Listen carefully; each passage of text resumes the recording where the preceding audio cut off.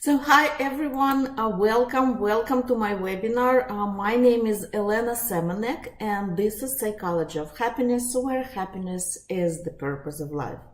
And today we're gonna talk about manipulations. We're gonna discuss manipulators' secrets, and today's webinar is extremely important for anybody who wants to learn how to spot a manipulation, how not to fall for manipulator's trap, and how to answer to a manipulation. This is a valuable knowledge that you won't find anywhere else. I can give you like 100% guarantee, because when I was working on this presentation, I was going over several different books and lectures, and I basically combined this presentation from small pieces. So enjoy. Let me know if you have any questions during the presentation. Just write them in chat.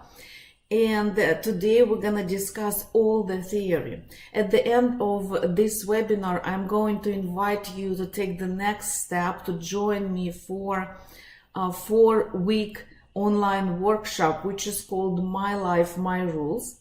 And today I will tell you all the theory about the manipulations. And if you would like to go and take the next step, you can do it, and you can go and do actually practical exercises to practice your knowledge, to challenge yourself, so you can be the boss of your own life and you can live your life by your own rules. So please let me know where you are from. Say hi in chat, don't be shy. I am from Russia originally. I came to the United States about 13 years ago. Currently I live in Los Angeles, California. So please let me know where you are from and why are you here. If you're here, then you're supposed to be here. So something brought you here. Everything happens for a reason. So please share why are you interested in this specific topic. Based on your comments, I can modify my presentation and make it even more effective, more useful for you. So before we're gonna start, if you came to this webinar by clicking the link on social media, maybe your friend told you about this webinar. So if you did not receive my invitation by email, then please right now check the link below this video, and this link called sign up for free online webinars, and click this link, fill out a short form, your name, your city and your email, and click subscribe. So you won't miss anything in the future, because usually I organize 1, 2, sometimes 3 free webinars per month, and it's absolutely free. This is for you to work on your self-awareness, to work on your self-knowledge, self-development, personal growth. So please subscribe on my website and you will receive all my future webinars. I'm Elena Semenek. My name is E-L-E-N-A, Elena, and I'm a psychologist and a life coach. I am the founder of Psychology of Happiness, where happiness is the purpose of life. I believe that everybody deserves happiness, and we are here on this planet Earth because we want to be happy. And for one person, it might be a meaningful relationship. For another person, it might be career and success and social status at his job or in his business. For another person, it might be health. And no matter what happiness means to you, I'm here to share my knowledge with you, and I do free webinars on self-esteem. Last time we spoke about psychological maturity, emotional maturity in relationship. The webinar before was about 7 steps how to become successful in life. So all kind of topics. If you did not see them, please click the link below this video. All the links are there. And I graduated as a social and political psychology from the Ural State University in Russia in 2004, and I received my bachelor degree in psychology. I specialize in childhood trauma and marriage counseling and all type of addiction, including weight problems, smoking, alcohol, video games, and I also specialize in romantic relationship and couple counseling. So if you would like to find your soulmate and something is not working for you, please let me know and I will be happy to help you. Okay, so let's start the webinar. And I would like to start the webinar by saying that there are two groups of people. And the first group is manipulators, and the second one are those who are getting manipulated. And those roles can be switched based on the environment, based on the situation, at home, at work, at a friend's house, at the restaurants, etc. Those roles can be switched. The roles can be switched based on the person with whom are you talking to. For example, when a mother is talking to a child, she might use manipulation to make her child to do what she wants. She may say something like, if you're not gonna listen to me, you're not gonna watch TV. If you're not gonna do your homework, you're not gonna go to your cousin's house for a play day. So a mother can use those manipulations basically to make a child to do what she wants. A child can also manipulate his parents by using emotions. He can cry, he can scream, especially little kids. And those roles, who is the parent and who is the child, who is a manipulator and manipulator, the person who gets manipulated can switch. And let me show you the picture that I found online when I was preparing this presentation for you. So children often can take roles of parents, and parents become kids. And when kids grow up, parents often wants to give them that role. They want to be babies. They want their kids to take care of them.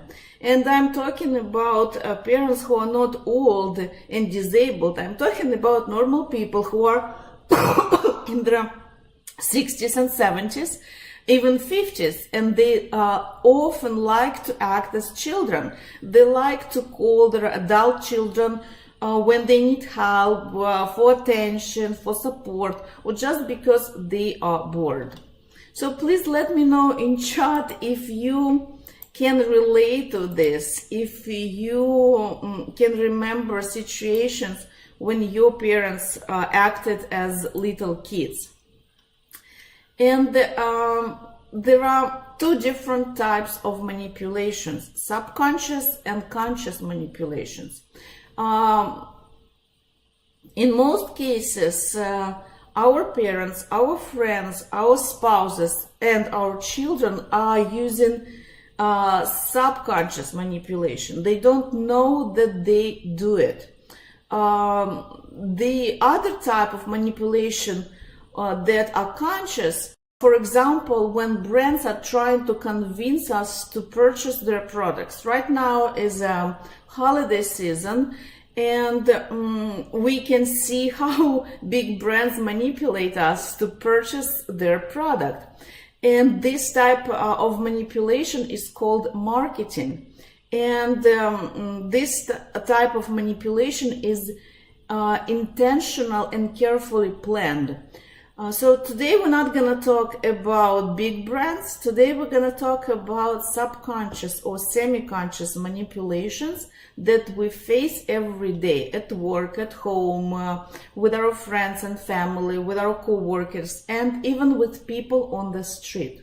So the goal of today's webinar is to teach you how to recognize manipulations so you won't feel shame, guilt, or any other negative feelings when you say no to your mother, when you say no to your dad, when you say no to your sister or to your best friend, or even to your child. So the goal of today's workshop is for you to be aware of manipulations and to learn how you can reply to manipulations.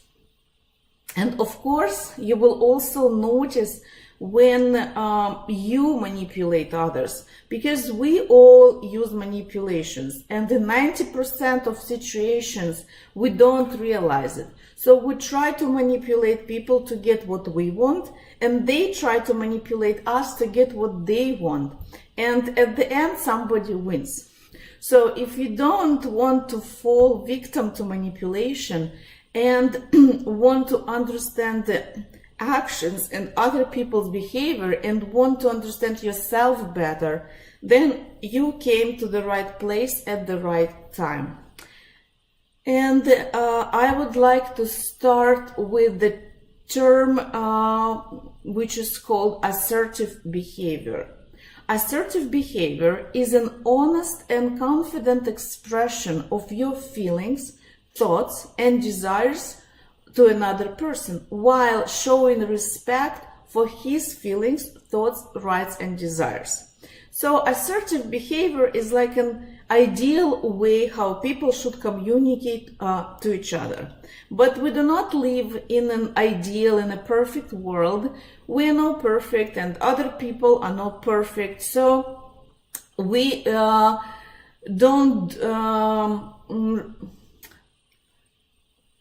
basically we violate, it's maybe not the right word, but this assertive behavior is something that we know, but we don't usually act assertive towards other people. So let's discuss 10 ways, so 10 manipulators' secrets, basically how people manipulate each other, how they break down this assertiveness towards other people. And the first manipulator's secret is a manipulator will interrupt you when you are speaking, especially at the beginning of your conversation. When you share your opinion and when you speak about your desires, the best way to confuse you is to interrupt you, because the manipulator wants you to forget what you were saying. He wants you to forget your opinion, your words, your desire, so he can manipulate you and make you do what he wants. So think about it. Do you have such people in your life? Maybe you can remember a situation, maybe a specific situation, when somebody interrupted you. Somebody did not let you finish what you were saying. Somebody who tried to jump ahead of you. Perhaps you can remember even a situation when you were trying to interrupt somebody. So if you remember that situation, try to connect to your feelings and remember why did you do that, because this is very important. When people try to interrupt others, they usually do it because they completely disagree with your opinion. So they try to stop you at the beginning. And if you want to improve your manipulation skills, then lesson number 1, you should interrupt people at the beginning of their conversation. And usually manipulators do it in a nice way. You can hear words like this. Before you can start explaining your idea, let me just add something here. Or, sorry for interrupt, but let me just add some information. So, and when they start saying something, they can switch subject and they start basically proving their idea, ignoring yours. So if you don't want to fall into this manipulation, then you should not allow people to interrupt you.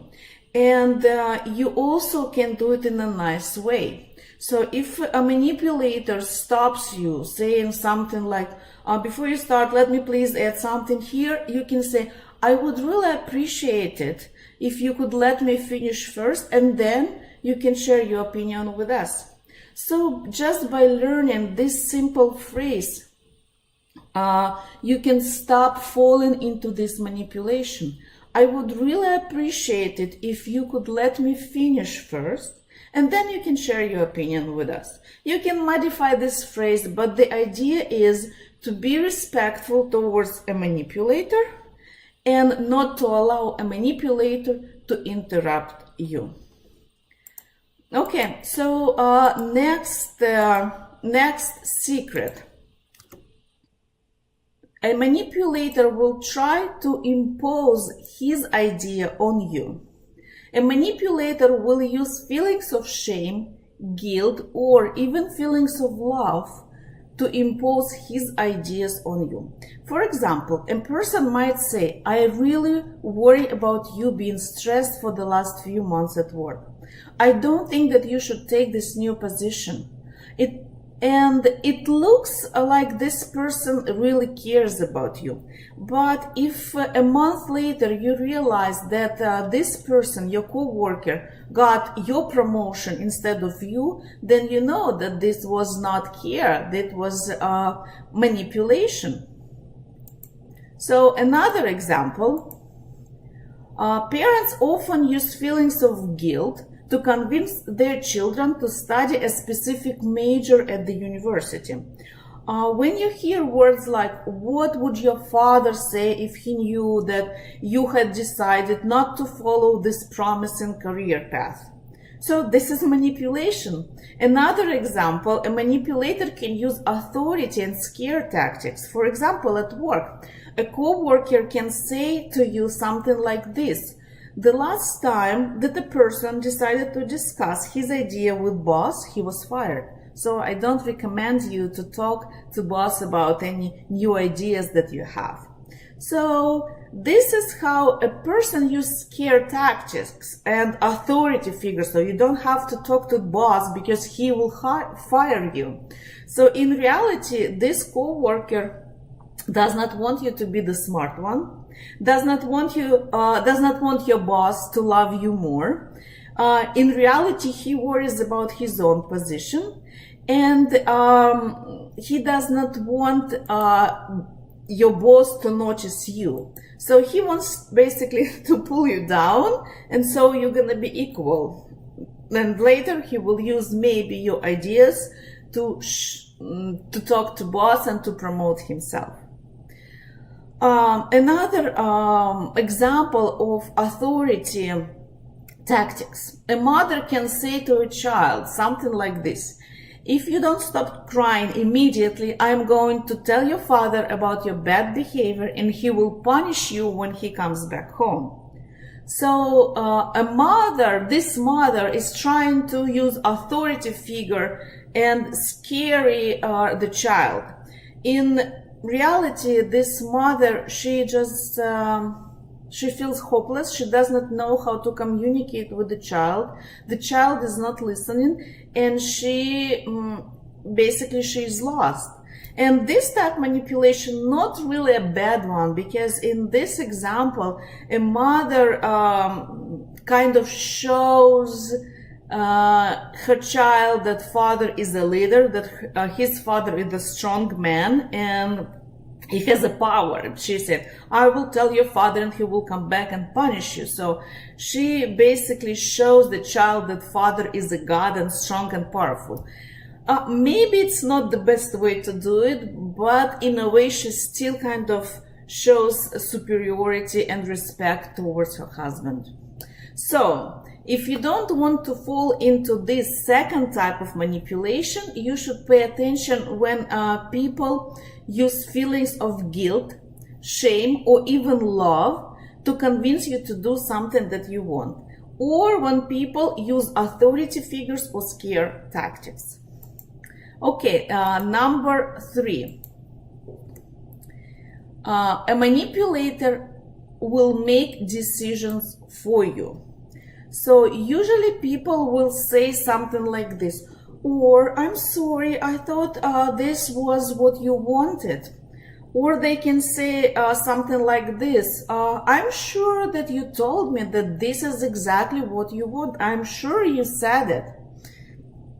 So people can blame you for their decisions, and instead of taking responsibility for their decisions, they will take on a victim's role and they will blame you for that. So they might say something like this: you should say thank you and appreciate what I did for you. This is what you wanted. This is what you told me. So they will try to blame you and kind of ask for appreciation of what they are doing, even though that you did not ask them to do it. This is the manipulator's tactics. So again, if you don't want to fall into this manipulation, you should tell a person that you do not appreciate his actions. You do not appreciate his help because you did not ask for it. So do not fall into this shame and blame game, or do not fall into this "I did it because I love you" game. There are all manipulations. And the person might not even realize it. If the person realizes and does it on purpose, then you should distance yourself from this person and never talk to this person again. So I'm talking about situations when people don't realize that they are trying to manipulate you. And usually those people are your close friends or your family members. So you cannot just distance yourself and ignore those people for the rest of your life. If this is somebody that you don't really know, like a stranger, or if this is a person, your co-worker, that you don't interact even at work often, so then yes, you can distance yourself and don't talk to this person. So let's discuss an example of what can you do when this person is your family member or your close friend or your child. Let me tell you example with my mom, the story with my mom. So my mom loves to help without being asked. My mom likes to do a lot of things out of love, out of her big kind heart. And then she becomes upset when people don't appreciate it. So she might do something nice for me, but if I don't appreciate it, she will get upset. And this is her way to show love. And she does not realize that she is trying to manipulate me out of her love. So why people do that? People do that because they want to get attention. They want to be heroes. They want to receive appreciation of their work. So basically they want to tell their friends about what they did, and they want to brag. So in order to receive attention, in order to receive affection, our spouses, our children, our parents, our friends, they can do this type of manipulation. So people use manipulation in order to feel good. Usually manipulators don't get enough love and appreciation in their life, so they have to do this because they don't know how else they can receive it. But at the same time, it does not mean that you should struggle. Even if you know that they do it out of love, because they want, not because they love you, they might love you, but they do it because they want to feel special. So they do it for themselves, not really for you. And when you understand this and you realize that this person did not get enough love and attention, it still does not mean that you should struggle. So you can reply something like this to this type of manipulation. You can say, like, for example, Mom, I really appreciate it if you ask me first the next time. I really value and appreciate your desire to help. So you tell the person that you value the desire to help and you appreciate it, but please ask me first the next time. Would you please do this for me? And when you tell a manipulator that you appreciate his desire to help, her desire to help, in most cases, this person will ask you next time, because this person will know that you will give him even more appreciation. And then he can actually, tell everybody proudly about what he or she did. So this way, a person will feel valued and appreciated. And it's a big chance that he or she will ask you next time. Okay, the next manipulator's secrets. A manipulator will use or abuse friendships for his own benefits. A manipulator can use your friendship to get what he wants. For example, a manipulator can ask to borrow money from you. And of course, true friends of yours can also end up in a situation where they need money. But the way a true friend would ask it and a manipulator would ask it is different. A true friend would explain to you the reason why he needs money, and he will give you the exact day when he's planning to repay it. A manipulator will complain about the situation and evoke pity. He will not give you any specific day when he is planning to repay you money. He will say something like this: I will return it as soon as I can, as soon as possible. I will try to return it soon. Or he might say, I will return it as soon as I sell my car, sell my phone, as soon as I get my next salary. And he might create thousands of events when he is planning to return you money, but he will not give you the exact date. So let me know in chat if you know those people, if you ever been in this type of situation when you lend your friend money and you had to remind him about paying you back. So the manipulator will base his time when he's going to return the money on a specific event, and this specific event might never occur. And even if it occurs, something else would happen. Somebody or something else will stop him from paying the money back. So once again, he will blame somebody else and he will try to make you feel pity for him. So a manipulator will use words like this: I have known you forever. I know that I can trust you. Or I have known you forever. You know that you can trust me. I have known you since childhood. Therefore, I can ask you this favor. I know that you won't tell no to me. Or a person can say something like this: you are one of the people, of the few people that I can rely on. So a manipulator will try to make you feel so special so you can say no.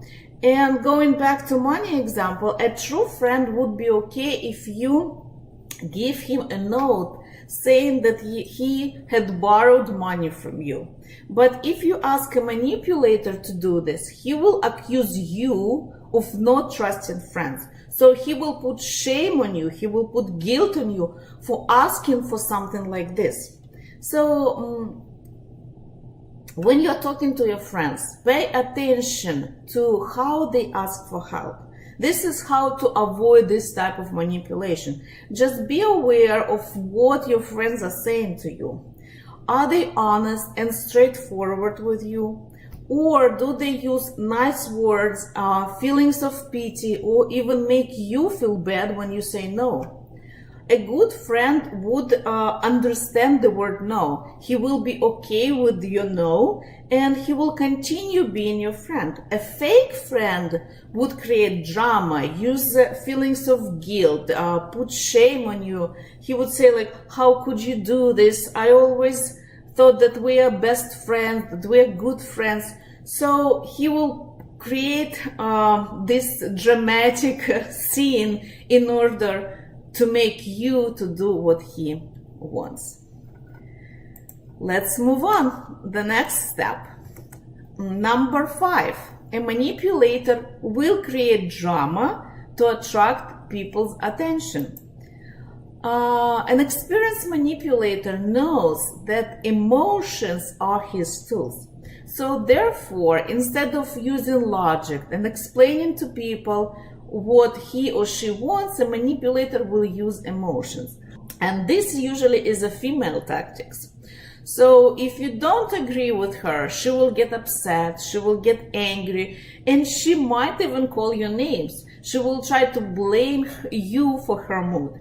So a manipulator might cry suddenly, but she will avoid eye contact because she knows subconsciously that our body language never lies. And she might be a good actor, but people can still spot her manipulations. So she will hide her face to avoid eye contact. And this type of manipulation is what I called semi-conscious. So usually those women, they know that they manipulated, but they are so used to this game, so it's like a part of their life. They know it, and that's why they hide their face, but they're playing this game for years. Usually kids use this type of manipulation when they can cry, but you know that they're faking it. So this is kind of the same. So a person who uses emotions to manipulate others often does it semi-consciously.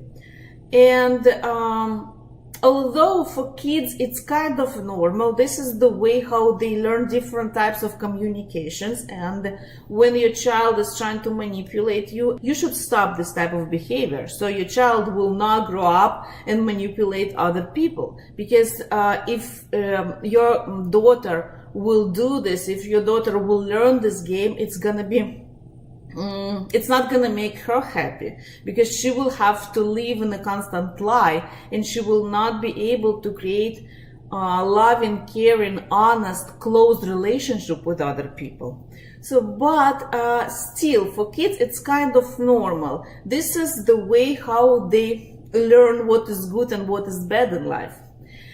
But for adults, it's not really normal. So even if a person does not realize that she uses manipulation, it does not mean that you should allow her to do it. So if you won't allow to do it with you, at first, this person will try harder. And it's gonna be even more drama.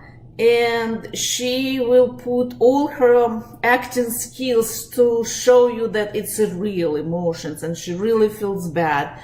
In order for you to feel guilt, she will increase her emotions.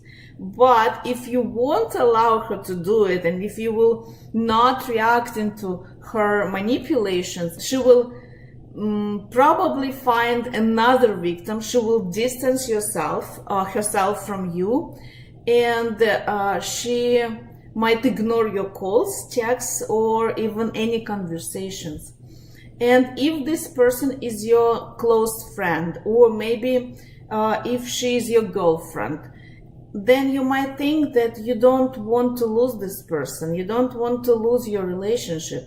And unfortunately, she is the one who is using and abusing your friendship. So she is the one who is not allowing your friendship to grow into meaningful relationship. So when you say no to such person, when you're not gonna fall into this type of manipulation, you will give her and yourself an opportunity to create a healthy relationship where both of you are equal. So often, because we are afraid to lose our close friend, to lose the relationship, romantic relationship, we are willing to basically to sacrifice ourselves.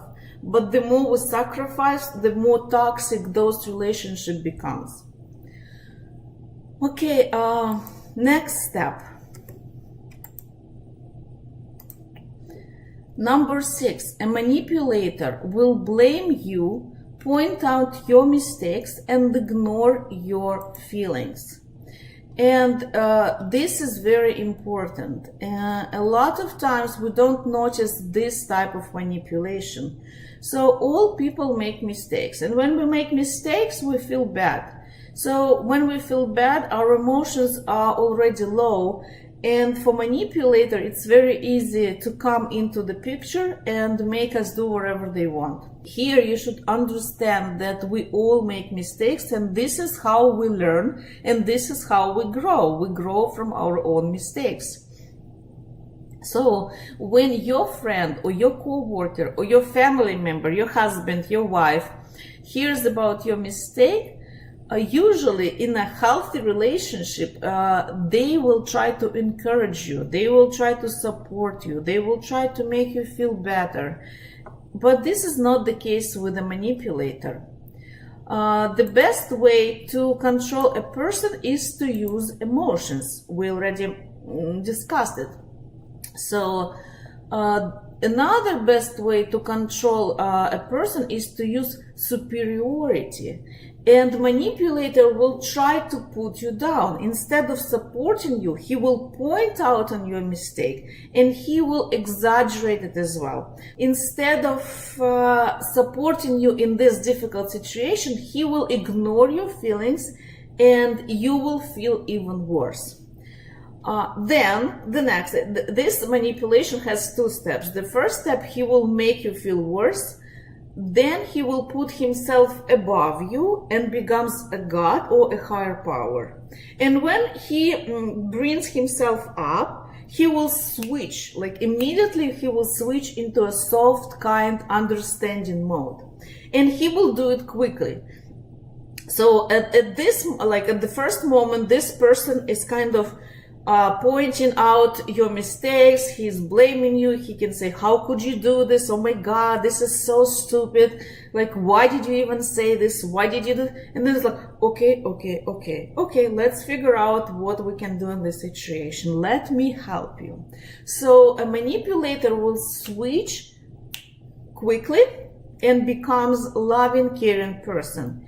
And he will offer you his support, his understanding, but there is always a but with a manipulator. But in order for him to give you his support, in order for him to help you, you should follow his rules. So he will say, okay, let's come down, let me help you. You already did a lot. So you definitely don't know what to do. So let me tell you what you should do. Let's think about it. And he will tell you exactly what he wants you to do. So this way, a manipulator creates a dependent relationship. And a woman can become dependent on her husband's decision.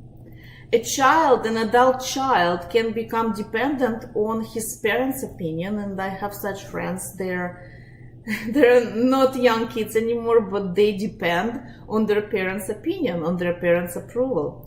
A grown-up person can become dependent on his friend's approval. A woman can always call her friend in order to get her approval before she does something. And a healthy relationship are when both people have an equal position, even if they have different opinion.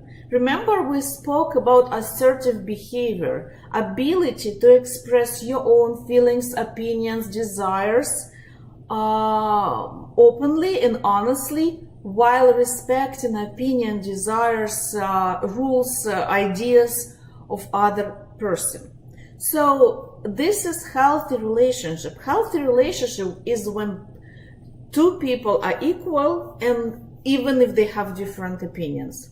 So both opinions are important. And if one person cannot make a decision without the approval of the other person, then I recommend you to look closer. It might be a dependent relationship. The longer you stay in those relationships, the harder it will be to recover, the more toxic they will become. So this relationship is detrimental to your self-esteem and to your self-confidence. A manipulator will always enable his victim. He has power over you, and the more power he has over you, the easier it for him to use you. So if what I am saying is resonate with you, please let me know in chat. You can ask your questions in chat right now. You can ask them under the video if you're gonna watch this webinar later.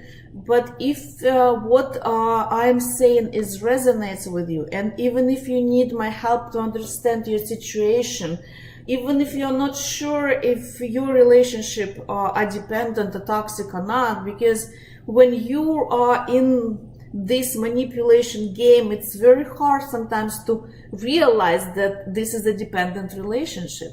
So I'm here to help you. Please don't hesitate to contact me. And all the links is below this video. If you need my help, let me know. Okay, let's move on to the next point. The next step, number 7,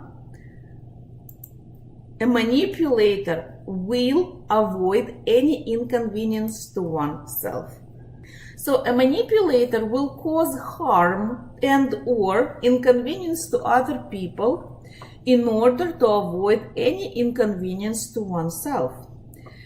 And we can't always get what we want in life. Yeah, and you probably know this song. You can't always get what you want, right? So sometimes you have to wait. Sometimes we have to compromise.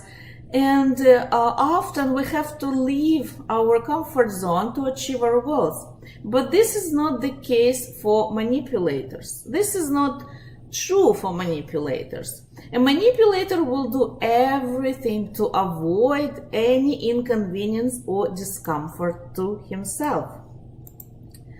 So if a manipulator decides to tolerate discomfort, he will do it only because later he will be able to use it for his new manipulation. So a manipulator likes phrases like this: just because I love you, I made this dinner for you. Just because I love you, my sweetheart, I am taking the garbage out. I was shopping for 3 hours in order to buy you this wonderful sweater.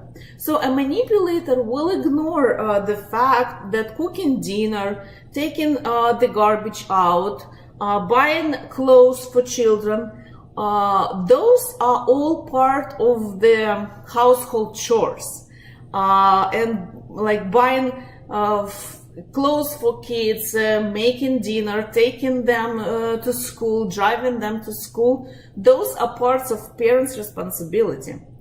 And all people who live in a house should share those responsibilities. And yes, we do things out of love, but also we do those things because it's our responsibilities and we also benefit from them.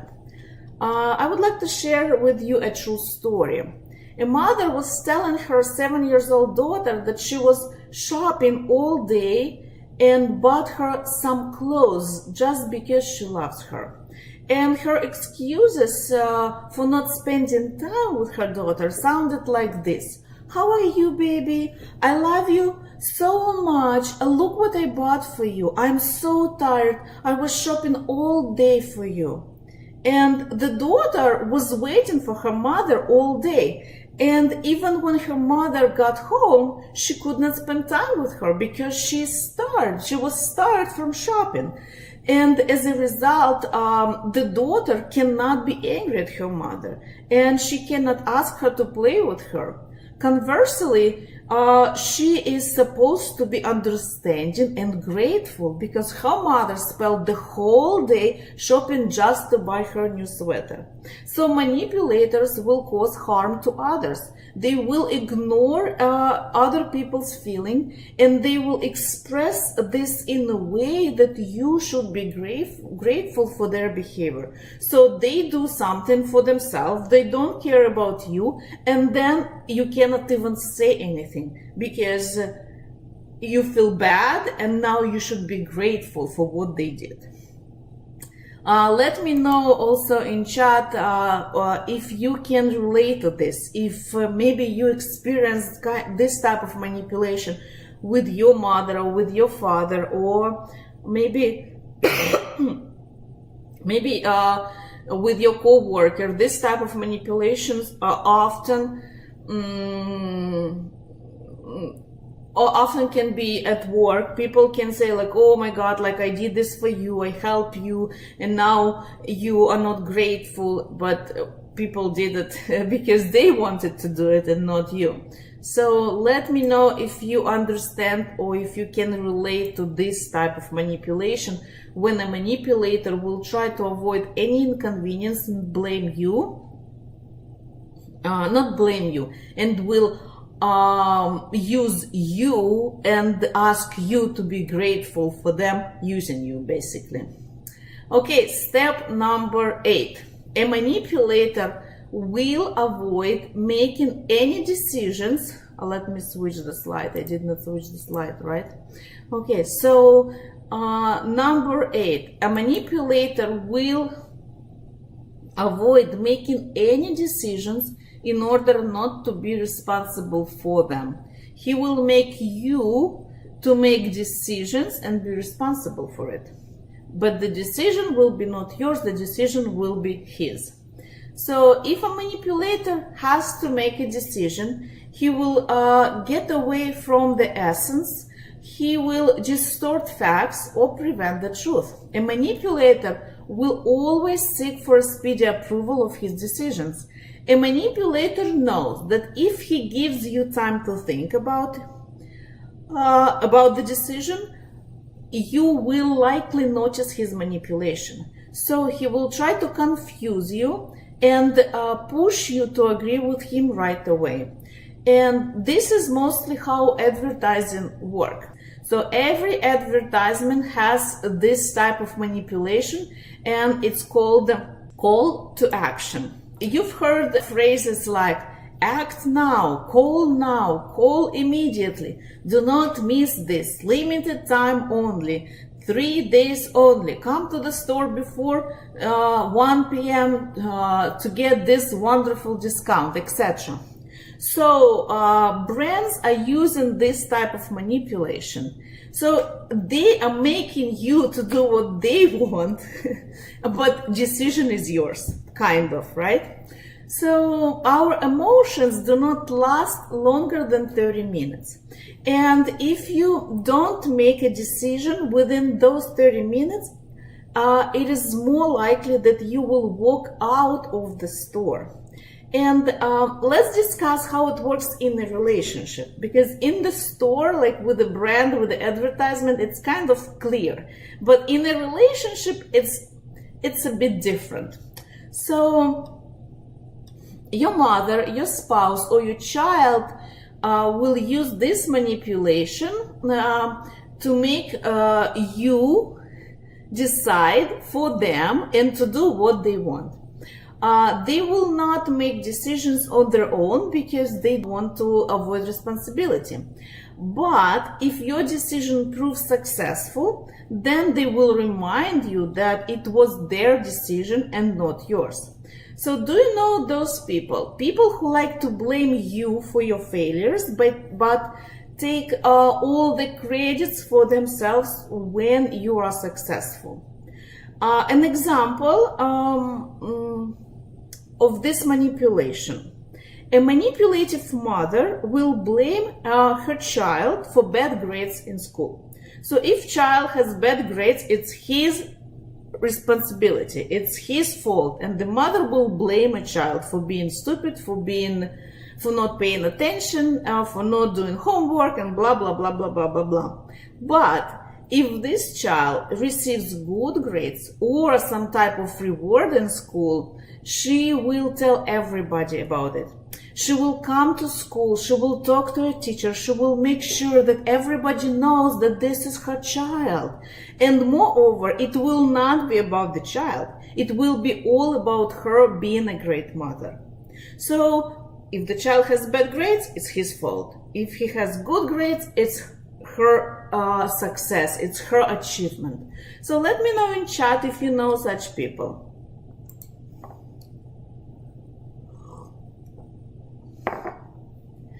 Say hi, don't be shy.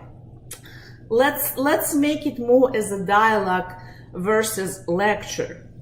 Step number 9. A manipulator will position himself as being more powerful and capable than you. And this is a picture from the movie Devil Wears Prada. So a manipulator will always position himself as being more powerful. And you might heard phrases like this: because I know better than you, because I just know it, you should do it. Why? Because I just said so, because I just know it, or because I've been in a situation like this. And the manipulator will not give you chance to think or to argue. A manipulator can say something like this: because I'm your mother, therefore I know better. Because I'm your father, therefore you will do what I say. Because I'm your best friend, I have known you for years, therefore I'm telling you, you should do this. Stop asking why, just do it. I'm your best friend. I know exactly what you need. I have known you since childhood. Because I'm your husband, you should listen to me. So please write in comments or below in comment section when you're gonna watch this video later, what other phrases come to your mind? What else people can say when they try to position themselves to be more powerful than you? Okay, number 10, a manipulator will have thousands of excuses, always, always, always, always. You probably have met a person who always has an excuse. No matter the situation, no matter what you say to him, he will always have an excuse. It's like there is not even a point to starting a conversation with this person because he's always right. He always has something to say. He always has somebody to blame, other person, the situation, but he always has to prove that he is right. So do you know those people? And what to do? What to do if you have this skilled manipulator who always has an excuse? And my advice to you is to do nothing. Absolutely nothing. Simply ignore this type of behavior. Because if you say something, he will come up with an excuse. You say something else, he will come up with another excuse. So do nothing, say nothing, ignore. Just ignore this type of behavior. And when a manipulator finally realizes that his manipulation does not work with you, he will find another victim and he will stop playing this game with you. Probably he will distance himself from you, which is good in this case. And here in this situation, it's important to remember that you should do what you think is right for you, what you think is good for you, and do not get involved in the conversation. And if you do get involved, then simply change the topic. And in here I would like to give you 3 phrases that if you're going to memorize and practice, those phrases will help you not to fall into this type of manipulation. Phrase number 1: by the way, I also wanted to talk about.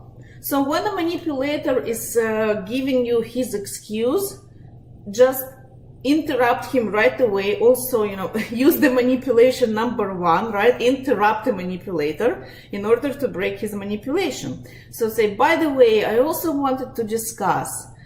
Phrase number 2, did I mention that? And you can talk about anything else. Just switch the topic. Did I mention that? My friend is coming next week? Or did I mention that this, and this happens? So just switch to another topic. Phrase number 3. I have already made my decision. So let's talk about birthday next week. I have already made my decision. So let's talk about what we're gonna have for dinner tonight. I have already made my decision. So let's talk about your last vacation. How was it? And you can switch the topic. So please write number 5 in chat if you believe that you can use this advice in your daily life. If you can memorize those 3 phrases, then you can basically avoid any type of manipulation. And let me know below the video if you have any questions about any of those 10 ways of how people can use manipulation in everyday situation. Let me know what was the most important thing for you in today's webinar. And today, as I said at the beginning, we discussed the theory. I gave you few techniques. I gave you several phrases how to talk to a manipulator, and I recommend to watch this video again in case you missed some phrases or if you did not write them down. Watch it again and send it to people that might be interested in this topic. Share it with your friends, with your loved ones, and please click like. If you find this video helpful, please click like and subscribe to my channel.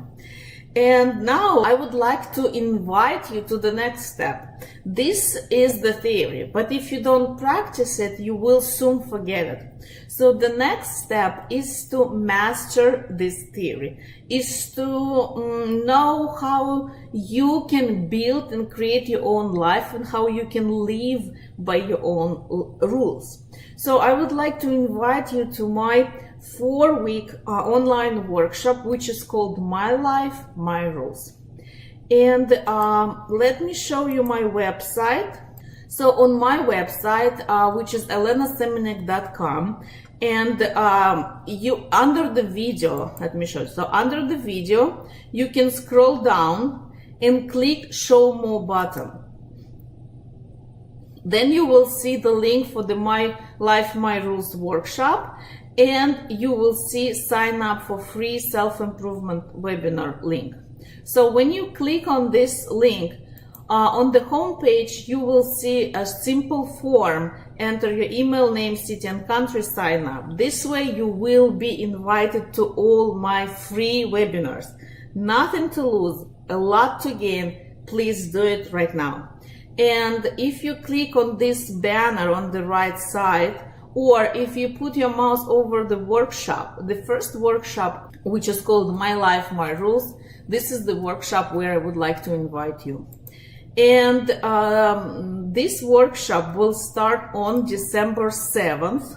And if you cannot join us online, then you can watch a recorded version later. So all sessions will be recorded. So I encourage you to come for this webinar. I encourage you to go to the website and read the information here.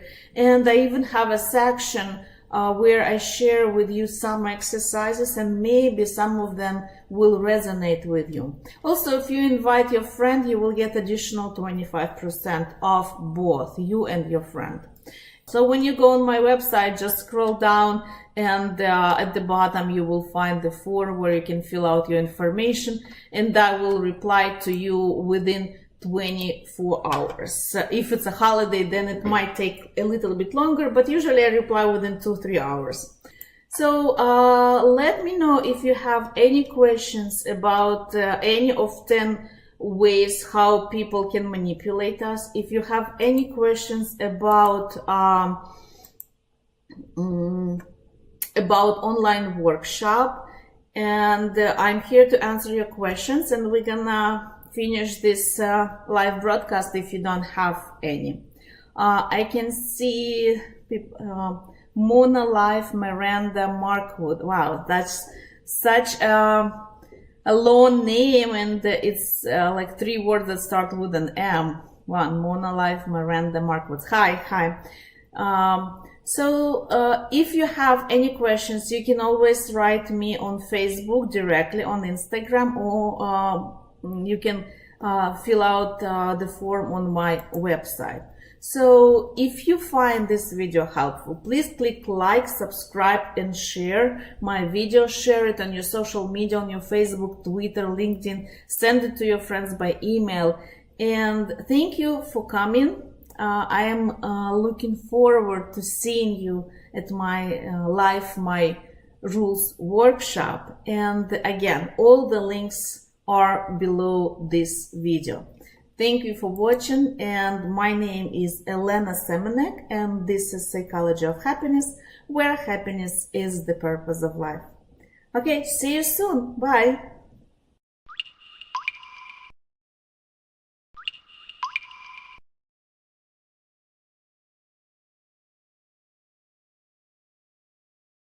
Hey guys, I want you to stay with me. In this video, what I'm going to talk about are the 9 paths to happiness. And this isn't going to be the same video where I tell you to go to sleep on time and to exercise regularly. It's a little bit deeper than that, so stay with me.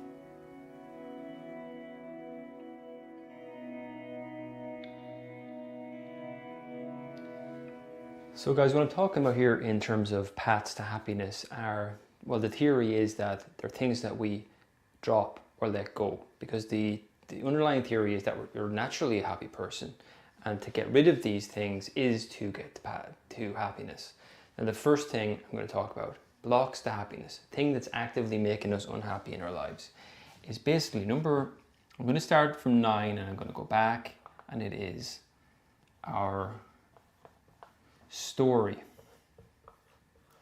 Now I'm talking about a story here. What kind of story? The story is basically the story of right versus wrong, and it's the story of good versus bad. It could be the story of worthy versus unworthy, but it goes on and on like that. Story of duality. So as long as you're looking around your life and you're looking at who's right and who's wrong, who's good, who's bad, maybe sometimes I'm good, maybe sometimes I'm bad, sometimes I'm worthy, sometimes they're unworthy. It's a story of categorizing things, a story of judgment. It's to first of all realize this story is never ending. It is the never ending story. So step 1 in this is to realize, am I living a life of condemning myself to being right, wrong, good, bad, worthy, unworthy? And am I looking around the world, seeing this in other people, other situations? Because that's not going to help. That is the story I'm talking about. Eventually we're going to talk about having a different story, or ultimately just a very open, accepting story. But number 1 is the story we tell ourselves, or number 9 I should say, is the story we tell ourselves. So let's see what number 8 is. So guys, number 8, in terms of our countdown of paths to happiness, things to drop to get happy. Number 8, what we're going to talk about here is my reputation. My reputation. What's another word for the reputation? Another word for it is really our persona. It is, Jung called it the packaging of the ego. It's the thing we want the world to see when they look at us. All the great wonderful attributes that we want other people to evaluate us as having. The problem with it, of course, is it takes years and years to cultivate and build this reputation, and it takes, I don't know, a matter of minutes to completely destroy your reputation. So it's something that's built on vulnerability. And if we're talking about paths to happiness, holding on to a reputation that you might have is going to make you feel very, very vulnerable, because your reputation is in the hands of other people. It's not within your own control at all. So it's to look at, okay, am I currently unhappy? Am I currently anxious about something? Start to look at your own shadow, or your shadow and your persona. Your persona is really the thing that you're trying to defend a lot of the time. We all do this until we get to the point to realize it's my defensiveness around having this persona or this reputation, my need to maintain it, drive all my emotional and psychological energy into it, that is causing me to lose my peace of mind and my happiness and my creative energy, my creative flow. So that's another thing to think about. Number 8 is our reputation. So after the reputation, what we're going to look at is number 7, and 7 is our attachments. And what we're going to talk about here is really psychological attachments. In other words, these are the things in our lives that we say that we need and we must have. Of course, immediately people jump into, well, look, I need to drink water, I need to eat food, I need shelter. I'm not talking about biological things, I'm not talking about practical things. This is just purely an emotional, psychological issue I'm talking about here. Attachments to anything, be it relationships, I need that person, I need to keep this job, I must go to work in the morning, any of these things. These are what we call our attachments. And really, until we start to bring inquiry to these thoughts, our happiness is going to be kind of a pipe dream. It's going to be always elusive to us. So it's the work we have is to start to question anywhere I find I have an attachment and just follow your language. Your language is going to show you need, must, have to, ought to. They're all attachments. It's not some esoteric concept from spirituality or something. It's pretty easy to find these. Okay, what do I feel anxious about losing? Terrified about losing? That's what our attachments are, and that's number 7 on the list. Number 6 is something maybe you haven't considered before, but let's have a look. It is what I refer to as false empathy. False empathy. What do I mean by this? What false empathy basically means, we look around the world and we see other people to feel sorry for, okay?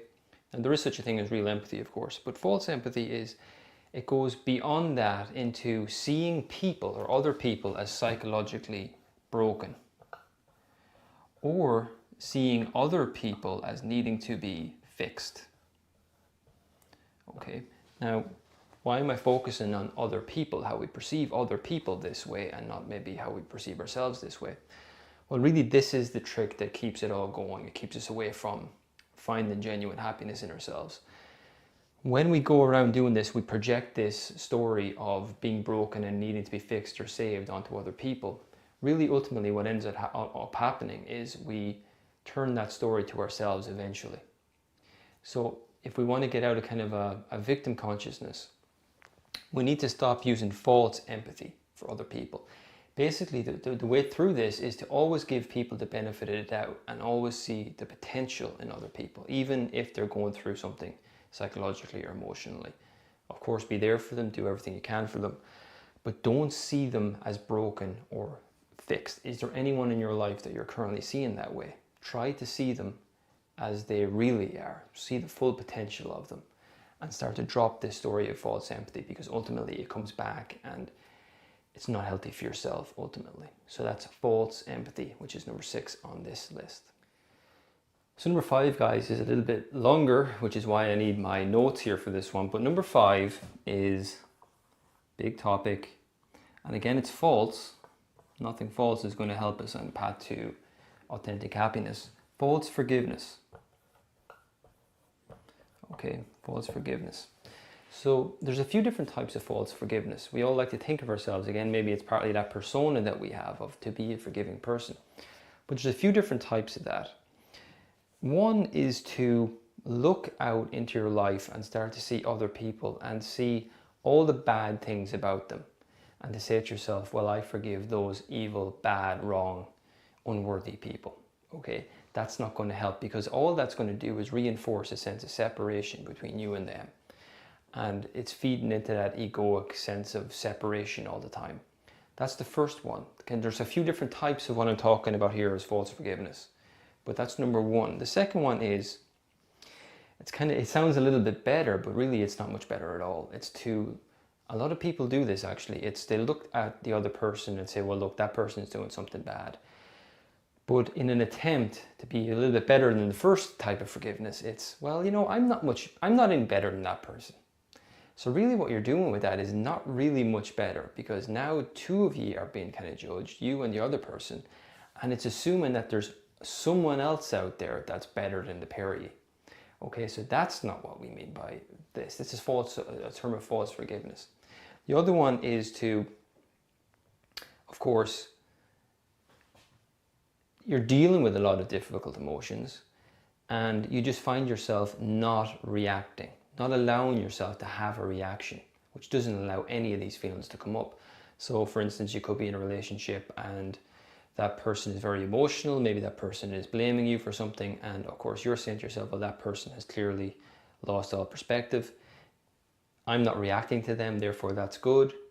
Meanwhile, underneath the surface, I'm brimming with difficult, challenging feelings, and I'm not allowing myself to get in touch with those. That's not real forgiveness. That's not letting go of anything. The other one is more typical in relationships, but it's more like bargaining. I'll forgive you as long as you don't do that thing again. Okay, so it's on certain conditions I'll let you off the hook for that thing that you did. And the last one in this, number 5, false forgiveness, is straight out just pointing the finger at other people and saying, oh look, that's their ego, that's why they're doing this. Okay, it's not really our job, and it's going to keep us away from authentic happiness if we're going around identifying and pointing out other people's ego or ego devices or defense mechanisms. It's not really our job to be that person, to point that out. Our own job is to work on our own stuff. Now we're really getting to the good stuff here, guys. This is number 4 on the list of things that kind of keep us away from authentic happiness, and it is intellectualization.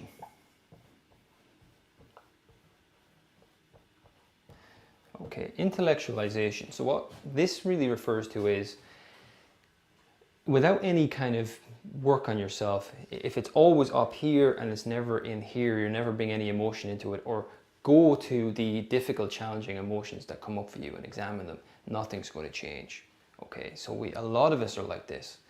I was certainly like this for a long, long time, and before I got out of here and more down into the body. Okay, it's about, I'll tell you the truth, this video I'm making right now is not really going to change much. It's a start maybe, but it's an invitation to go a little bit deeper into looking at the areas of your life where the emotional upsets are. That's where you'll do it, and you can't find that, unfortunately, in any book, even a seminar, video. It's not to be found there. So it's about, learning a little bit less maybe. After a point, you have enough information, you know a lot of this stuff. You probably even know a lot of the stuff I'm talking about here, right? It's about to learn less, get your head out of the book, and start to apply some of this stuff.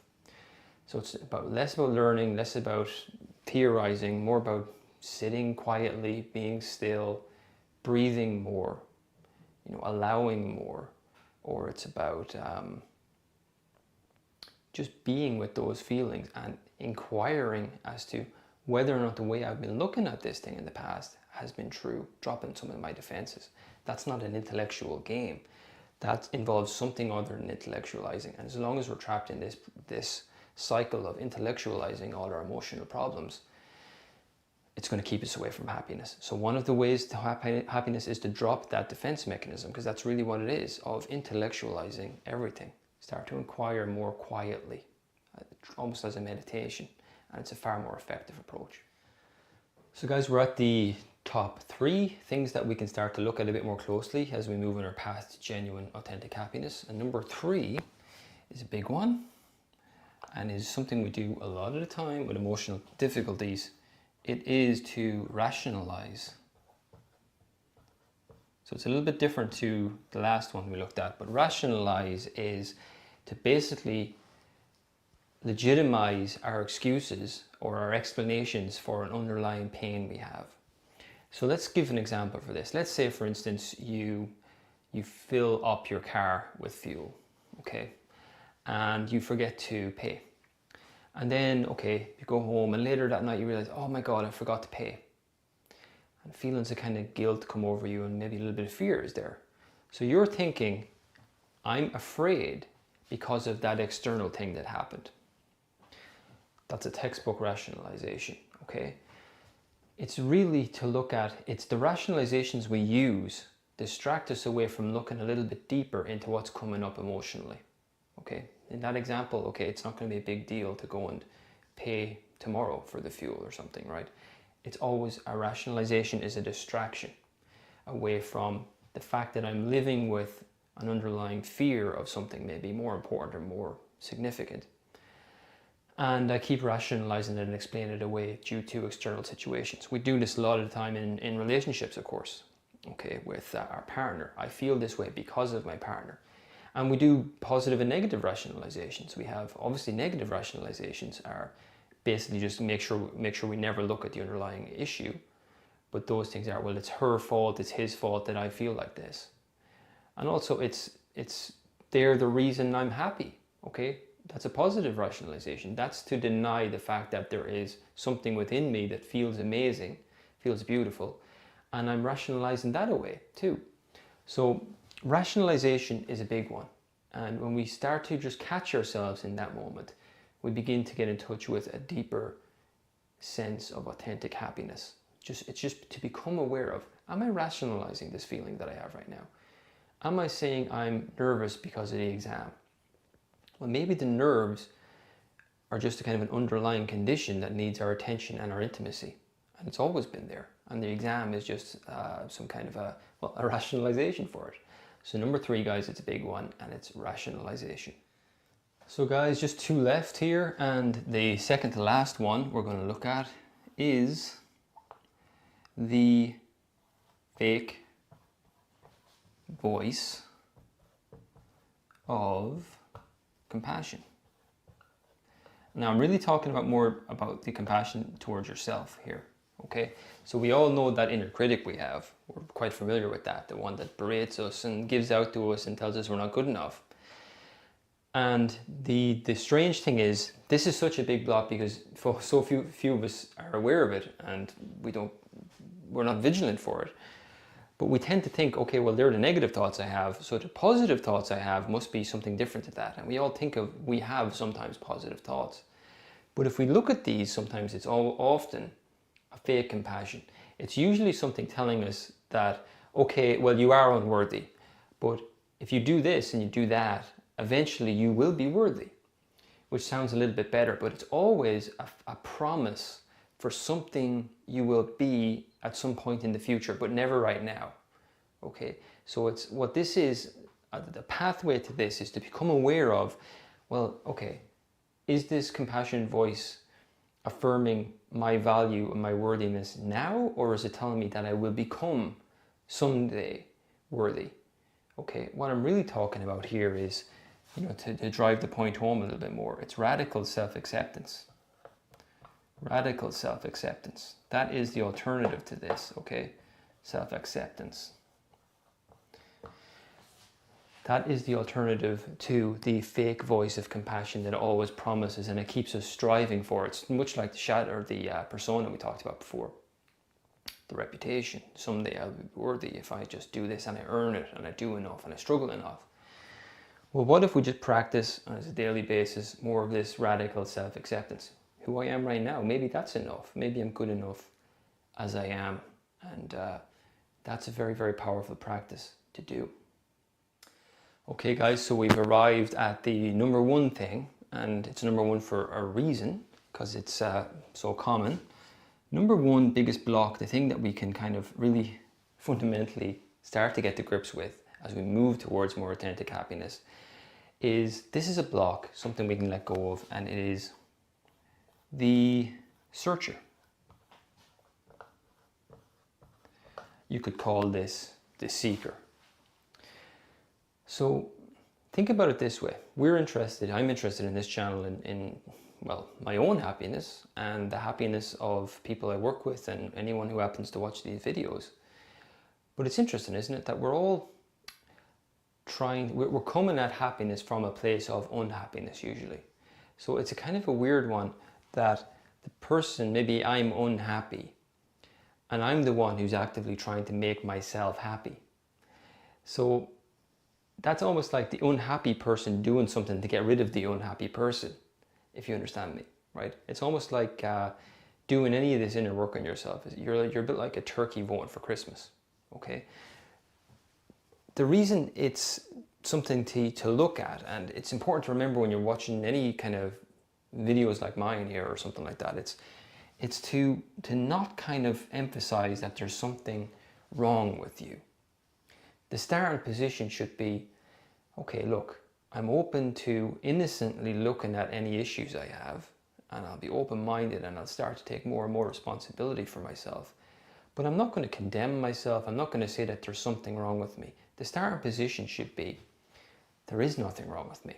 I'm fine as I am. I'm always fine. This is just a journey I'm on. It's a journey of self-discovery as I become happier and happier, and more genuinely, authentically happy and comfortable in my own skin.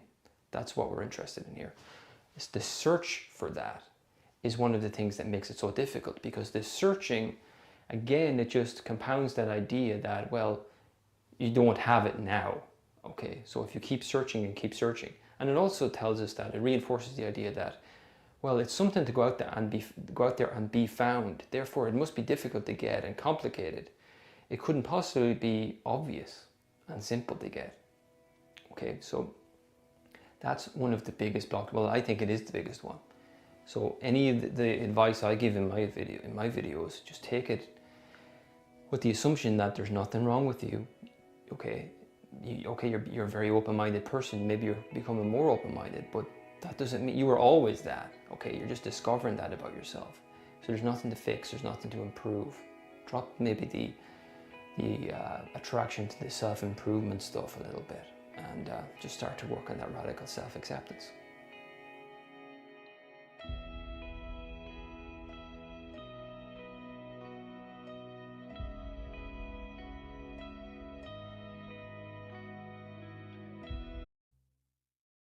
Hello, this is Brian Tracy, and welcome to the Power of Self-Confidence. Let's begin with the introduction. Entering the no-fear zone. According to Bruce Barton, he wrote, "Nothing splendid has ever been achieved except by those who dared believe that something inside of them was superior to circumstance." Welcome to the no-fear zone. In this audio program, you will learn how to develop confidence, courage, and unshakable determination in every area of your life. You will learn to approach the biggest challenges and opportunities of your life completely unafraid, convinced of your ability to accomplish anything you put your mind to. The good news is that you have extraordinary potential for success, achievement, and prosperity, with more talent and natural ability than you could use in 100 lifetimes.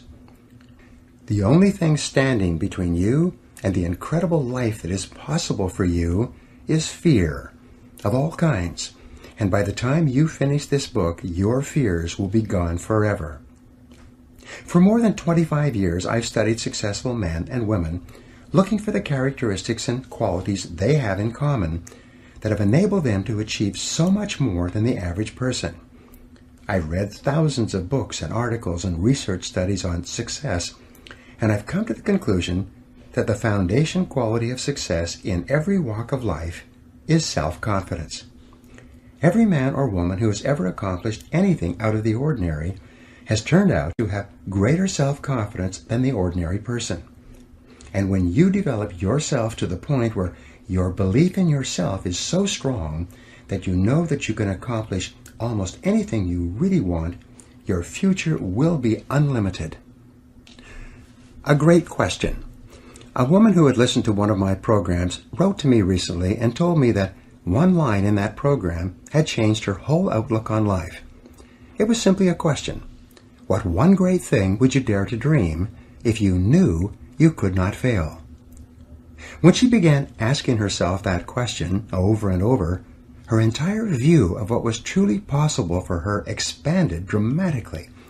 She saw clearly what she really wanted to be and have and do, and she simultaneously realized that it was only fear and doubt in her own abilities that was holding her back. What would you do differently if you were absolutely guaranteed of success in any undertaking? What if some great force could endow you with the power to achieve any goal that you could set for yourself?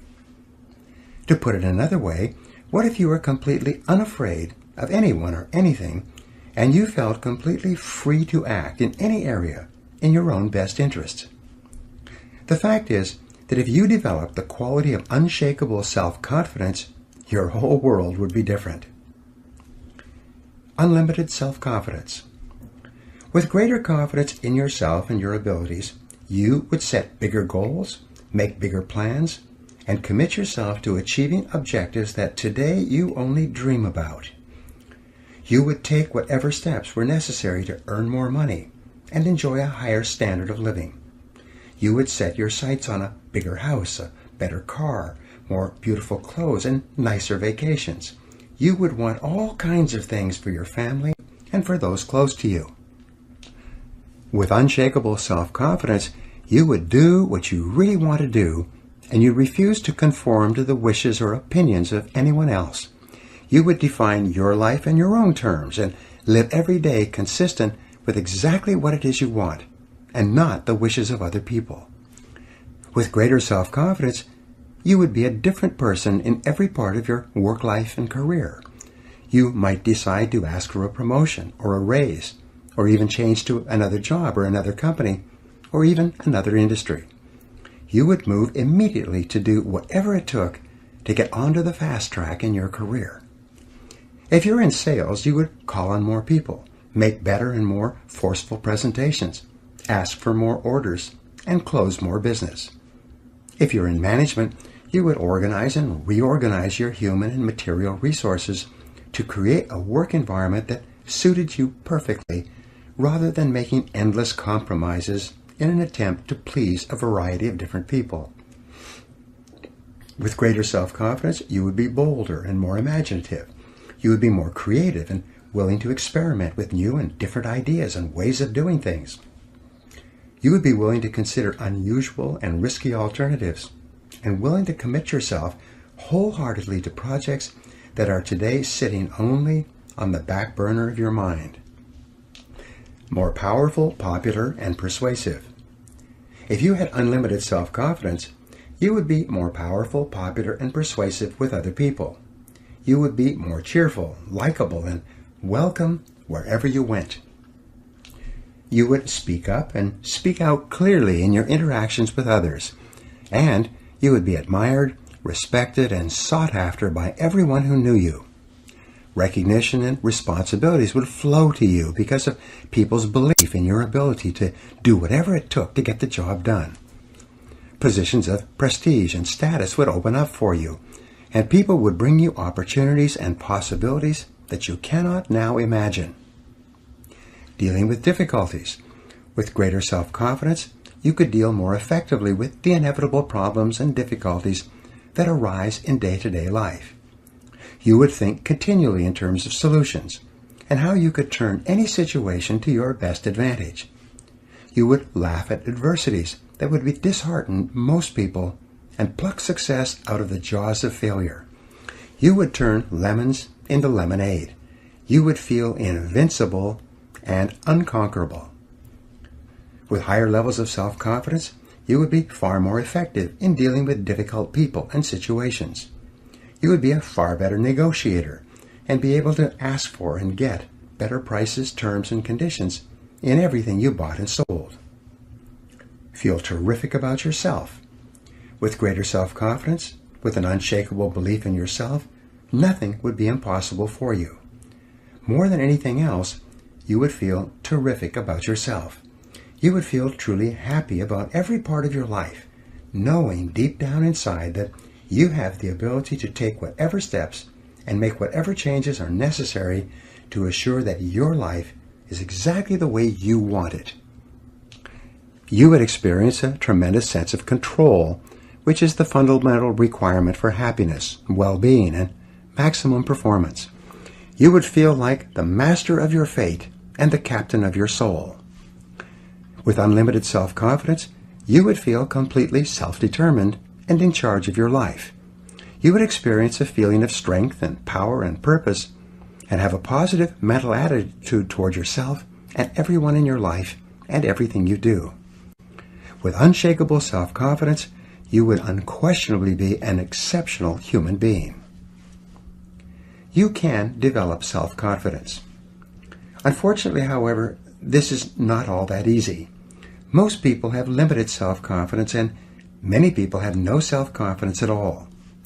Human beings tend to be plagued with doubt about their own abilities and fears about every imaginable thing, especially the unknown. The psychologist Abraham Maslow said that the story of the human race is the story of men and women selling themselves short. The great majority of people tend to compare themselves unfavorably with others. They dwell on their own weaknesses and limitations, and they eventually settle for far less than they're really capable of. Instead of enjoying high levels of self-esteem, self-respect, and personal pride, the average person just gets by from day to day. If self-confidence and the self-esteem that goes with it is so desirable, why is it that so few people have enough self-confidence to live the lives that are possible for them? There are 1,000 reasons, but perhaps the most wonderful discovery about self-confidence is that it is a mental quality that can be learned with practice. And because it is learnable, self-confidence can be developed and built up systematically and progressively over time by following the instructions in this program. The good news is that everyone has a certain amount of self-confidence, more in some areas and less in others.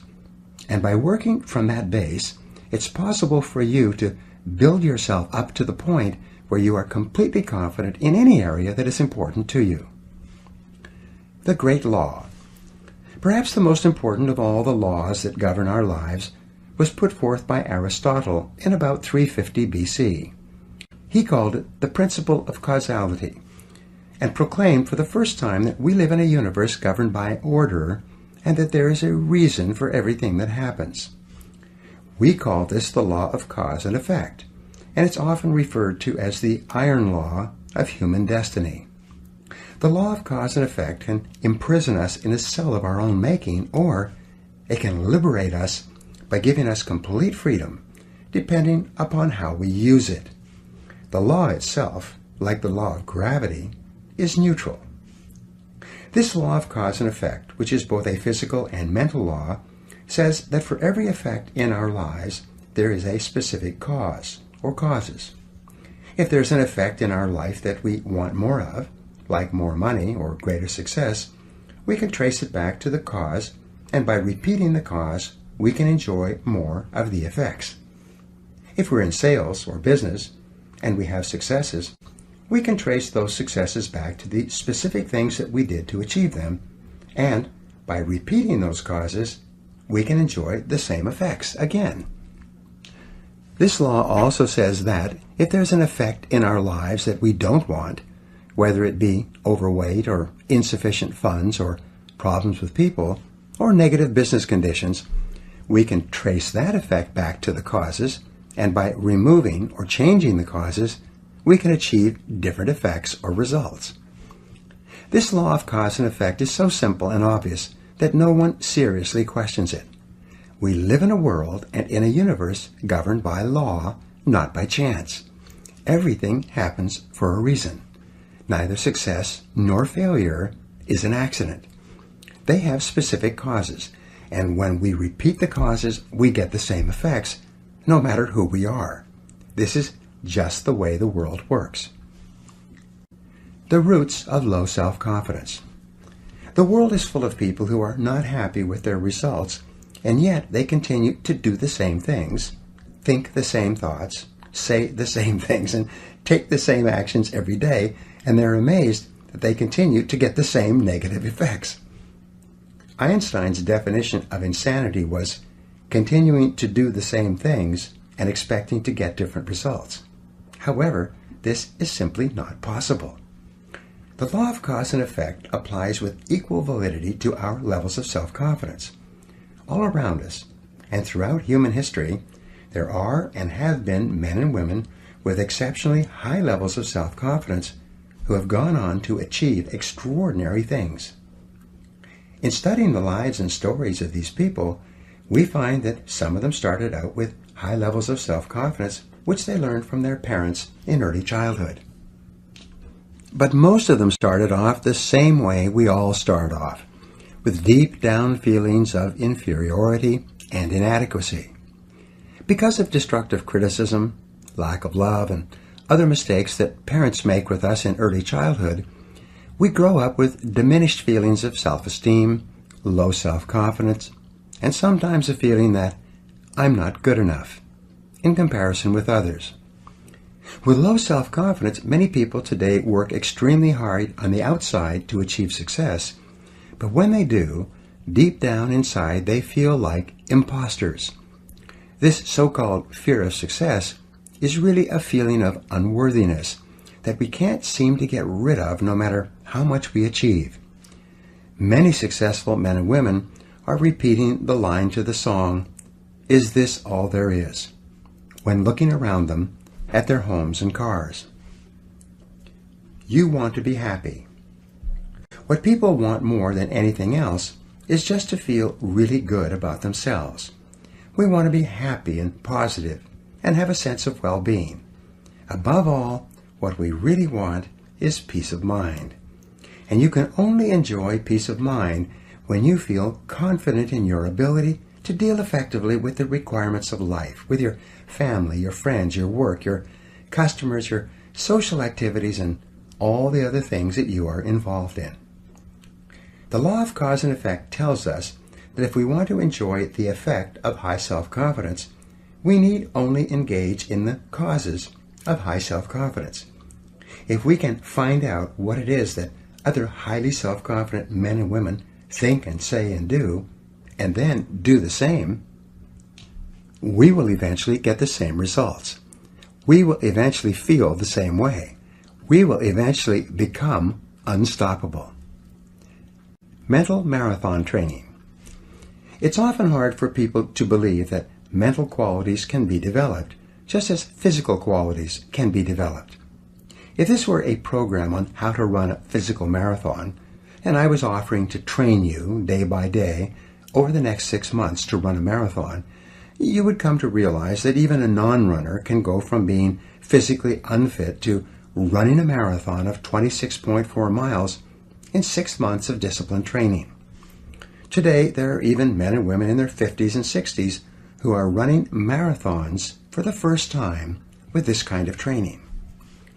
What this program will do for you is to put you through a mental marathon.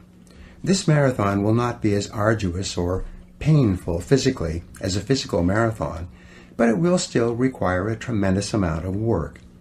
And the amount of work that you put in will exactly determine the results that you get out. If you follow these proven and practical principles, drawn from the lives and behaviors of the most successful men and women alive today, and all of which are scientifically validated by extensive research and experience, you can develop the self-confidence that you desire so that you can achieve anything you really want. So let's begin. Chapter 1. The Foundation of Self-Confidence. William Shakespeare said, "There is nothing either good or bad, but thinking makes it so." Your thoughts and feelings about yourself and what you can do or not do are the sum total result of a lifetime of experience and conditioning, and usually have little relationship to what is truly possible for you. In personal development, there is a principle or a law of becoming that simply says that each person is in a continual process of becoming or evolving and growing in the direction of his or her dominant thoughts. Your body is also in a state of becoming. At a normal rate of cell death and replenishment, you have a brand new body every 7 years. But whereas your physical evolution in becoming is affected by the food that you put into your body, your mental evolution and becoming is largely determined by the thoughts that you put into your mind. You become what you think about. The law of concentration says that anything you dwell upon grows in your reality. Anything that you think about long enough and hard enough eventually becomes a part of your mental processes, exerting its influence and power on your attitude and your behavior. If you constantly think thoughts of boldness and courage and self-assertion, you become progressively bolder and more courageous and more self-assertive. The more you dwell on the person you would like to be with the qualities that you would like to have, the more you implant those deep into your subconscious mind, where they become part of your ongoing evolution. What you habitually think about eventually becomes a part of your character and your personality. In this sense, you are a self-made man or woman. You are where you are and what you are because of the thoughts that you have allowed to preoccupy your mind. Whatever you have dwelled upon over the past months and years, you have become, and you are, right now, today, the result of all those thoughts. Not only have you made yourself into the person you are today, but you are continuing with the job of construction with every thought you think. Since this is an unavoidable fact of life, the smartest thing that you can do is persistently think the thoughts that are consistent with the kind of person you would like to be. Personal growth is not easy. However, for most people, thinking the thoughts that they would like to think about to become the person they would like to be is too big a leap. Most people continue to think about and talk about exactly what they don't want to happen, and then they are constantly amazed that exactly what they were hoping to avoid happens to them again and again.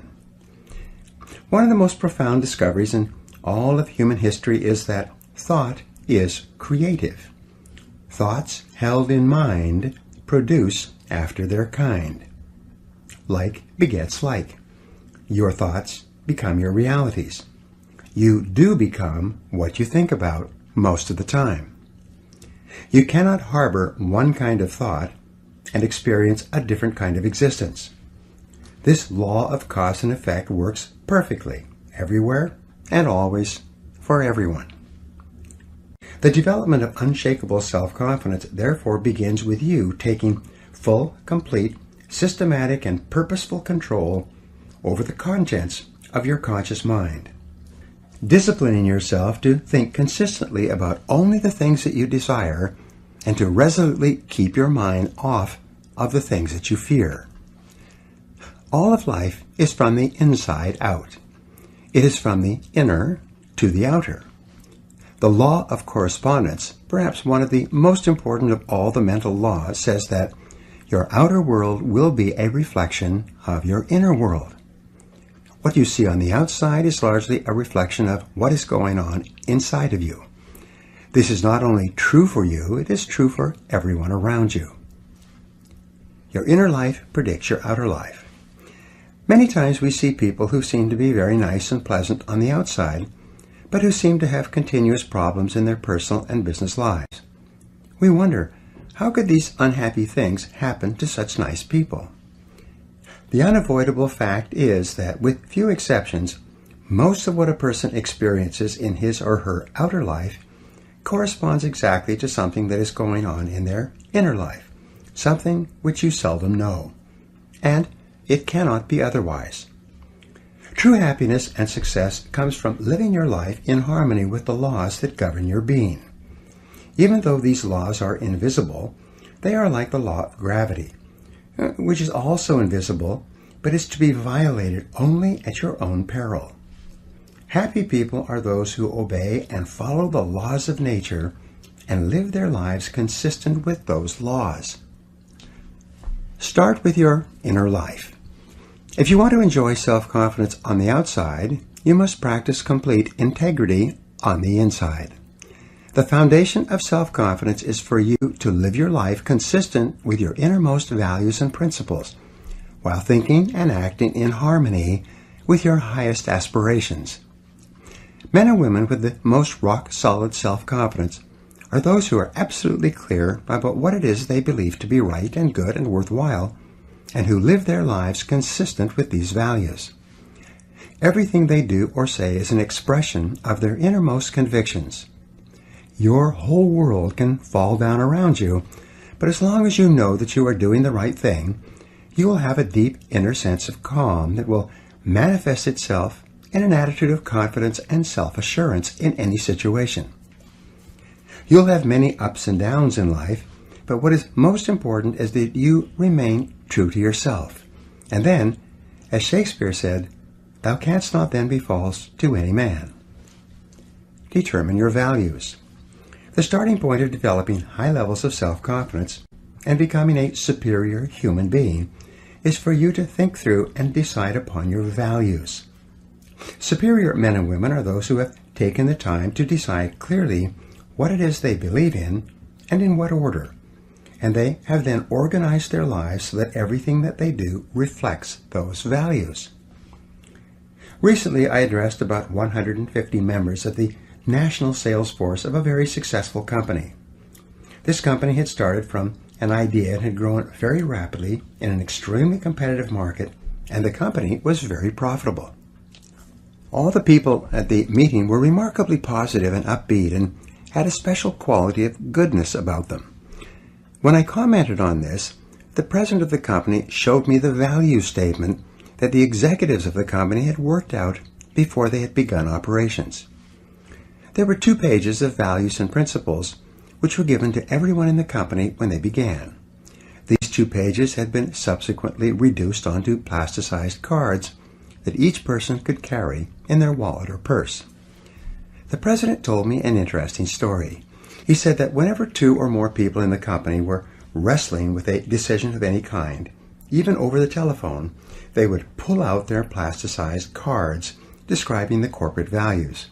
They would then review the values together one by one and compare the various options available to them with each value. Whatever decision they finally made would always stand the values test without question. Values in business.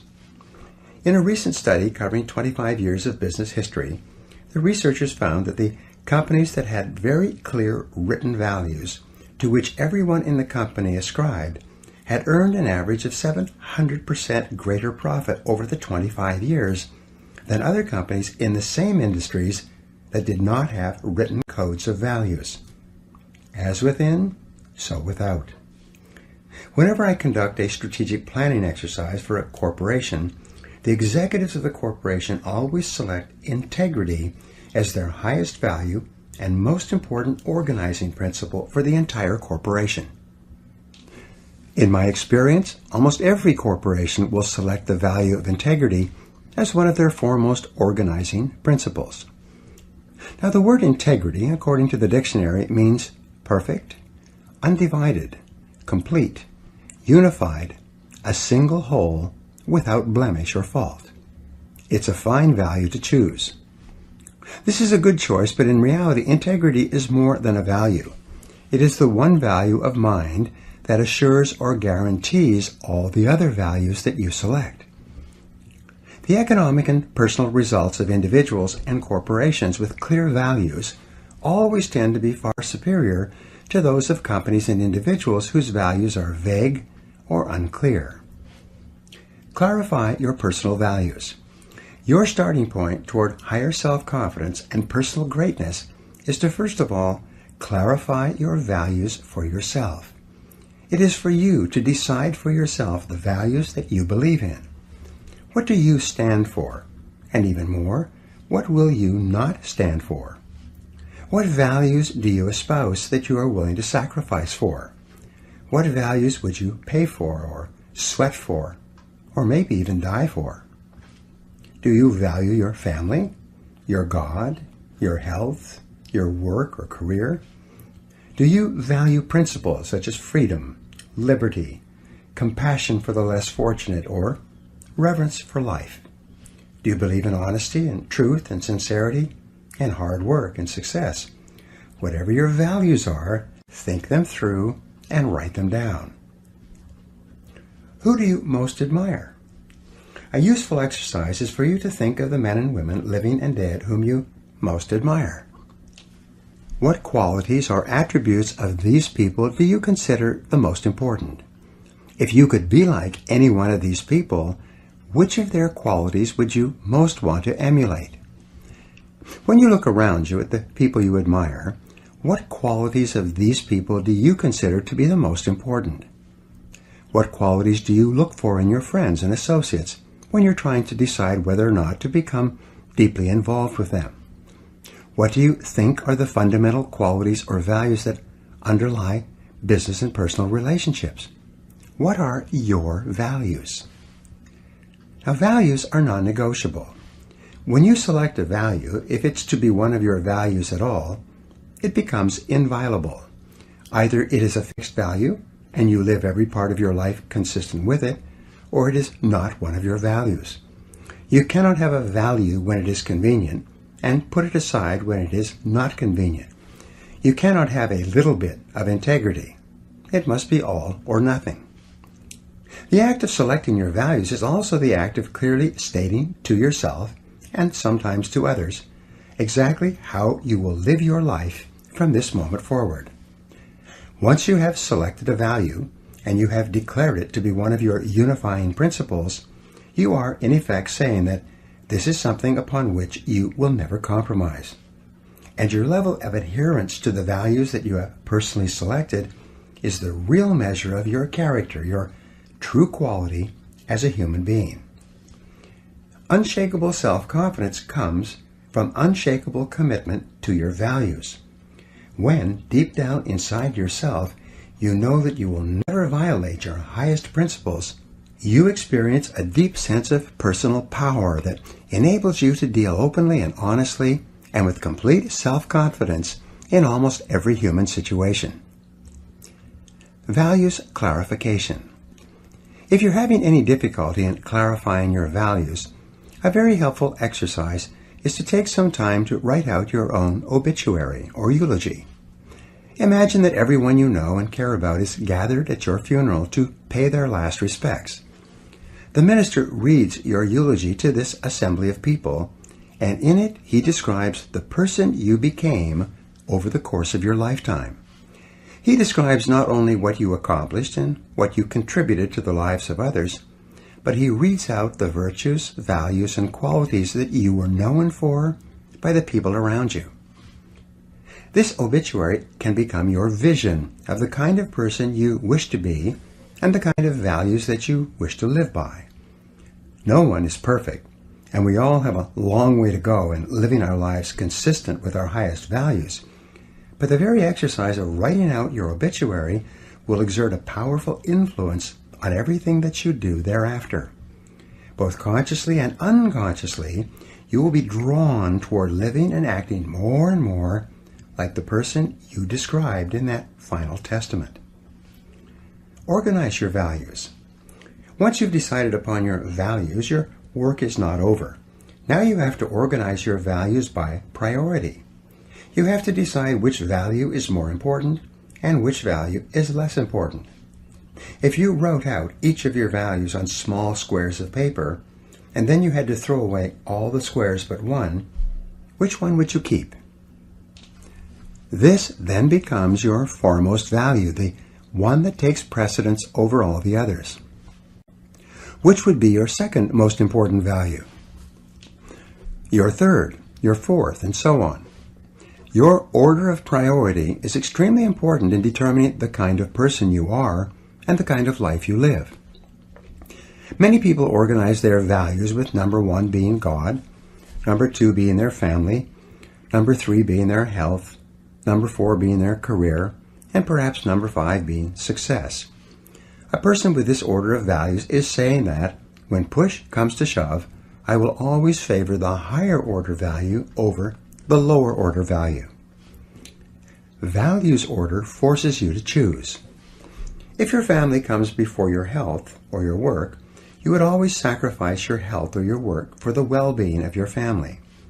If your order of values was changed and your work or financial success came before your health, you would be saying that you would sacrifice your health if that was necessary to get ahead in your career.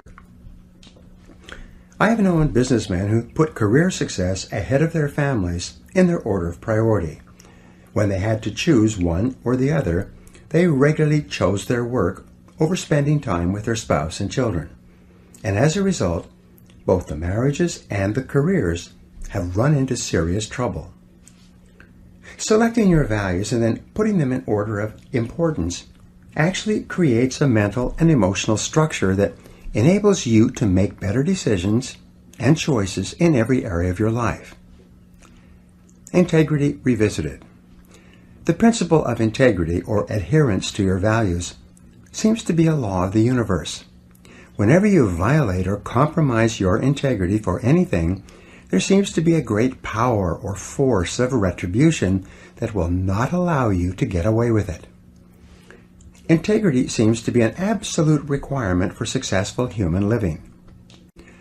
A failing in integrity or compromising your values not only seems to bring about a punishment that fits the crime, whether it's in business and politics or personal life, but it seems to create a high level of stress, unhappiness, and inner turmoil in the life of the individual. This need for absolute integrity seems to require that you live in truth with all people and under all circumstances. Living in truth means that you never live a lie. It means that you never compromise your integrity for the sake of a job or money or a relationship. It means that you always do and say what you know to be right and true, no matter what the short-term cost or benefit. Living in truth means that you do not pretend or practice self-delusion. You face life, your relationships, and your circumstances exactly as they are, not as you wish they would be. Living in truth means that you never stay in a situation that makes you unhappy or which you feel for any reason is wrong for you. Set peace of mind as your highest principle. Living in truth means that you set peace of mind as your highest goal and as your core organizing principle. You select all your other goals to be consistent with it. You never compromise your peace of mind for anyone or anything else. You do and say only those things that feel perfectly right for you.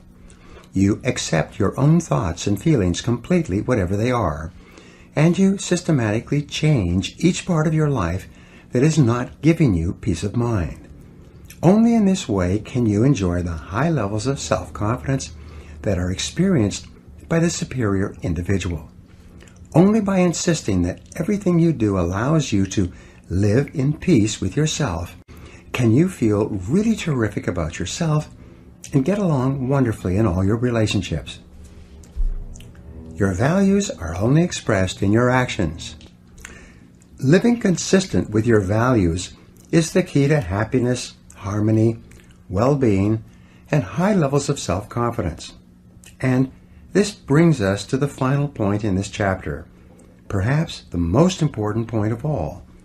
It is that your true values are only expressed in your actions, in what you do. You can tell what you truly believe by observing what you do in any situation where you have to make a choice. Especially when you are under stress and pulled in two directions at once, with opposing demands or responsibilities, this is when your true values are revealed. The action that you take in any given situation will tell you which of your values is uppermost, or whether you have any values at all. It is not what you say, or hope, or wish, or intend, but only what you do that counts. Your choices of the actions you take tell you unerringly who you really are. In fact, you can tell what your values have been in the past by looking back and observing what you did under stress when you had an important choice to make. Did you listen to the better angels of your nature, or did you compromise for a short-term advantage? A person who says that his or her family comes first and then has to choose between working late and going to a child's school play or sports activity, and who chooses the child's needs over the boss's requirements, is a person who is living consistent with his or her highest values.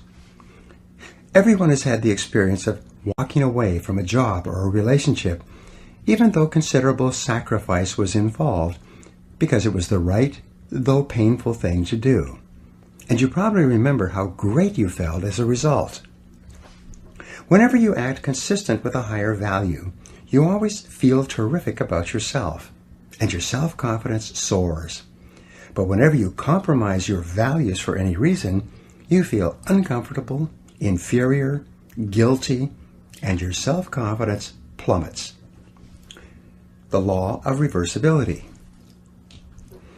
The fact that your true values are only expressed in your actions brings us to a little-known mental principle called the law of reversibility. This law says that just as thoughts and feelings lead to actions consistent with them, the principle is reversible, and actions consistent with particular values or beliefs actually lead to the thoughts and feelings that would have triggered the actions. What this means is that even if you start off lacking a particular quality, if you deliberately act as if you already have the quality, you will eventually create within yourself the mental quality that corresponds to the action. Dr. William James of Harvard put it this way: action seems to follow feelings, but really action and feelings go together. And by regulating the action, which is under the more direct control of the will, we can indirectly regulate the feeling, which is not. The act as if principle. You can develop within yourself a superb set of values by acting as though you already had those values. You can develop integrity and courage and compassion and confidence by behaving as though you already had these qualities. And the more you act the part, especially when you demonstrate these qualities under stress, or when you feel like doing or saying something else, the more rapidly these qualities become a permanent part of your mental makeup. The more you practice good values, the more rapidly you become a truly superior person. The keys to developing the unshakable self-confidence that will make everything else possible for you is self-control, self-mastery, and self-discipline. Self-confidence can come directly by behaving in a self-confident manner, but it comes more often indirectly by doing and saying the things and practicing the behaviors that lead to self-confidence. And the most important self-development behavior is living consistently with your highest values at every opportunity. The principle of resistance. In weightlifting, muscles are developed by repetitive lifting of heavy weights. The heavier the weight and the greater the resistance, the more blood rushes into the capillaries and the bigger the muscle becomes. In mental development, there is a principle of resistance as well. In developing mental muscles, especially the mental muscle or quality of self-confidence, you can use this principle to accelerate your own development. Whenever you exert self-mastery and discipline yourself to do or say the right thing, especially under stress, you create resistance to your natural tendencies. This resistance generates friction. This is the same kind of friction or heat that, when applied to a crucible containing chemicals, will cause the chemicals to crystallize and take on a new form. When you create mental friction by resisting your natural tendencies and instead doing what you know is right and true and consistent with your highest values, especially in a difficult situation, the mental heat causes your values to crystallize at a higher level and eventually become a permanent part of your character. Developing inner strength. Each human quality is subject to this same formulation. Once you have persisted through great adversity, you are always capable of persisting through lesser difficulties. Once you have acted courageously in a major confrontation, you are always able to act courageously in the face of lesser confrontations. When you behave honestly when there are large amounts at stake, you are always able later on to behave honestly when you're dealing with lesser amounts. The foundation of self-confidence, the basis of boldness and self-assertion, is a deep inner trust based on living a life of perfect integrity and then disciplining yourself to live consistent with your highest values in every situation. Each time you do this, you will feel positive and happy and wonderful about yourself. Your behaviors will further crystallize in your personality and become a more permanent part of the exceptional human being that you are in the process of becoming. Now, here are some action exercises for you to apply what we just talked about.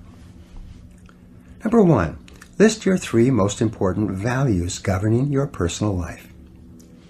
Number 2, list the 3 most important values that you practice in your work and business life. Number 3, list the 3 people, living or dead, who you would most like to spend an afternoon with. Number 4, why would you want to spend an afternoon with these people? What would you ask them or talk about? Number 5, why would these 3 people want to spend an afternoon with you? What are your most admirable qualities? Number 6, list 3 times where you have lived consistent with your highest values when you could have compromised. And number 7, what are you going to do differently from now on to assure that your values and actions are in harmony? Chapter 2, Purpose and Personal Power. Orson Swett Marden wrote, "There can be no great courage where there is no confidence or assurance, and half the battle is in the conviction that we can do what we undertake." The development of unshakable self-confidence will open up such possibilities for you as you cannot now imagine. You will be able to dream bigger dreams, set bigger goals, make greater commitments, and plunge into life more wholeheartedly than you ever have before. Self-confidence is the hinge upon which turns the gate of individual achievement. When your self-confidence becomes unlimited, you'll be able to realize more of your potential than you could under any other circumstances. More than 2,000 years ago, Aristotle wrote that happiness is a condition. It is not something that is achieved by pursuing it directly, but rather comes as a result of our engaging in purposeful activities. The law of indirect effort. In a way, these words by Aristotle are a restatement of the law of indirect effort. This law states that almost everything we get in life involving people and emotional experiences comes to us more indirectly rather than directly. They come to us as a result of doing something else. For example, if we pursue happiness directly, it eludes us. But if we get busy doing something that is really important to us and begin to make real progress in the direction of our dreams and aspirations, we find ourselves feeling very happy indeed. Self-confidence is also subject to the law of indirect effort. We achieve higher levels of self-confidence not by wishing for it, but by setting and achieving ever higher goals and objectives. As we move forward step by step, as we feel ourselves advancing in life, we feel better and stronger and more capable of taking on even bigger challenges. Become more confident and competent. We develop the confidence to tackle larger goals by applying our energies to the accomplishment of smaller goals. We build up our confidence as we move forward until we reach the point where there is nothing that we won't take on. In fact, the habit of setting and achieving ever larger goals is absolutely indispensable to the development of ever higher levels of self-confidence and personal power. You can only really believe in yourself when you absolutely know that you have the ability to do what you set out to do. True self-confidence comes not from positive wishing or positive hoping or positive thinking. It comes from positive knowing, based on having proven to yourself over and over again that you have what it takes to get from wherever you are to wherever you want to go. Self-confidence is a state of mind. It is an attitude. And as an attitude, it is more important than facts. But it must be based on facts to be the kind of self-confidence that you can rely upon in a crunch. Your job is to do whatever it takes to convince yourself in your heart that you are absolutely unstoppable and that you can achieve anything that you put your mind to. Thought is creative. If self-confidence is an attitude of mind, it is based on mental principles and mental laws, foremost amongst which is thought is creative. You are not what you think you are, but what you think you are. As you systematically and deliberately change your thinking about yourself, your outer reality changes to conform with it. Your thoughts create your life, including and especially your thoughts with regard to your feelings of self-confidence. The reason why goals are so important is because of these mental laws, the consequences of which are inevitable and inescapable. You are happy and successful to the degree to which you conform your life and your thinking to these laws and live in harmony with them. The first law, which we have already discussed, is the law of cause and effect. This law is so simple and powerful that you need to remind yourself of it all the time. Everything that happens in your life, success or failure, wealth or poverty, health or illness, happiness or unhappiness, self-confidence or insecurity, are all subject to this law. The Bible teaches this basic law as the principle of sowing and reaping.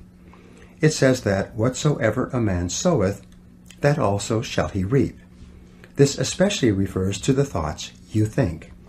If you sow positive, optimistic, uplifting thoughts in your mind, you will reap positive, optimistic, uplifting events and experiences in your life. And it cannot be otherwise. If you sow clear goals and objectives in your mind, you will reap clear results and rewards in your outer life.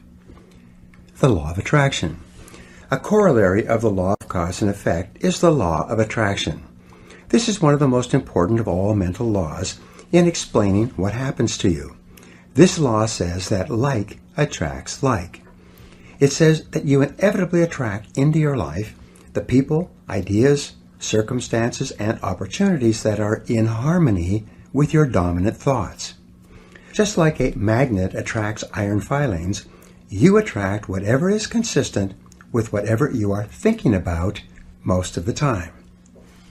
Because this is a law, you cannot think one thing and attract something else. Whatever you are thinking about most of the time, you are drawing into your life from all directions. This is why fuzzy goals bring fuzzy results. Clear goals bring clear results.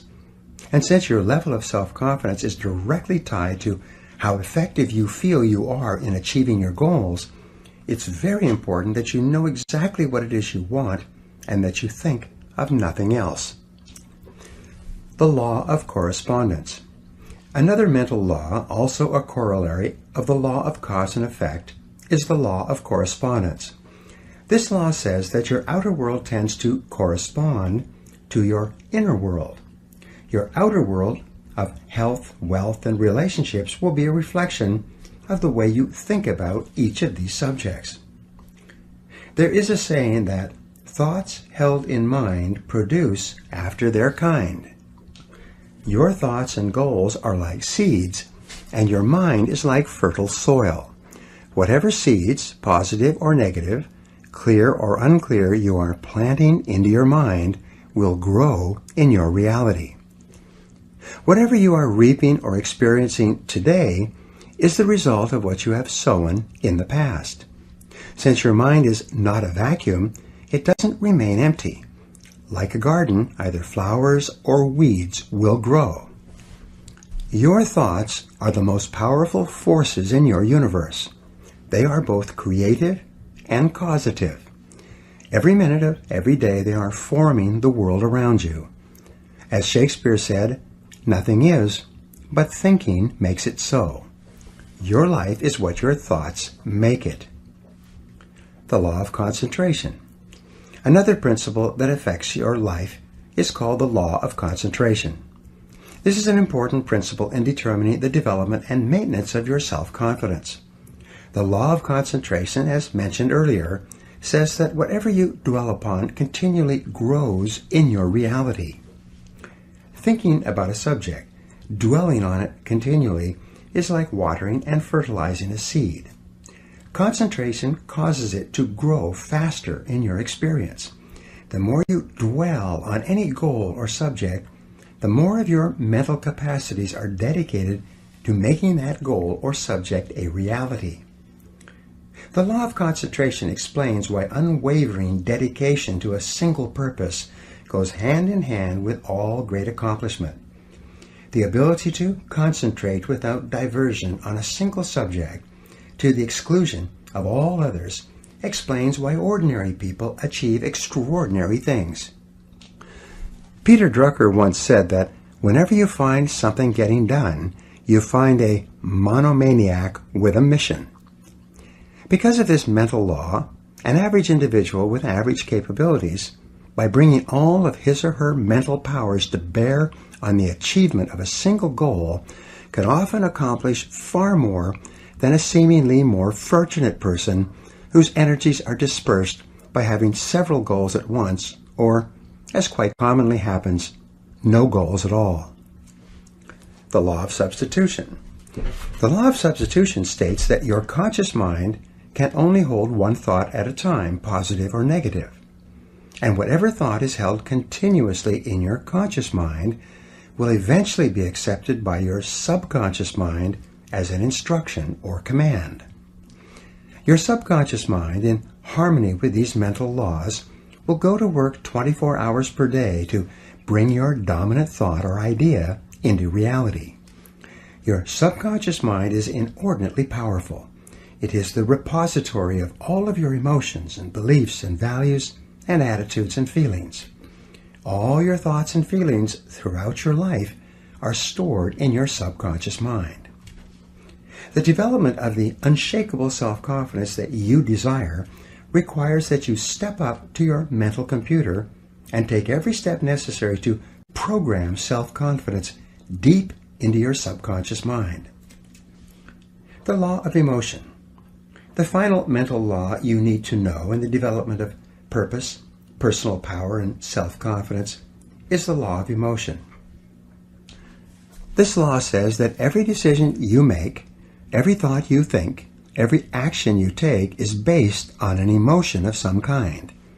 And the two primary emotions are either the emotion of fear at one end of the spectrum of emotions, or the emotion of desire at the other end of the spectrum. When you hold an emotion-charged thought in your conscious mind, it is rapidly accepted by your subconscious. Your subconscious then activates all your mental powers and begins to turn that inner thought into a result or experience in your outer world. The more powerful the emotion, the more effect it has on your thinking and actions, the more rapid the change in your experience. If the emotion is strong enough, the change can be instantaneous. The power of decision. I had a friend who smoked for 30 years. He claimed that he couldn't quit smoking because it was a deeply entrenched habit, going back to early adulthood. One day, he had some chest pains and went to his doctor, who performed a series of tests on him. When the results of the tests were in, the doctor sat my friend down and told him that he had a serious heart condition and that if he continued to smoke, he would be dead within 6 months. Samuel Johnson once wrote, "When a man is to be hanged on the morrow, it clears his mind wondrously." The idea of dying was so emotionally charged to my friend that he took out his cigarettes, threw them in the wastebasket, and never touched one again. In a positive vein, if you are absolutely convinced that you are meant to be a great success in life, and that there is nothing in the world that could stop you from achieving great things as long as you threw yourself wholeheartedly into every activity and persisted until you succeeded, you would become an irresistible force of nature. The depth of your belief and the strength of your conviction would dramatically increase the power of your personality. If you really believed in your ability to succeed greatly, you would become unstoppable. The 4 C's of inner confidence. You can develop this kind of belief, this inner confidence, by developing what I call the 4 C's. The number 1 C is clarity. Decide exactly what it is you want to accomplish and exactly the kind of person you wish to become. The second C is conviction. Develop the unshakable belief that you can do anything you put your mind to. The third C is commitment. Resolve to do whatever is necessary. Develop the willingness to pay the price in advance for any success you desire. And the 4th C is consistency. Resolve to work on your goals every day, morning, noon, and night, until they are accomplished.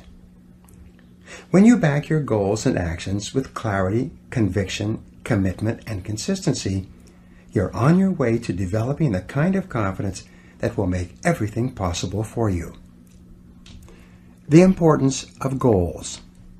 The reason goals are so important in the development of self-confidence is because the very act of setting a major goal for your life activates all the mental laws in your favor.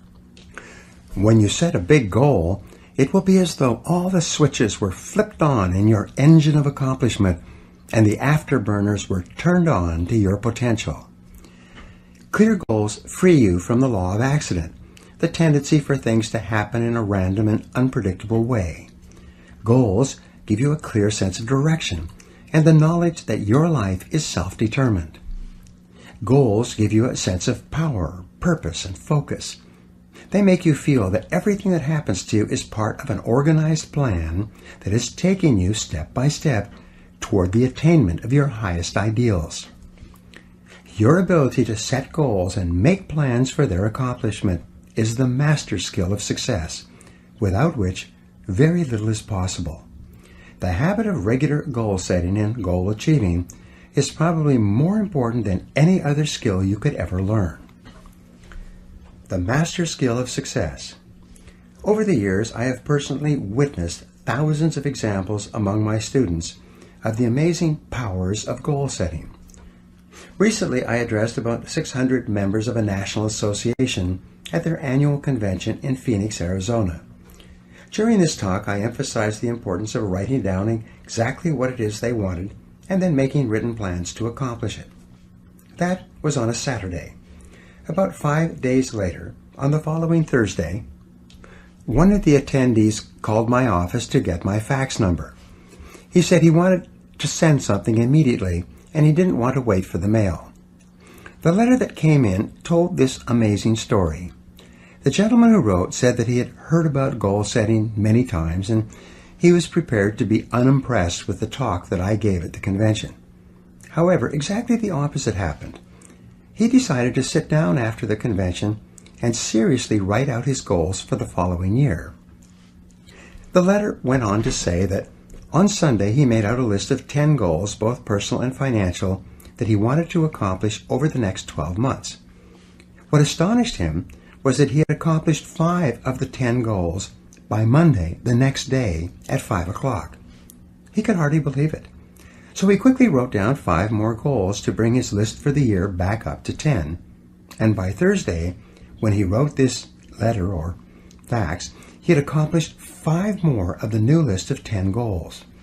He felt that he had made more progress in a week with clear written goals and plans than he had made in the previous year. Remarkable success stories. Another gentleman, a recent immigrant from Pakistan, was dead broke and sleeping on the ground when someone tried to help him by letting him listen to an audio program of mine on goal setting. It transformed his life. 4 years later, he had started and built 2 successful businesses and was worth more than $1 million. A woman who was going through a difficult period of her life with both personal health and financial problems decided to sit down and set some new goals and make some plans to resolve her difficulties. As a result, within 1 year, she got out of a bad relationship, joined Alcoholics Anonymous and quit drinking, lost 40 pounds, and tripled her income to more than $100,000 per year. And she attributed her successes to the power of written goals. There are countless other testimonies to the power of written goals. I receive them in person and via email every week from people all over the world. And before this program is finished, I will give you a simple goal-setting technique that can put your whole life into overdrive. Fears hold you back. Remember when I said that everything you do is the result of either fear or desire? Fear is and always has been the greatest enemy of mankind, and it's also the greatest enemy of self-confidence. It is fear that holds us back more than any other factor. Fear of all kinds works on us unconsciously to undermine and sabotage our best intentions and our greatest hopes. In fact, as you listen to these words, you are probably thinking of a fear that holds you back in some way. No matter what you do, fear will rear its ugly head and attempt to trip you up. Sometimes the fear will appear consciously in the form of rationalizations and excuses that you use to sabotage yourself and hold yourself back. Sometimes you will find yourself avoiding goal setting by saying that, "Oh, I already know what my goals are. I don't need to write them down." Your subconscious mind will tell you, if you don't set any clear goals, you can't fail. This is just another way of saying that you don't really believe in your ability to do any better than you are doing right now. Fear will often appear as procrastination about writing down your goals in the first place. You will resolve to write out your goals and plans on the weekend, or on your vacation, or during the summertime, or when you can dedicate a few hours to it, or sometime in the indefinite future. Then, like 97% or more of adults, you'll never do it. You will start to rationalize and say, "Well, considering my situation, it probably wouldn't make any difference anyway." The comfort zone. If the greatest enemy of self-confidence is fear, then the greatest enemy of human achievement is the comfort zone. Psychologists have determined that each of us has a natural tendency to slip into a zone of performance and behavior where we feel comfortable, one that is easy and unchallenging, and then to stay there. We stop striving, we relax, and day by day we develop the habits that lead to underachievement and failure. We settle for far less than we're truly capable of. We engage in social networking, watch television, listen to music, socialize, and generally waste our time, and then we eventually convince ourselves that this is the very best that we can do. Most people are in comfort zones of their own making. Your attitude and personality, your habitual way of responding to people and to life, is your comfort zone. The amount you earn, your standard of living, and your level of performance in your work is your comfort zone. Your level of mental and physical fitness is your comfort zone. Resistance to change. The natural tendency once a person gets into a comfort zone is to resist change of any kind, even beneficial change. And if you're forced out of your comfort zone, like the collapse of a relationship or the loss of a job, your natural tendency will be to attempt to recreate the same comfort zone with the same type of person or doing the same work. Everyone has had the experience of losing a job that they disliked, only to go out looking for a similar job doing the same work. We get into a relationship that doesn't work out, and our natural tendency is to try to form a new relationship with a similar type of person.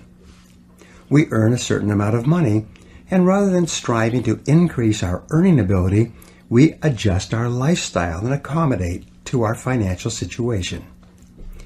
The tragedy of the comfort zone is that it first of all starts off by being comfortable, but it leads rapidly to complacency. Complacency eventually leads to boredom, to the question, is this all there is? Instead of life being an exciting adventure, it becomes merely a boring repetition of what happened yesterday. Eventually, the comfort zone leads through complacency and boredom to frustration and unhappiness. Deep down inside, the average person knows that he or she is put on this earth with amazing capabilities. He or she knows that there is something better than this. As Carl Rogers, the psychologist, once wrote, "There is within every organism an inborn drive toward the complete fulfillment of its inherent possibilities."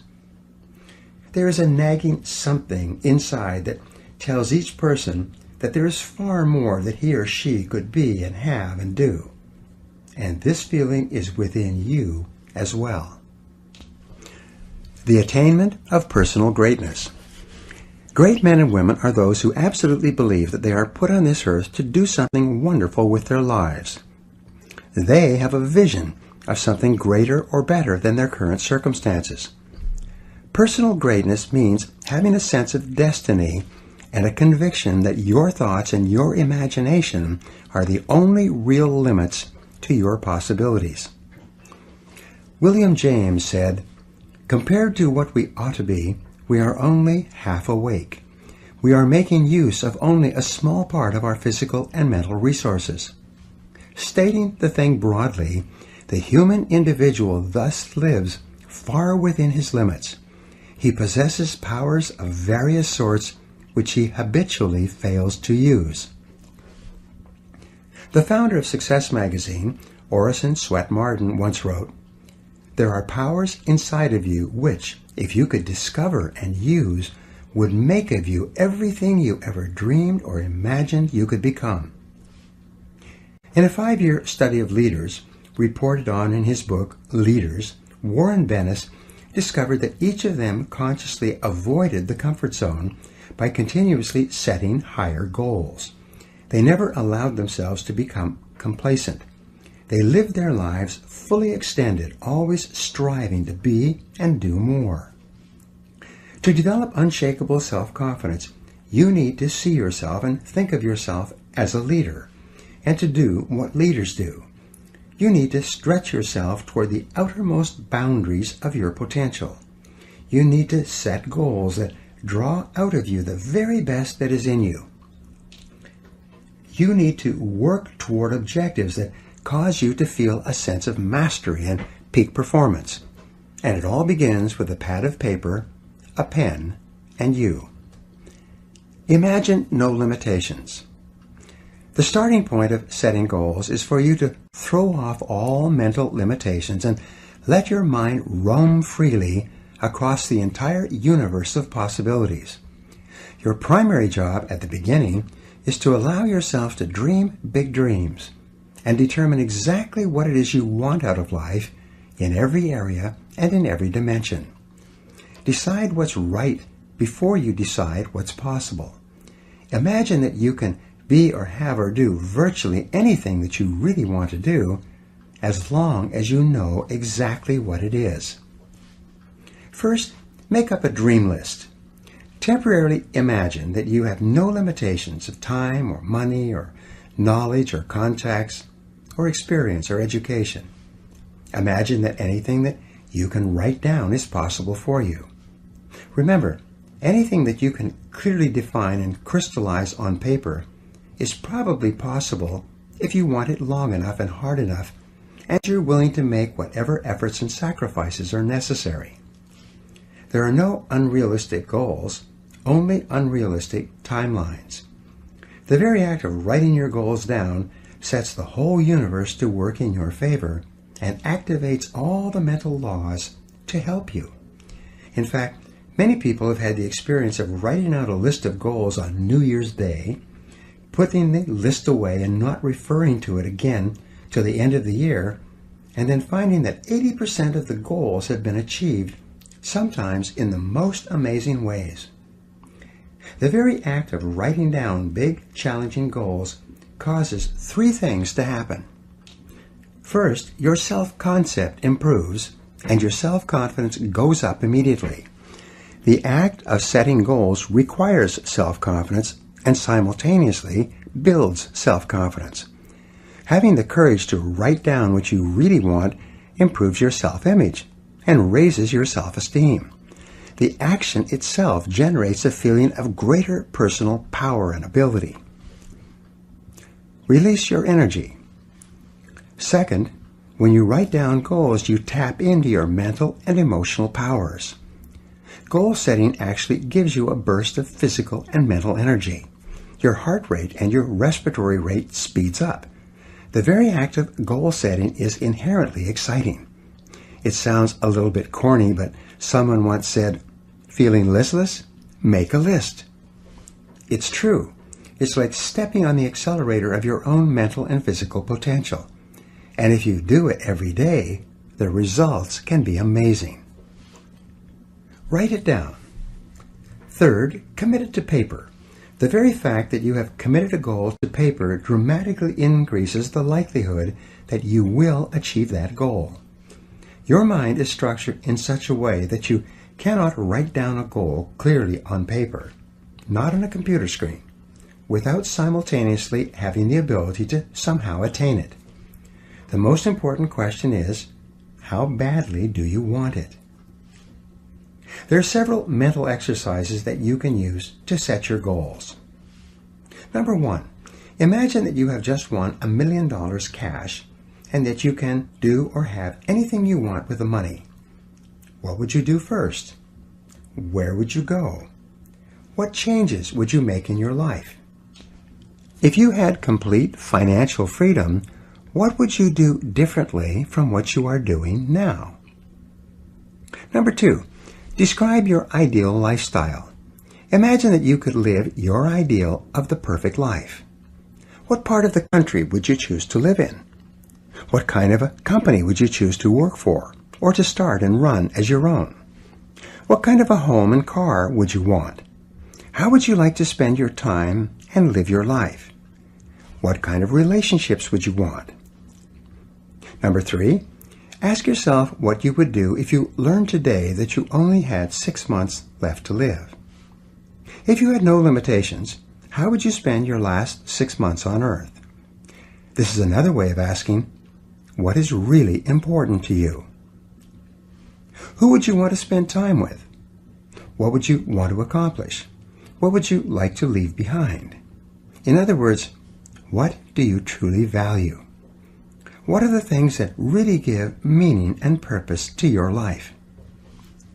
Number 4, list all of the worries or problems in your life and write out a goal which is the perfect solution to each of those difficulties. If money is a concern for you, write out a goal that clearly defines how much you want to earn, how much you want to accumulate, and what you want to achieve financially over the next 3 to 5 years.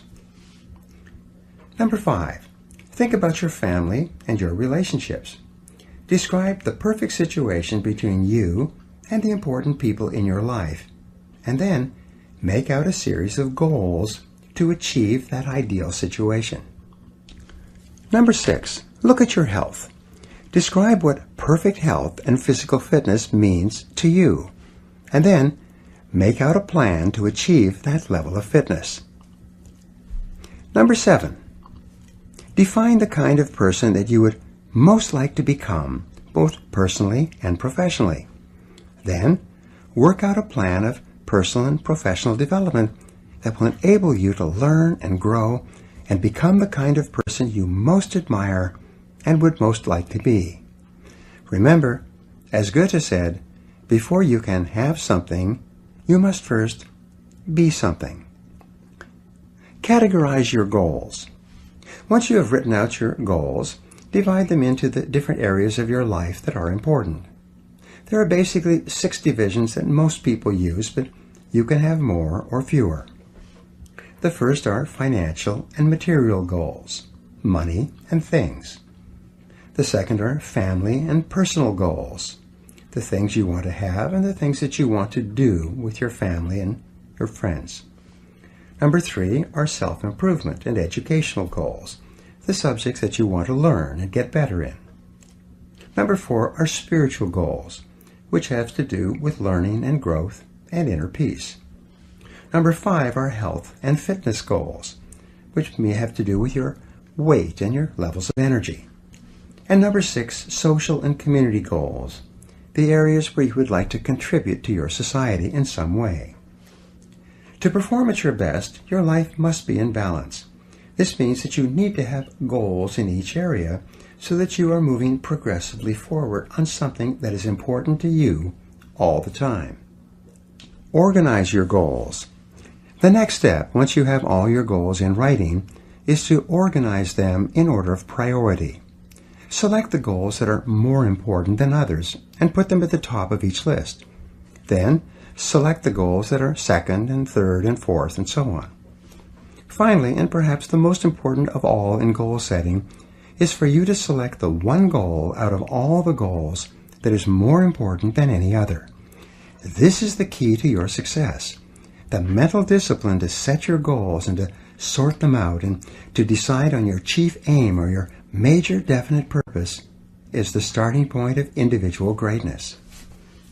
This major definite purpose is the one goal, the accomplishment of which will lead to the attainment of many of your other goals. This goal becomes the central focus for all of your other goals and activities. This goal is what enables you to bring all your mental resources to focus like a laser beam on one thing. Your forward progress on this one goal is what eventually generates the unshakable self-confidence that you desire. Focus and concentrate. This intense focus on one goal is not easy, but it is all important. Orison Swett Marden also wrote, "The giants of the race have been men and women of concentration, who have struck sledgehammer blows in one place until they have accomplished their purpose. The successful men and women of today are those of one overmastering idea, one unwavering aim, men and women of single and intense purpose." Martin also said that every great man has become great, every successful man has succeeded in proportion as he has confined his powers to one particular channel.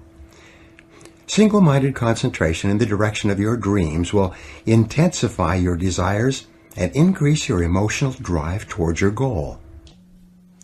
This intensity of concentration will activate the law of attraction and begin to attract people and opportunities into your life to help you to achieve your goal. The more you think about your goal, the more it will come to dominate and direct your life. The more you think about it, the more rapidly you will move toward it, and it will move toward you. Make it measurable and time-bounded. Your major goal must be measurable. It's a basic rule that what gets measured gets done. Make it clear and quantitative and objective, and if necessary, break it down into smaller parts that you can work on one at a time. Your major goal must also be clearly time-bounded. Set a deadline on it. Select a realistic but challenging date for its completion and write it down. If it's a long-term goal, such as 2 or 3 years, break it down into smaller parts with minor goals or benchmarks every 30 to 60 days. Create a structure of rewards that you will give yourself upon the attainment of each part of your goal and on the attainment of your entire goal. For maximum motivation and high achievement, you need to tie each goal to a reward and each part of the goal to a smaller reward. Now, the reward may be dinner out, or a vacation, or a holiday. It may be a new car or a new home. It may be something that affects all the members of your family. Many people enlist the support and cooperation of their spouses and children by agreeing to rewards that everyone will get when the goal is attained. Rewards make the process more fun and interesting, and they act as an inner drive that propels you forward when the going gets rough. Make your plans. Once you've determined your major and minor goals, you construct your plans by making detailed lists of everything that you will have to do to achieve each goal, and then organizing the lists by time and priority. What will you do first? What will you do second? What is more important? And what is less important? Make each activity measurable and put a deadline on it. Select the very first thing that comes to your mind to do and get started. By setting goals, making plans, and getting started, you will join the top 3% of adults in the world today, and your success will be virtually guaranteed. A final point with regard to goals is this: keep your goals confidential. You build confidence and personal strength by keeping your goals inside of you and by channeling your efforts purposefully each hour and each day toward their attainment. Many people make the mistake of talking too much about their goals. Too much talking causes their energies to dissipate and their motivation to decline. It weakens their resolve. They lose the force and the power they would have had if they had kept their goals to themselves and instead concentrated on purposeful activities. As Henry Ford said, you can't build a reputation on what you're going to do. A simple technique. Let me now give you a simple technique that has transformed my life and the life of almost every person who has ever used it. It is simply this. Get yourself a spiral notebook, the kind used in school for taking notes. Begin each day by sitting down with this notebook and writing out your main goals in the present tense as though they were already a reality.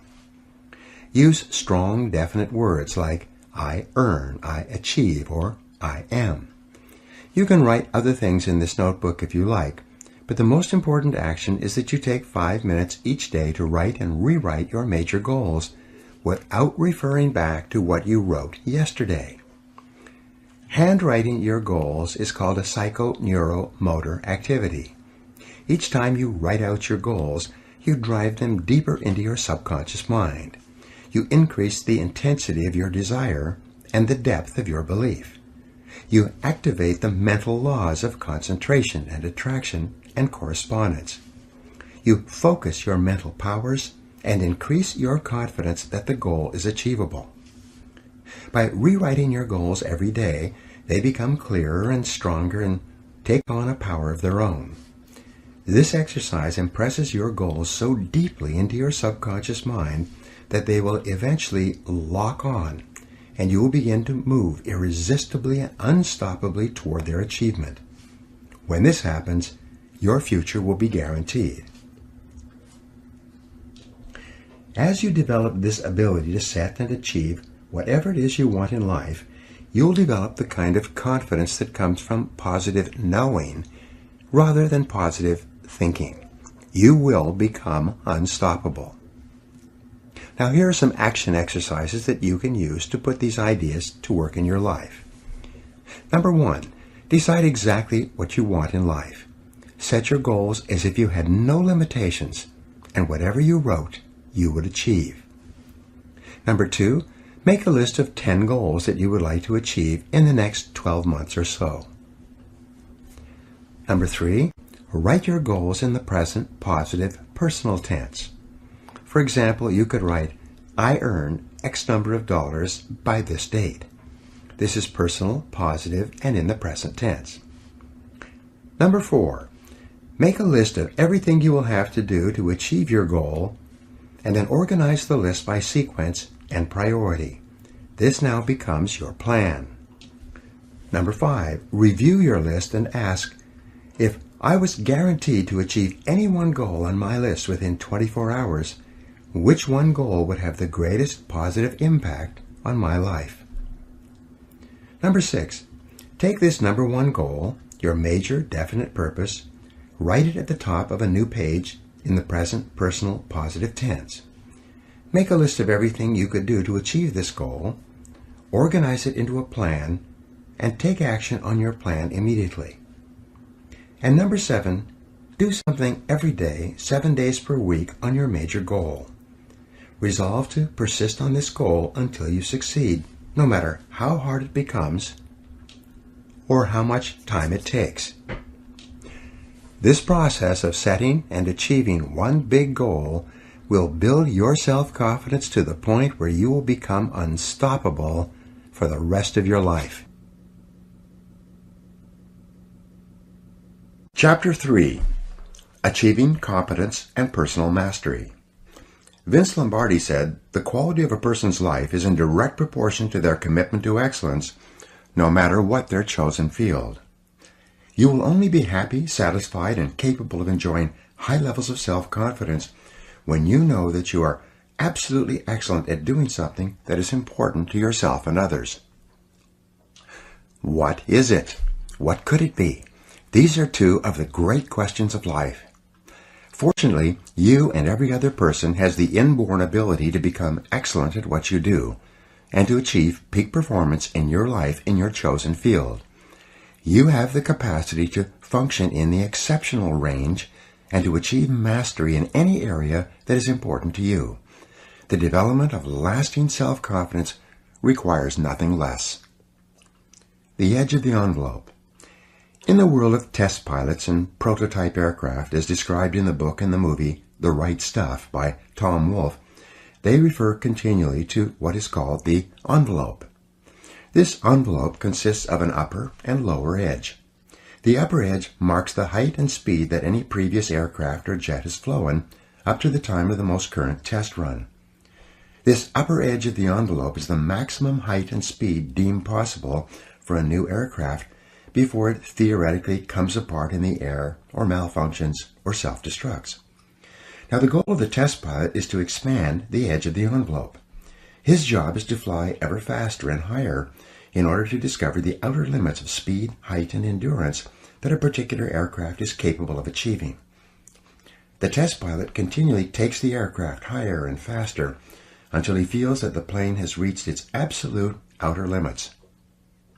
This is where and when he pulls back to avoid destroying the aircraft and even fatally crashing.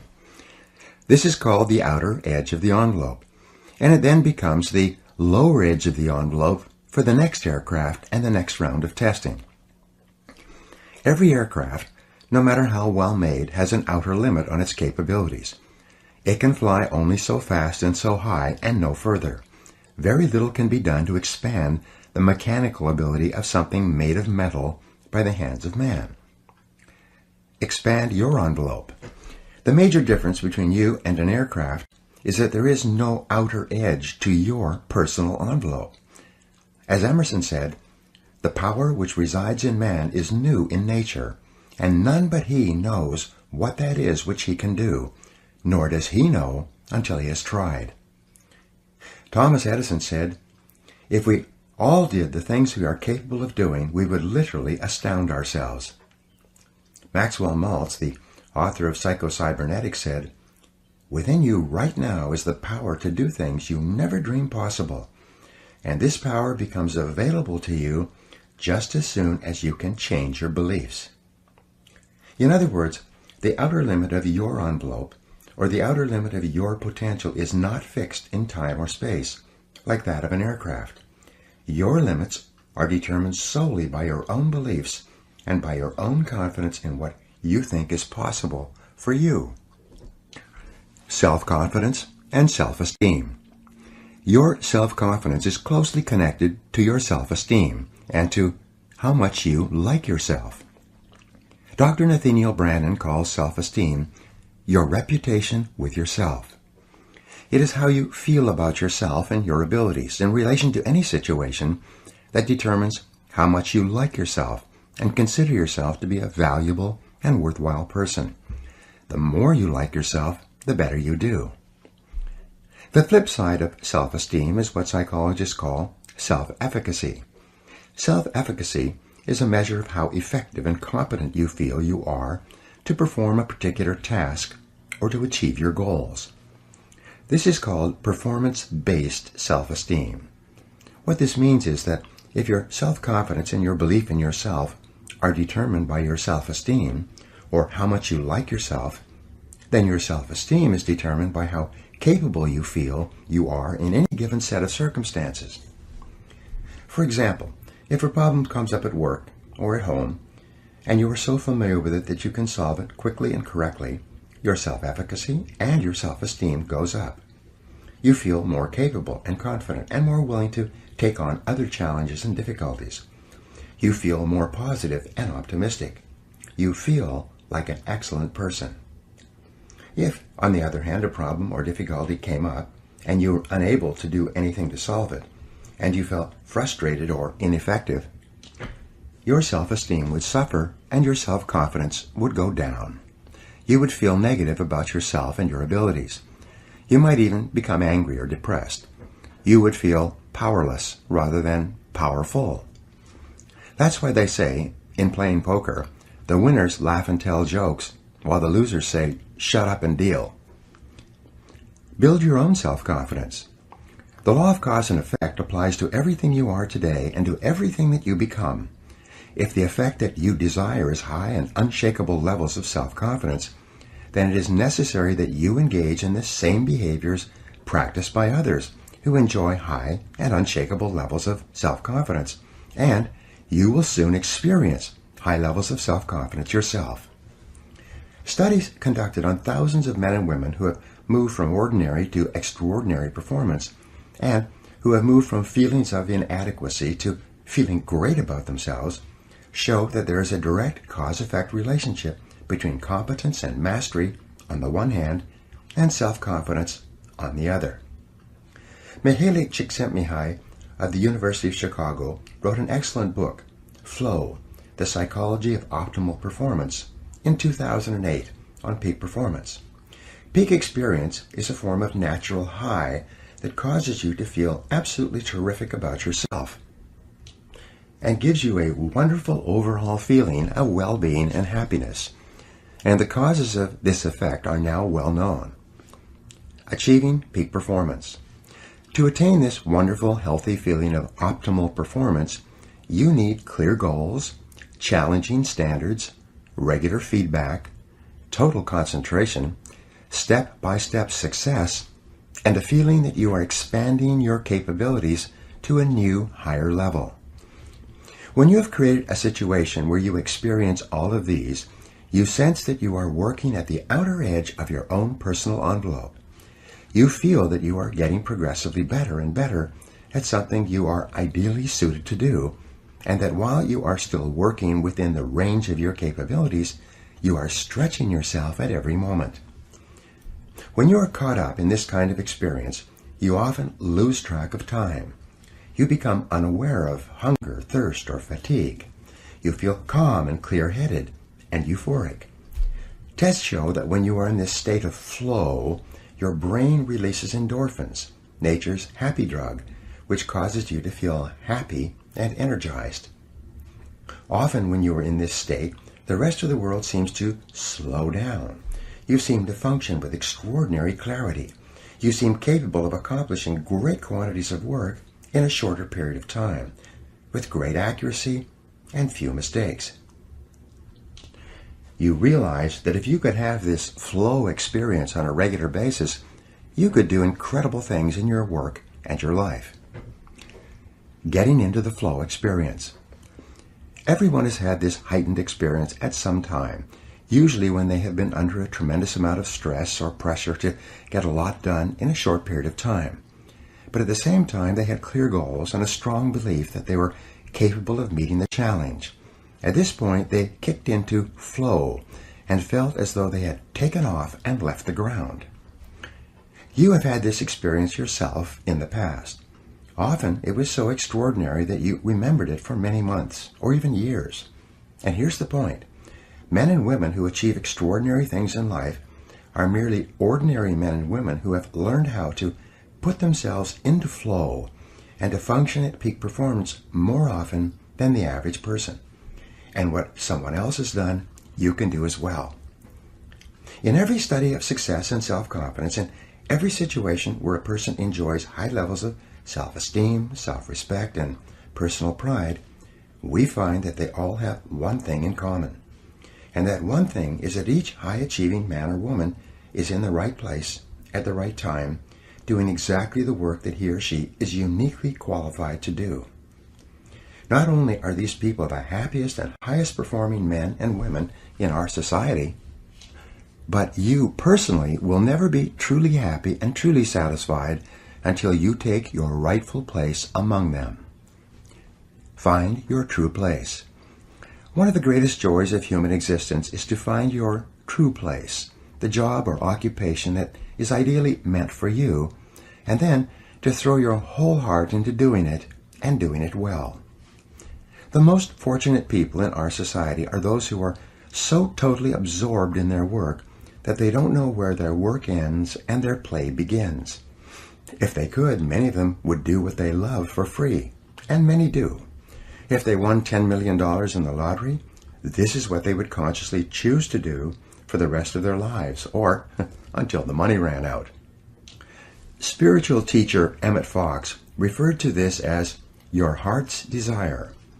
He said that you are here on earth to do something special, something that perhaps only you can do, and that you will never be truly fulfilled until you find it and completely commit yourself to it. And the remarkable thing, said Fox, is that you almost always have an idea of what it is. You only need to listen to yourself and then trust the guidance you receive. Grandma Moses.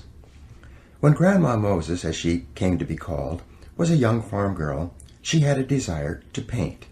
But her family and friends told her that that was nonsense. They told her that, as a farm girl, her role in life was to marry a farm boy and to have and raise farm kids. So she put her heart's desire aside and did what she thought she was supposed to do. She had children by the time she was out of her teens, and more children in her 20s. In her 40s, she became a grandmother, and in her 60s, a great-grandmother. When she turned 75, her husband was dead and her children were grown, and the doctor told her she was too old to work on the farm any longer. She felt that she didn't have much time left, so she decided to fulfill her heart's desire and to do some painting before she passed on. She went to a nearby town and visited an art store. The person in the art store sold her some paints and canvases and brushes and showed her how to use them. She went back to her farm and sat down and began painting what came to be called primitive American landscapes. Grandma Moses finished her first painting when she was 78. When she was 101 years old, a major gallery in New York held a showing of her works. In the last 10 years of her life, some of her paintings were selling for more than $100,000 each. Now here's the rub. She was told as a young girl that she couldn't paint because it cost too much and no one could afford it. Yet, when she began painting, she earned more in a year from her paintings than she and her husband had earned in an entire lifetime of hard work on the farm. She was not only a complete natural, she was also a totally original talent. It's been estimated that if she had begun painting in her late teens, as she really wanted to do, and her paintings had been as successful commercially as they still are today, she might have become one of the richest women in America. Follow your heart. The history of the human race is written in the life stories of men and women who followed their heart's desires and did what they were uniquely qualified to do and did it with all their heart. And no matter what your situation is, this possibility lies open to you right now. Colonel Harlan Sanders was 66 years old before he sold his first chicken based on his Kentucky Fried Chicken recipe. He had been working as a cook and as the owner of his own small cafe all his life, preparing fried chicken with his recipe. Then, at the age of 66, when he started doing what he should have been doing decades before, he began building his franchise business and became one of the best known and wealthiest people in the world. A young man, 16 years old, one of my students, became so excited about his potential that he started his own food service business, made a success of it, and sold it out at a profit by the time he was 18 years old. His accomplishment and his confidence as a result were so impressive that when he went to work for a major grocery chain, they promoted him up the ladder so fast that before the end of his 18th year, he became the youngest full manager of a major grocery store in America, and he loves every minute of his work. Courage and confidence are essential. Countless men and women have written to me and returned to my seminars around the country and told me that summoning up the courage to do what they really wanted to do was the turning point in their lives. Some of them had dramatically increased their incomes 5 and 10 times, although many had not. In every case, they were working harder than ever before, but as a result, they were happier than they had ever been. Their postures are strong and straight. Their eyes shine, their voices are clear, their language is positive, and it's obvious that they're really enjoying their lives.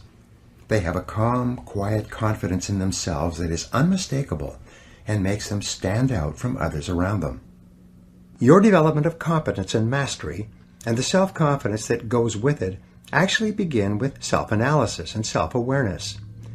Socrates said that the beginning of all wisdom and understanding is contained in the words, "Man, know thyself." And in analyzing yourself to determine what it is that would be ideal for you to do, there are 6 approaches you can use. First, ask yourself these questions. 1. What talents, skills, and abilities do you have that seem to be natural to you? 2.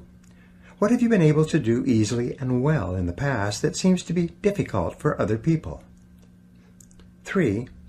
What subjects in school and what parts of your work have you naturally gravitated toward? 4. What did you most enjoy doing between the ages of 7 and 14? Ask your mother. This is often a predictor of what you should be doing as an adult. 5.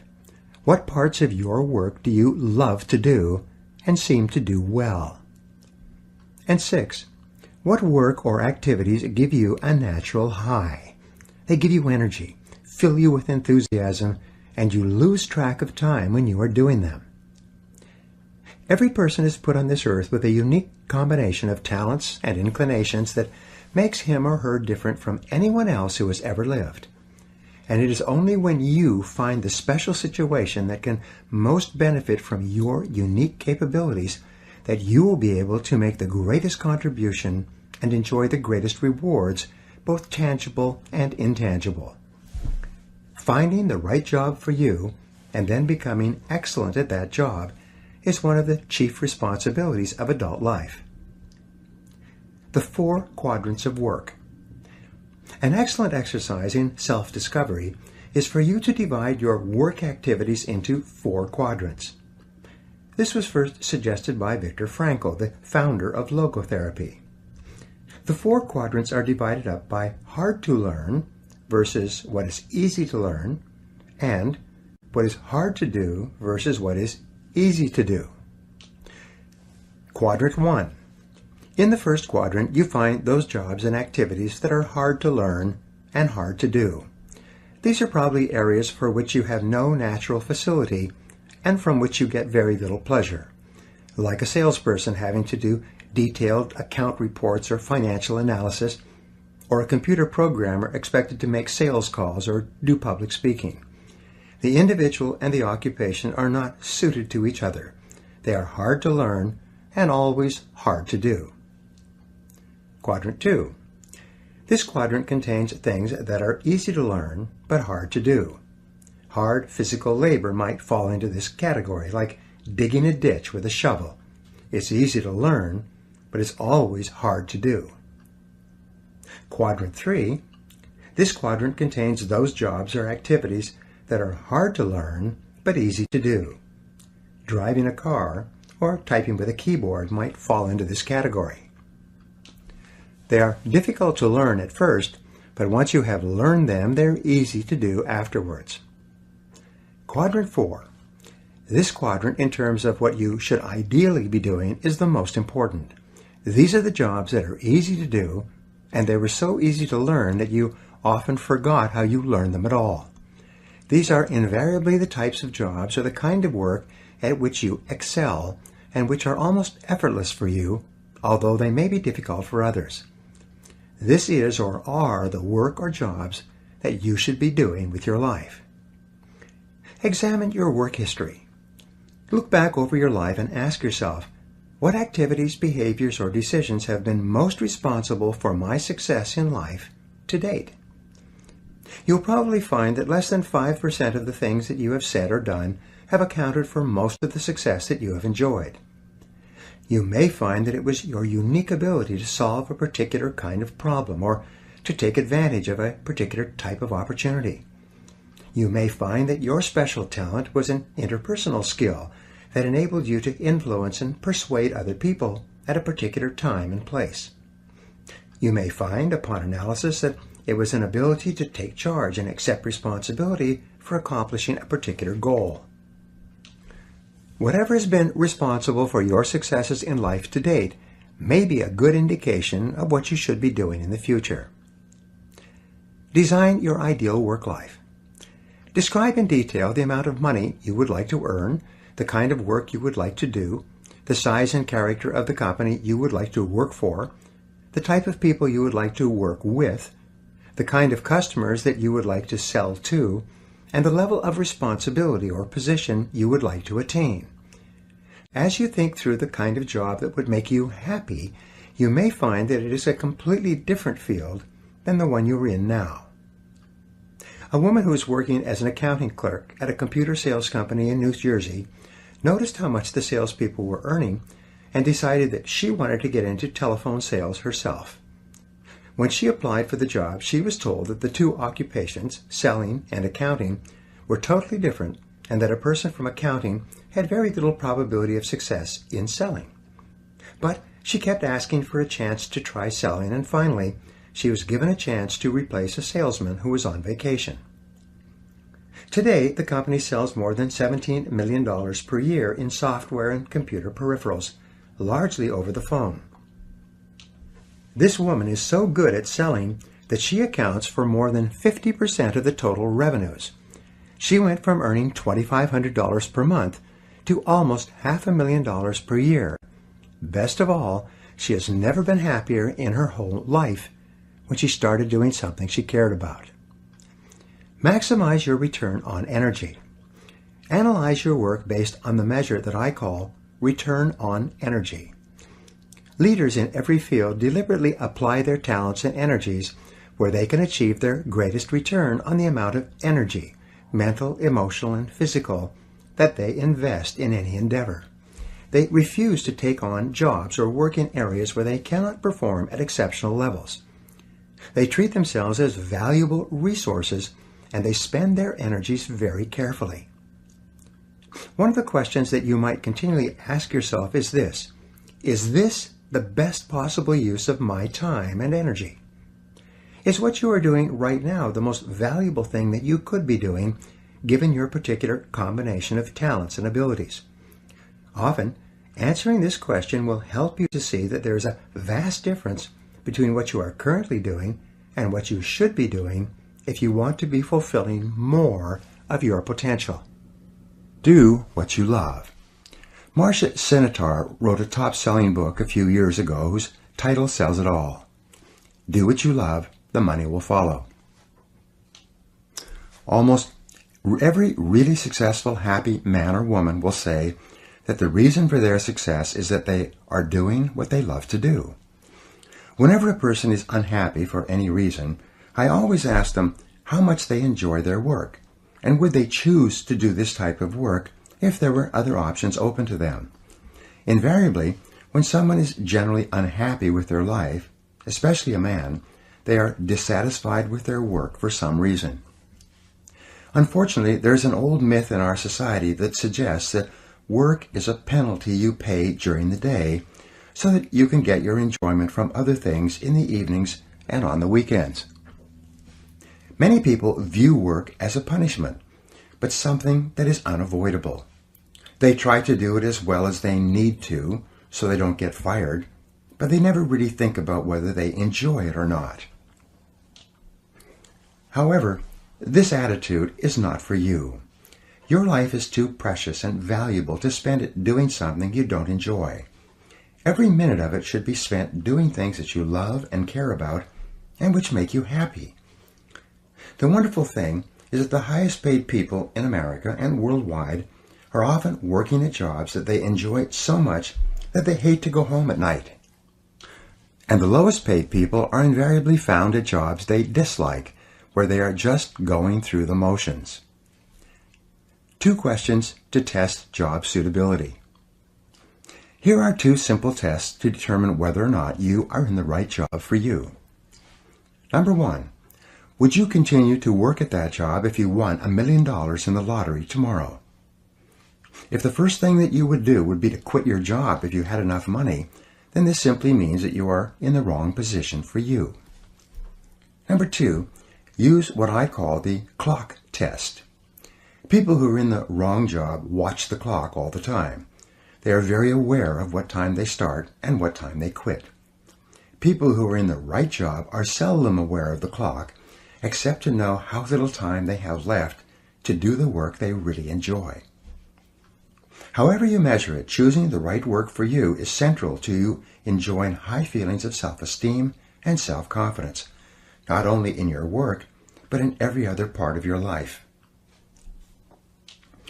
Commit to excellence. Once you have chosen your ideal job or occupation for this stage of your career, your biggest responsibility is to make the decision to become very good and then to become excellent at what you do.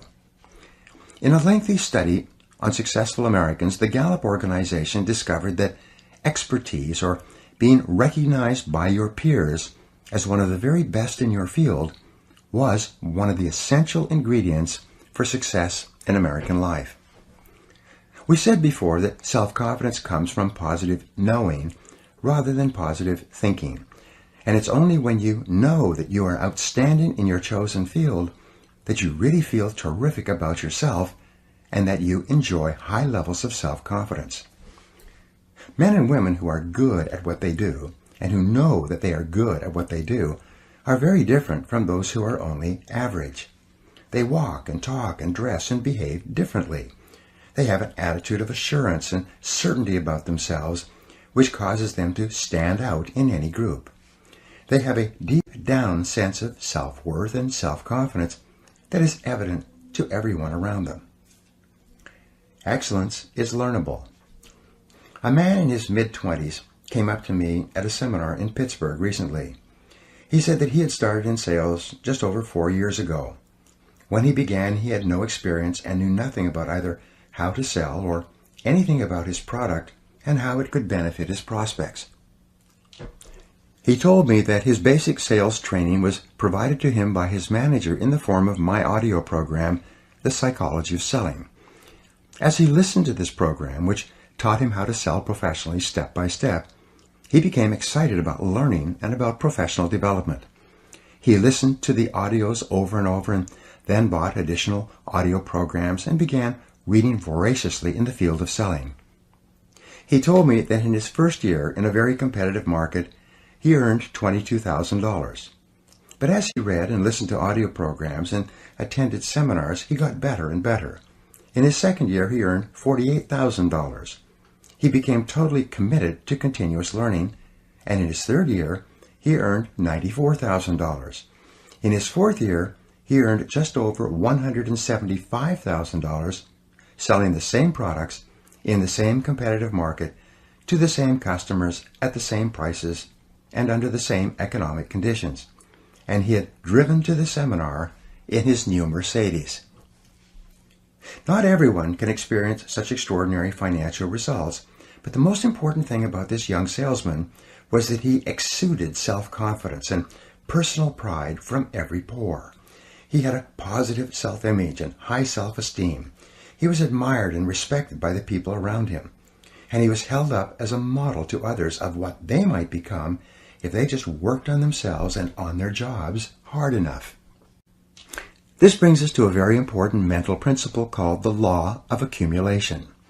The application of this law is a fundamental reason for success in every field, including yours. This law says that every great life or great career is an accumulation of hundreds and perhaps thousands of efforts that nobody ever sees or appreciates. Great success is the result of countless hours, maybe even months and years of preparation and hard work toward the goal of becoming very good at what you are doing. This law of accumulation says that life is very much like a balance sheet, with both credits and debits. Every time you do something positive to enhance your abilities and to improve your life, you get a credit on the credit side of your ledger. Every time you waste your time or neglect to take advantage of an opportunity to learn and grow, you get a debit on the debit side of your ledger. Here's the key. Everything counts. Everything that you do or fail to do is written down and totaled up on your balance sheet.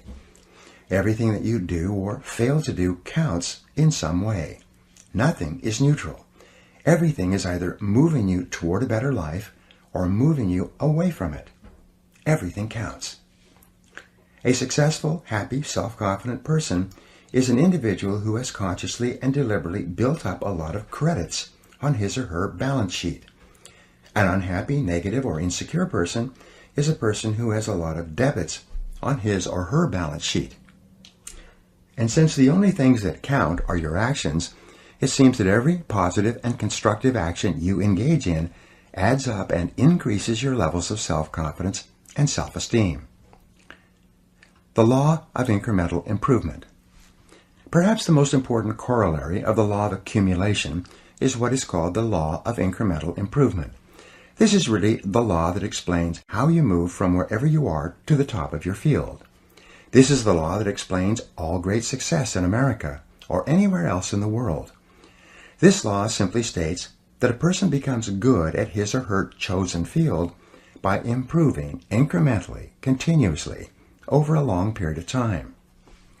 My friend Darren Hardy has written a book entitled the compound effect, in which he explains how it is that everything positive you do in your life compounds and multiplies, growing with force and power over the months and years. As Einstein said, compounding is the most powerful force in the universe. Pattern recognition. In a study on the subject of mastery, reported on in the magazine Psychology Today some years ago, the researchers concluded that mastery consisted of the ability to recognize a great variety of patterns in a given situation based on what they called a high level of integrative complexity. Integrative complexity is defined as the ability to recognize patterns in a situation and to accurately predict what is likely to happen and the best action to take based on previous experiences with similar situations. For example, a salesperson would achieve a high level of confidence and capability in a sales situation by having both studied his or her profession and by having been in countless previous sales situations. He or she would have developed the ability to integrate his knowledge and experience and to recognize a particular pattern in the sales situation based on previous sales situations that were similar to this one. An excellent business person is one who has developed this same capability of recognizing a pattern when it occurs again, drawing upon previous experiences, and is therefore able to respond effectively and do and say the right things to complete the business transaction successfully or make the correct investment decision. The Grand Masters. The researchers found that a Grand Master in chess, for example, was able to recognize as many as 100,000 different patterns or layouts on the chessboard and had developed a strategy to deal with each one. A national chess champion was able to recognize perhaps 50,000 patterns. A tournament chess player was able to recognize perhaps 10,000 patterns on the chessboard, and so on. Their conclusion was that it takes several thousand hours of research and practice to achieve and perform at exceptional levels in any complex field or any difficult occupation or profession. Although there are prodigies, people who succeed in a short period of time, these are very rare. Malcolm Gladwell, in his best-selling book Outliers, quotes the extensive research that shows that it takes several years on average for a person to become excellent in his or her chosen field. According to Gladwell, mastery in any field requires 10,000 hours or 7 years of hard work, or both. Most people only become wealthy after the age of 40 or 50 if they achieve it at all. It takes them many years of hard work, continuous learning, and experience to develop an extensive enough repertoire of patterns so that they can recognize and take advantage of opportunities that appear to them. Up to that time, they make many mistakes. 2 steps forward and 1 step back, as they say. The foundation of self-confidence. The law of incremental improvement is your key to an unlimited future of success, prosperity, and self-confidence. It doesn't matter where you're starting from. All that matters is where you're going. As Theodore Roosevelt said, do what you can with what you have where you are. By applying the law of incremental improvement to yourself and your work, you can begin moving upward toward joining the great ones in your field. If you are doing what you love to do, and you are doing it with all your heart, by engaging in continuous personal and professional improvement, you can begin to move forward at such a rapid rate that it will astonish you. You've heard of the 80-20 rule, which says that 80% of the income goes to 20% of the people. Your goal, if you are not already there, should be to join the top 20% in your field. If you're in the top 20% already, your job is to get into the top 10%, and then the top 5%, and then the top 4%, and so on. Your goal should be to be the best. Your goal is to be recognized by those around you as outstanding in your field. Your goal must be to pay any price, overcome any obstacle, and make any effort necessary to become excellent in your chosen career.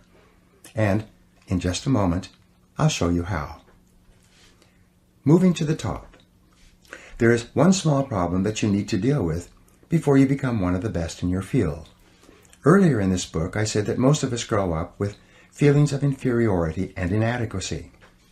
Because of low self-esteem and selling ourselves short, many of us never even think about becoming excellent at our work. It never even occurs to us that we have the ability to learn anything we need to learn to be able to do an outstanding job at anything we put our minds to. The fact is that, generally speaking, you have the capability to excel at anything that is really important to you.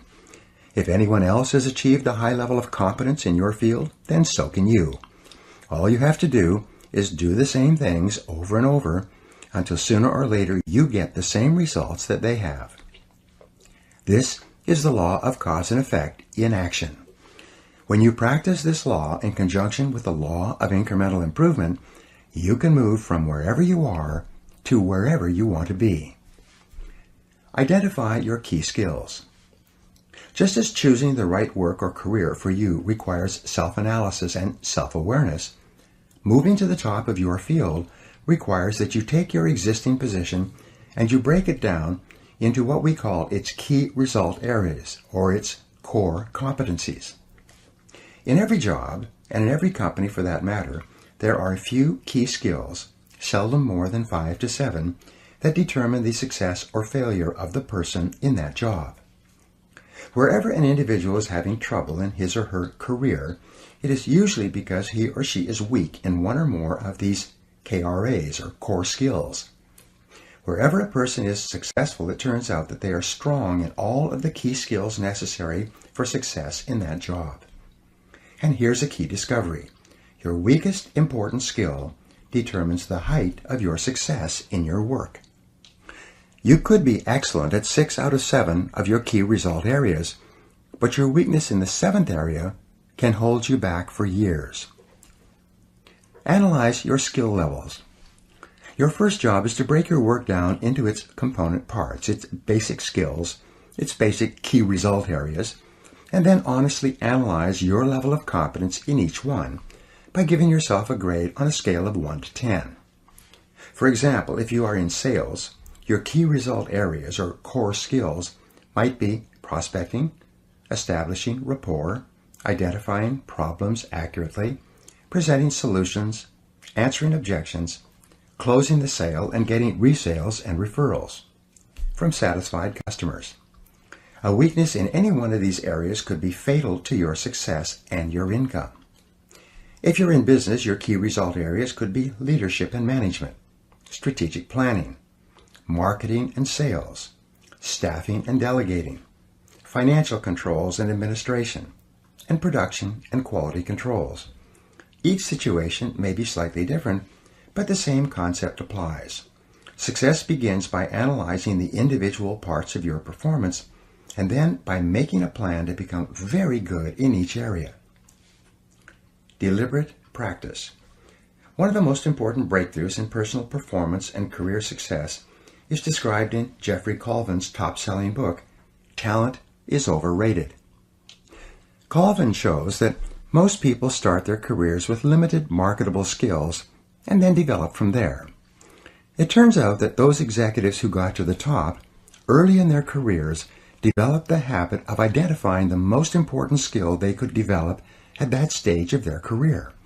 They would then dedicate themselves to mastering that skill, one skill at a time.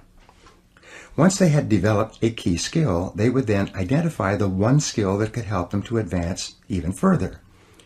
Their entire career ladder consisted of mastering each key skill, one at a time, until the compound effect took over and they moved rapidly upwards in their jobs. Identify your key skill. A good exercise is to ask yourself, what is my limiting skill? What is it that I do or don't do that is determining the speed at which I succeed and move ahead in my job? What is the performance bottleneck or choke point in your work? What limits you or holds you back from getting to where you want to go? Sometimes taking the time to develop one limiting skill will put your entire career onto the fast track. A manager in one of my seminars asked me privately why it was that he was continually passed over for promotion at his engineering firm, even though his boss acknowledged that he did excellent work. I asked him about the qualities and activities of the highest paid engineers in the company. It turned out that they, along with accountants, architects, and many other professionals, were rainmakers. They had the ability to make presentations to clients and to sell them on the idea of giving work to their firm. He then told me that he was terrified of public speaking and any kind of selling. I told him that if he wanted to move up in his firm, he should take a course in public speaking, overcome his fears, and begin bringing in business to his company. A year later, I was giving another management seminar which he attended. He had taken my advice, joined Toastmasters, and taken a Dale Carnegie course, and had become a fluent and popular spokesman for his company. He had been promoted twice, his income was up 40%, and he was one of the most respected people in his firm. His whole life and career had been transformed by the development of a key skill. All skills are learnable. Once you have defined your ideal job and then broken that job down into its constituent parts or core skills, and then made a plan to become very good in each part of your job, then your final key to self-motivation and a feeling of growth is to commit yourself to continuous, never-ending self-improvement. Make a decision right now to dedicate yourself to a lifetime process of personal and professional development. Here are 3 simple rules that will change your life. Number 1, invest 3% of your income back into yourself. Spend 3% of what you earn on personal research and development, on upgrading your skills and abilities, and on becoming better at performing the most important tasks that are required of you. If you invest 3% of your income back into yourself, you'll never have to worry about money again. Number 2, read for 1 hour or more each day in your chosen field, underlining and taking careful notes that you can review regularly. A simple technique is to read and underline with a red pen, and then go back and transfer all of those key points into a spiral notebook. You can dictate the key points and have them typed up for you, or use dictation software that translates your voice, and which you can then print out. You will then have a synopsis of the most important ideas in any book. When you review them, which only takes about 10 minutes or so, 5 or 6 times, you memorize all the key points. This method is used by some of the most successful men and women in America. Number 3, listen to audio programs in your car. Turn your automobile into a mobile classroom, a university on wheels. Never drive your car without your educational audio programs playing. According to the American Automobile Association, the average driver spends between 500 and 1,000 hours each year in their car. If you turn this driving time into learning time, you can become one of the best educated people of your generation. Your most valuable financial asset. Your ability to earn money by applying your knowledge and skill is the most important single source of money in your life. This is called your earning power and is the sum total of all your knowledge and skill applied to doing a job. Your earning ability is your ability to get results that someone will pay you for. This capacity represents as much as 80 to 90% of your total net worth. And your earning ability is either an appreciating asset, becoming more valuable each month and year, or a depreciating asset, losing value each month and year because of a failure to continually upgrade your skills. One of the smartest expenditures you can make is to invest in your earning ability to become better at what pays you the most. This continuous investment in yourself will put you behind the wheel of your own life.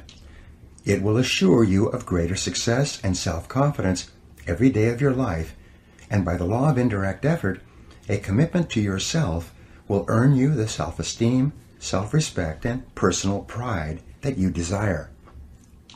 You will eventually achieve the competence and mastery in your field that generates the feelings of self-confidence that make you irresistible. There is no limit to what you can accomplish if you know the direction that you are going and you are willing to make the efforts to become excellent at what you do. Now here are some exercises that you can use to apply these ideas. Number 1, make a decision today to become excellent at what you do. Set it as a goal, make a plan, and work on it every day. Number 2, identify the jobs or parts of your job that you most enjoy, and then seek a way to do more and more of those jobs. Number 3, identify those jobs in your career that have been easy to learn and which are easy to do, and look for ways to do more of them more of the time.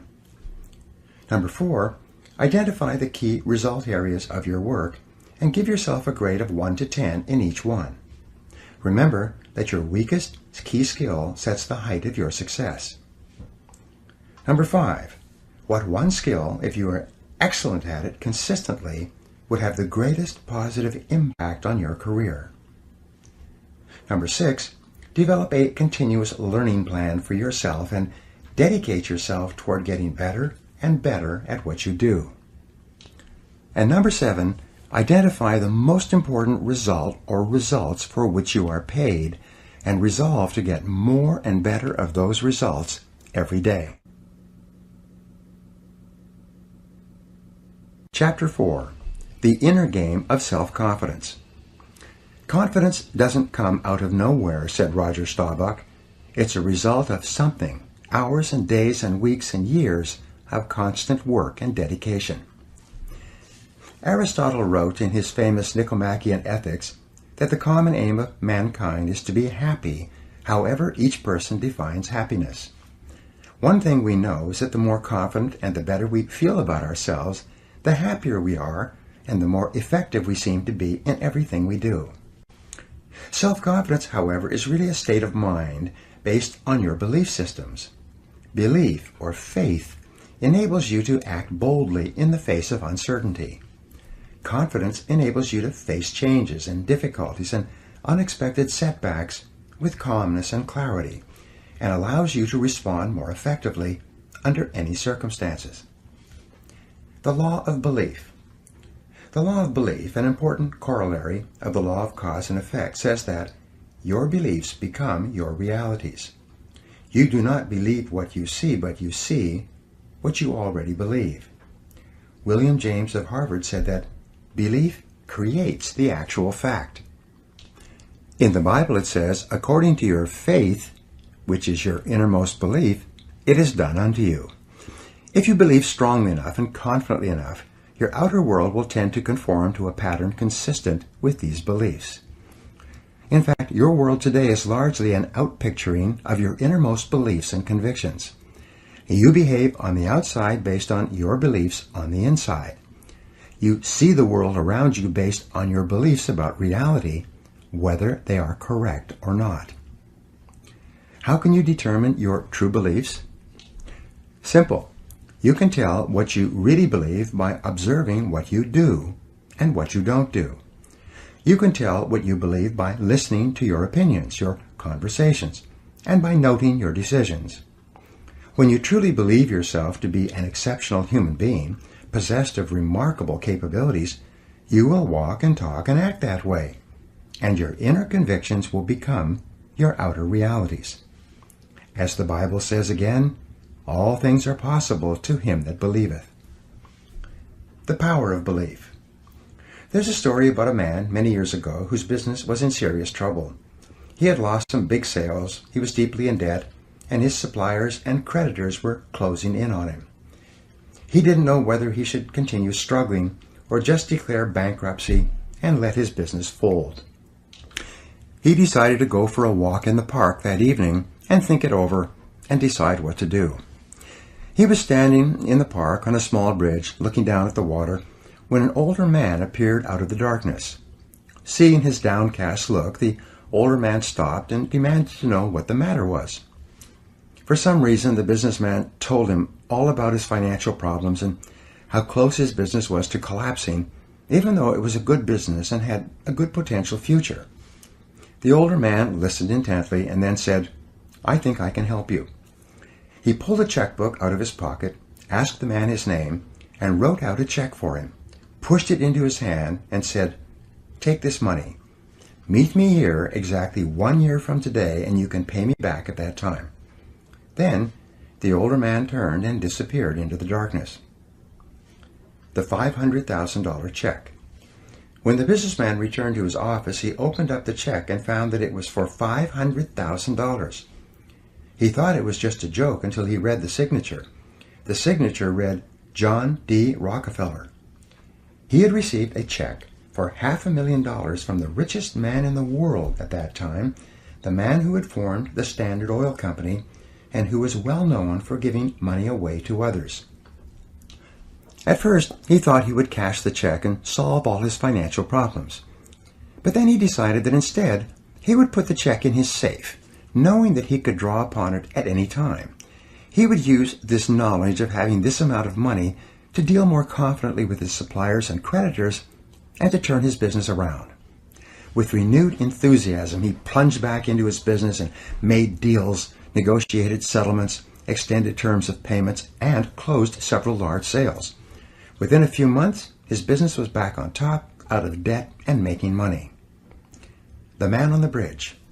1 year later, he went back to the bridge in the park with the uncashed check still in his hand. He could hardly wait to tell the older man what had happened. At exactly the agreed upon time, the older man emerged from the darkness once more. Just as the businessman was about to give him back his check and tell him his exciting story of success and achievement over the previous 12 months, a nurse came running out of the darkness up to the old man and grabbed his arm. She apologized to the businessman, saying, "I'm so glad I caught him. I hope he hasn't been bothering you. He's always escaping from the rest home and going around telling people that he's John D. Rockefeller." She took the old man's arm and led him away. The businessman just stood there, stunned. All year long he had been wheeling and dealing, buying and selling, and building his business with the calm, confident knowledge that he had a $500,000 check in his safe that he could cash at any time. It suddenly dawned on him that he had made his business successful based on his beliefs, even though the information upon which his beliefs were based was false. It had been his self-confidence in action that was responsible for the turnaround in his affairs. First, convince yourself. Your job is to achieve the same level of confidence and belief as that possessed by that businessman. The world will largely accept you at your own estimation. It is yourself that you have to convince before you can convince anyone else. But once you are absolutely sure that you have what it takes to master any situation, you will act in such a way that your beliefs will become your reality.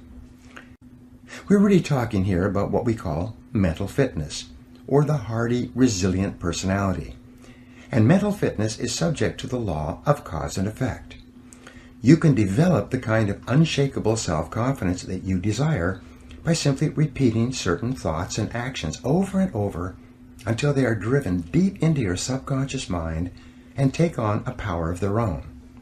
You can build your level of mental fitness just as you would build your level of physical fitness by working on your mental muscles in a specific way until they are as strong and as effective as you want. The power of suggestion. Perhaps the most powerful influence in determining your mental and emotional state at any time is the power of suggestion. The power of suggestion begins influencing you even before you're born and continues from infancy and throughout your life, making you the kind of person you are today. Experts say that fully 95% of what you do, say, think, and feel is determined by environmental and psychological suggestive influences around you. For example, the average person is so susceptible to suggestive influences that a rude word from another person may cause him or her to be upset and angry for hours. On the other hand, a kind word of praise or recognition may cause him or her to be positive and happy for the rest of the day. We are all very susceptible to the suggestive influences that surround us. Control your suggestive environment. To enjoy high levels of self-confidence, you must be able to make up your own mind and free yourself from any influences that cause you to feel negative or unhappy for any reason. you must take full control over your own thinking and over your own suggestive environment. Making sure that what you are allowing into your mind is consistent with the things you want and the person you want to be. And you must work to keep out all other influences. There are 3 forms of suggestion that can determine how you feel about yourself and how you think. The first is called external suggestion. These are all the activities that go on around you, from the moment you get up in the morning until your last communication or information input in the evening. Depending upon how open and receptive you are, you can be inordinately influenced by television, radio, newspaper, the internet, conversations, work experiences, feedback from superiors, interactions with members of your family, even problems in traffic or changes of temperature on the outside. The great majority of people allow much of their lives to be determined by what is going on around them, convincing themselves that they are thinking independently, when instead they are merely reacting to whatever happens. Control your emotions. This is why the negative emotions that upset and disturb you are usually unconscious, unthinking reactions that are triggered by external events. We know this is true because no one would consciously and deliberately decide to feel negative, angry, or upset. When people are in control of their emotions, they choose to feel happy. For example, one of the most common expressions of negative emotions has to do with what are called conditioned responses. These are automatic responses that we engage in when somebody pushes one of our hot buttons. A hot button is a habitual negative way of reacting to an experience or to something that someone says. Each person has a series of these buttons, and when we know a person well, especially in an intimate relationship, we know just what buttons to push to get whatever reactions we want. When one of your buttons is pushed, such as when someone mentions someone or something that you feel very strongly about, you respond with anger and defensiveness. If you hate to get cut off in traffic and somebody cuts you off inadvertently, your hot button will be triggered and you'll be talking angrily to yourself and to anyone else who will listen for the foreseeable future. Think before you react. One of the ways to take control over your mind is to identify the various external factors that cause you to become angry or upset in advance. Make a list of everything that happens where you have a tendency to respond negatively. Then, consciously make the decision that, in the future, when one of these issues comes up, you will instead respond calmly and positively and not allow yourself to become upset and angry. Each time something happens that would normally trigger a negative response from you, consciously decide not to respond or to react in any way. Smile, take a deep breath, and remain calm. The more you practice this, the easier it will become. You will become more positive and optimistic. Your self-confidence will go up and you will feel more in charge of your own life. You will begin to free yourself from being a slave to external suggestions that control your mental state. The power of self-suggestion. The second form of suggestion is called self-suggestion. Self-suggestion is when you put both hands on the controls of your own mental life or step up to the keyboard of your own mental computer and consciously program your subconscious mind with the thoughts and feelings that you desire. Self-suggestion is your key to building the kind of belief system deep within yourself that leads to unshakable self-confidence. And the reason that self-suggestion works so well is because of the law of substitution. The law of substitution says that your conscious mind can only hold one thought at a time, positive or negative. If you consciously choose to hold a positive word or picture in your mind, you simultaneously block out the various inputs from external sources that might cause your thinking and feeling to be negative or inconsistent with your true desires. For example, if whenever you begin to feel tense or uneasy or angry about something, you instead switch your mind and start thinking about your goals, your mind will switch from negative to positive instantly, and you will feel good about yourself again. The thought of a goal, which is positive and future-oriented, is inherently uplifting. You cannot think about your goal and be upset or angry at the same time. By using the law of substitution, you take full control over your suggestive environment and over the information that reaches your subconscious mind. Make self-control into a game. When something negative or unexpected happens to you, immediately seize upon the moment as an opportunity to demonstrate calmness and self-control. Make it a game. Instead of allowing yourself to feel negative, deliberately force yourself to substitute something positive. Here's an affirmation that's been very helpful to me. I repeat it over and over until it becomes automatic in almost every situation. When something goes wrong, I immediately catch myself by saying, every situation is a positive situation if viewed as an opportunity for growth and self-mastery. Whatever it is, I take a deep breath, relax, smile, and say, every situation is a positive situation if viewed as an opportunity for growth and self-mastery. I then look within the situation for something that I can learn that will help me to grow and develop greater self-mastery. This is a simple mind game that enables me to stay relaxed and in control of my emotions, and it will work for you as well. Just give it a try. The power of autosuggestion. Autosuggestion takes place when you have repeated messages to your subconscious mind so often that they take on a power of their own. They function automatically. We have found continually that happy, optimistic people have programmed themselves to respond in a happy and optimistic way to almost every situation. And you can do the same thing. All of life is bound up and determined by your responses.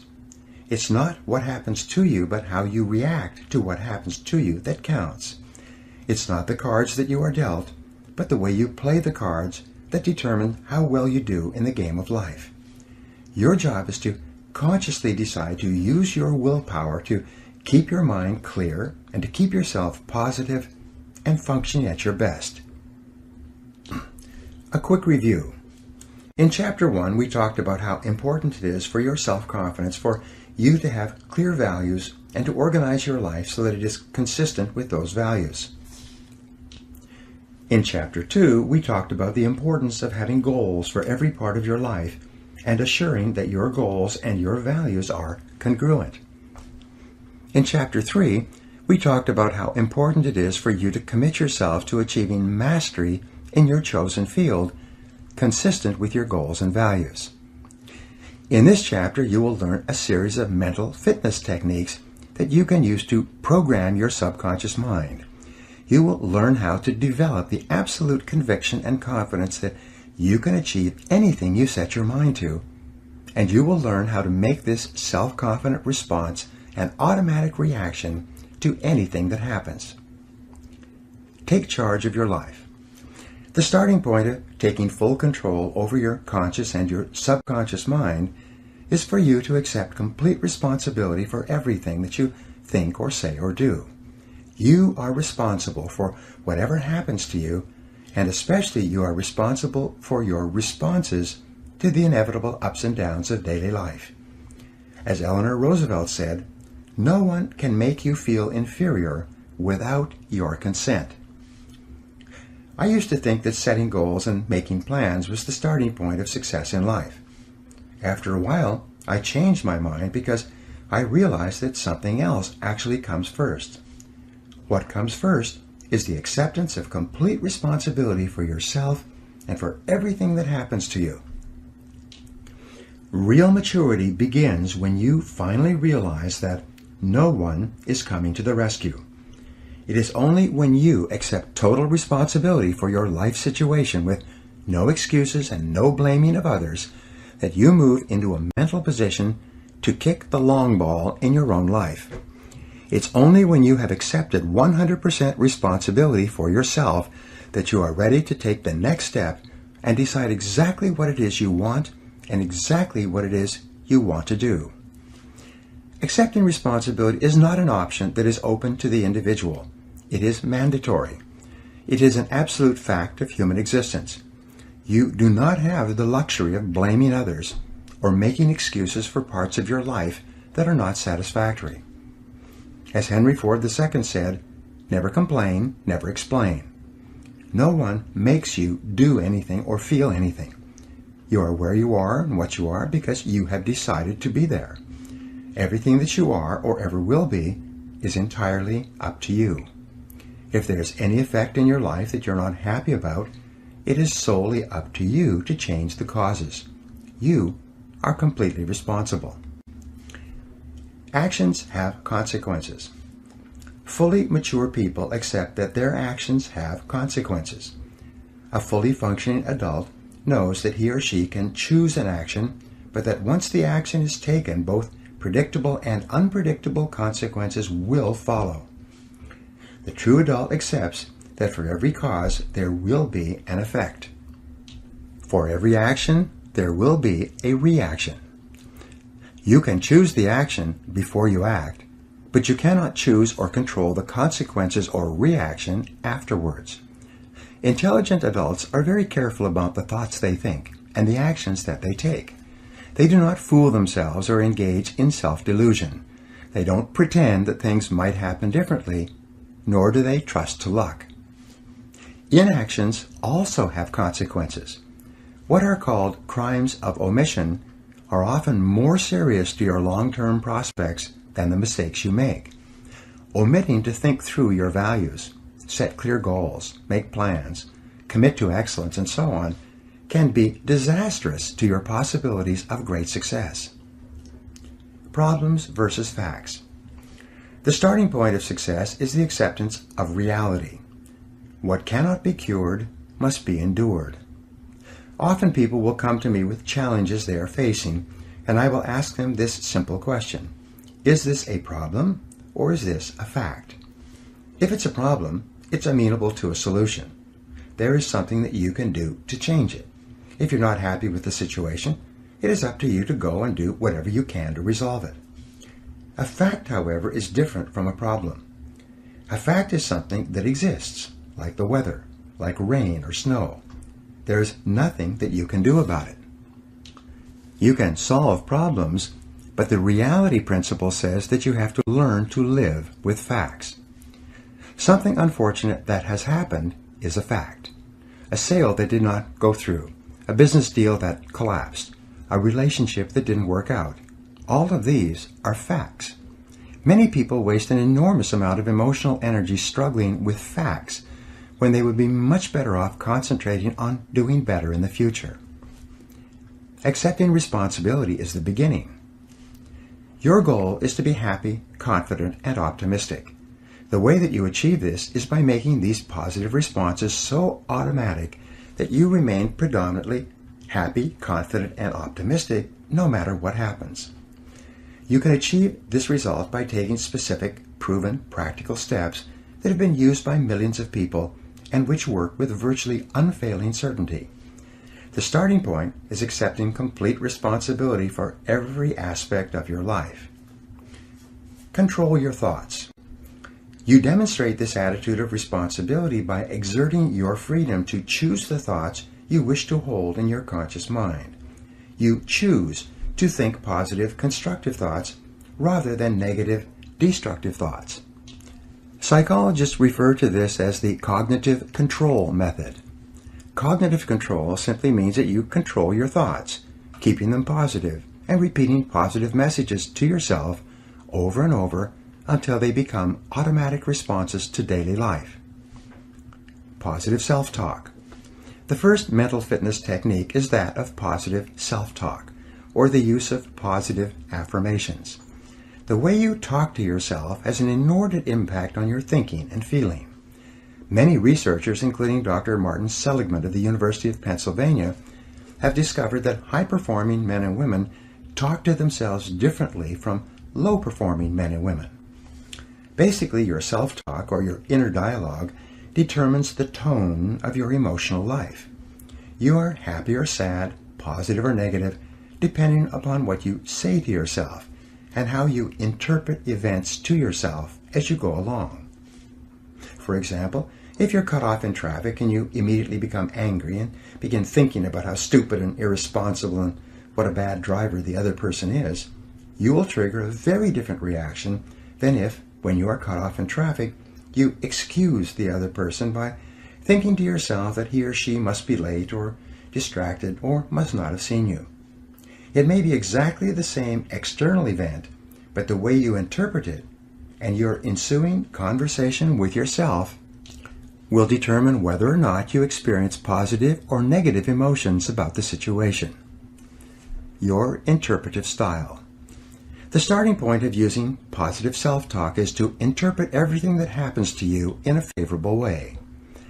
Become what wealthy W. Clement Stone called an inverse paranoid. Imagine that the whole world is in a giant conspiracy to help you to be successful and happy. Imagine that everything that happens is happening to teach you something valuable and to move you closer to achieving your most important goals.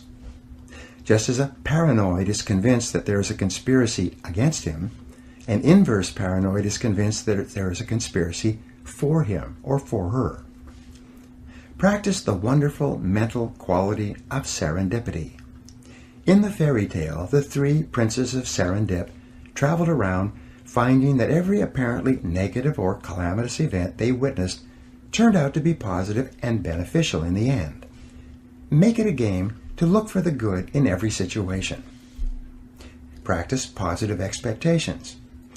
The law of expectation says that whatever you expect with confidence becomes your own self-fulfilling prophecy. When you develop an attitude of positive self-expectancy, you become a more optimistic and cheerful person. Whatever happens, you immediately interpret it in the best way possible. In Napoleon Hill's famous book, Think and Grow Rich, he wrote that one of the characteristics of the most successful men and women in America is that they always look for the opportunity or benefit within every setback or obstacle. Because of the law of substitution, if you're looking into every difficult situation for the lesson you can learn, or for the possible opportunity it might contain, your mind will remain positive and you will continue to function at your best. Talk to yourself positively. Whenever you think of an upcoming event, talk to yourself in positive language. Perhaps the most powerful affirmation of all for building self-confidence is for you to repeat over and over 50 or 100 times per day the words, I can do it, I can do it, I can do it. These simple words are the verbal antidote to the fear of failure, which, as you know, is the great destroyer of self-confidence and probably the primary reason for failure in adult life. But you can diminish the fear of failure in any situation by repeating, I can do it, I can do it, I can do it. Whenever you think of an event that causes you to feel nervous or insecure, whenever you have something coming up that fills you with trepidation, exert your powers of self-talk and self-suggestion by saying, I can do it, to cancel out and override any negative emotions associated with it. Control your thoughts and feelings. The most powerful affirmation for building self-esteem are the words, I like myself, I like myself, I like myself. These simple words, repeated often enough with energy and enthusiasm, will eventually be accepted by your subconscious mind. As your subconscious mind accepts this message of self-liking, your self-esteem goes up, and your ability to perform and your levels of effectiveness improve in every area of your life. If you want to do your work better, just say, I love my job, I love my job, I love my job. In their best-selling book, Success Through a Positive Mental Attitude, W. Clement Stone and Napoleon Hill recommend that you repeat several times a day the words, I feel happy, I feel healthy, I feel terrific. One of my favorite affirmations, whenever I'm worried about anything, is to cancel it by saying, I believe in the perfect outcome of every situation in my life. I believe in the perfect outcome of every situation in my life. You will find that it's almost impossible to worry and fret about anything while you're repeating this kind of positive message to yourself. Unlimited potential. Your potential is unlimited using affirmations. Remember that affirmations are a way of programming your subconscious mind. By repeated affirmations, you can instill within your mind powerful, positive commands that will eventually determine your automatic thoughts, feelings, and responses. In order for affirmations to work, they must be phrased using the 3 P's. They must be in the present tense, positive, and personal. The affirmations, I can do it, I like myself, I feel terrific, are all positive, present tense, and personal. The subconscious mind is very literal in nature and can only accept commands phrased in the present tense. For some reason, it ignores negative commands and focuses only on the positive message. If a person says, I will not smoke again, the subconscious mind drops out the will and not and only accepts the message, I smoke again, I smoke again. It's better to say, I am a non-smoker. The subconscious mind can form a clear picture of a non-smoker and will eventually adjust a person's habits and tastes to the point where they stop smoking altogether. You can create affirmations for each of your goals, and by repeating them continually, you program them deeper into your subconscious mind until they take on a power of their own. You then find yourself automatically motivated to do the things necessary to achieve them. Written affirmations. The second technique you can use to keep your mind positive and to achieve your goals faster is to write out your goals in the form of affirmations on 3x5 index cards. Write them in large black letters and then read and reread the cards several times each day, reciting the affirmation to yourself each time. This and every other method or technique that you use to convince yourself that your goal is achievable will also help to build your self-esteem and self-confidence. This attitude or belief will cause you to take the specific actions that will eventually make your goals a reality. Practice visualization. The third technique for building self-confidence is the use of positive visualization. This is the process of creating clear mental pictures of the person that you want to be, doing the things that you want to do, and achieving the goals you want to achieve. Because your subconscious mind cannot tell the difference between a real experience and one that you vividly imagine, it will give you the thoughts and feelings that would accompany your realization of your mental pictures. What determines the impact of visualization is the amount of emotion that you combine with the picture when you hold it in your conscious mind for reception by your subconscious. The more emotion with which you visualize, the faster the visualization will emerge in your reality. Mental rehearsal. An effective way of visualizing is a peak performance technique called mental rehearsal. In mental rehearsal, you go through an upcoming event in your mind, detail by detail, and imagine it happening perfectly, with you being completely successful in the end. Prior to any event of importance, you recall and relive a previous experience where you performed well. You take a few moments to replay in your mind a picture of the last time you did this particular activity successfully. If you have to write an exam of any kind, take a few moments to close your eyes, breathe deeply, and see yourself writing the exam easily, knowing all the answers. If you have to make a sales call, take a few moments prior to the sales call, close your eyes, and see yourself in the sales call, perfectly relaxed, calm, positive, and in complete control. See the prospect or customer responding positively towards you and signing the contract or check at the end of your visit. If you have an interview coming up, take a few moments to rehearse the interview in your mind. Go through every stage of it. See yourself performing at your very best and visualize the other person responding to you in a positive and productive way. Improve your mental pictures. All improvement in your life begins with an improvement in your mental pictures. If you want to wear beautiful clothes, you should purchase and read magazines filled with pictures of models wearing the kind of clothes you desire. Visit clothing stores of the very best quality and try on clothes that you eventually want to own. flood your mind with pictures and sensations of the reality that you desire to experience. If you want to drive a better car, go and test drive exactly the automobile that you desire. Get the brochure on the car and put pictures of the car all over your house or apartment.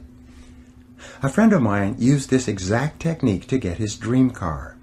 He cut out a picture of the new BMW he wanted and put it on the steering wheel of his car.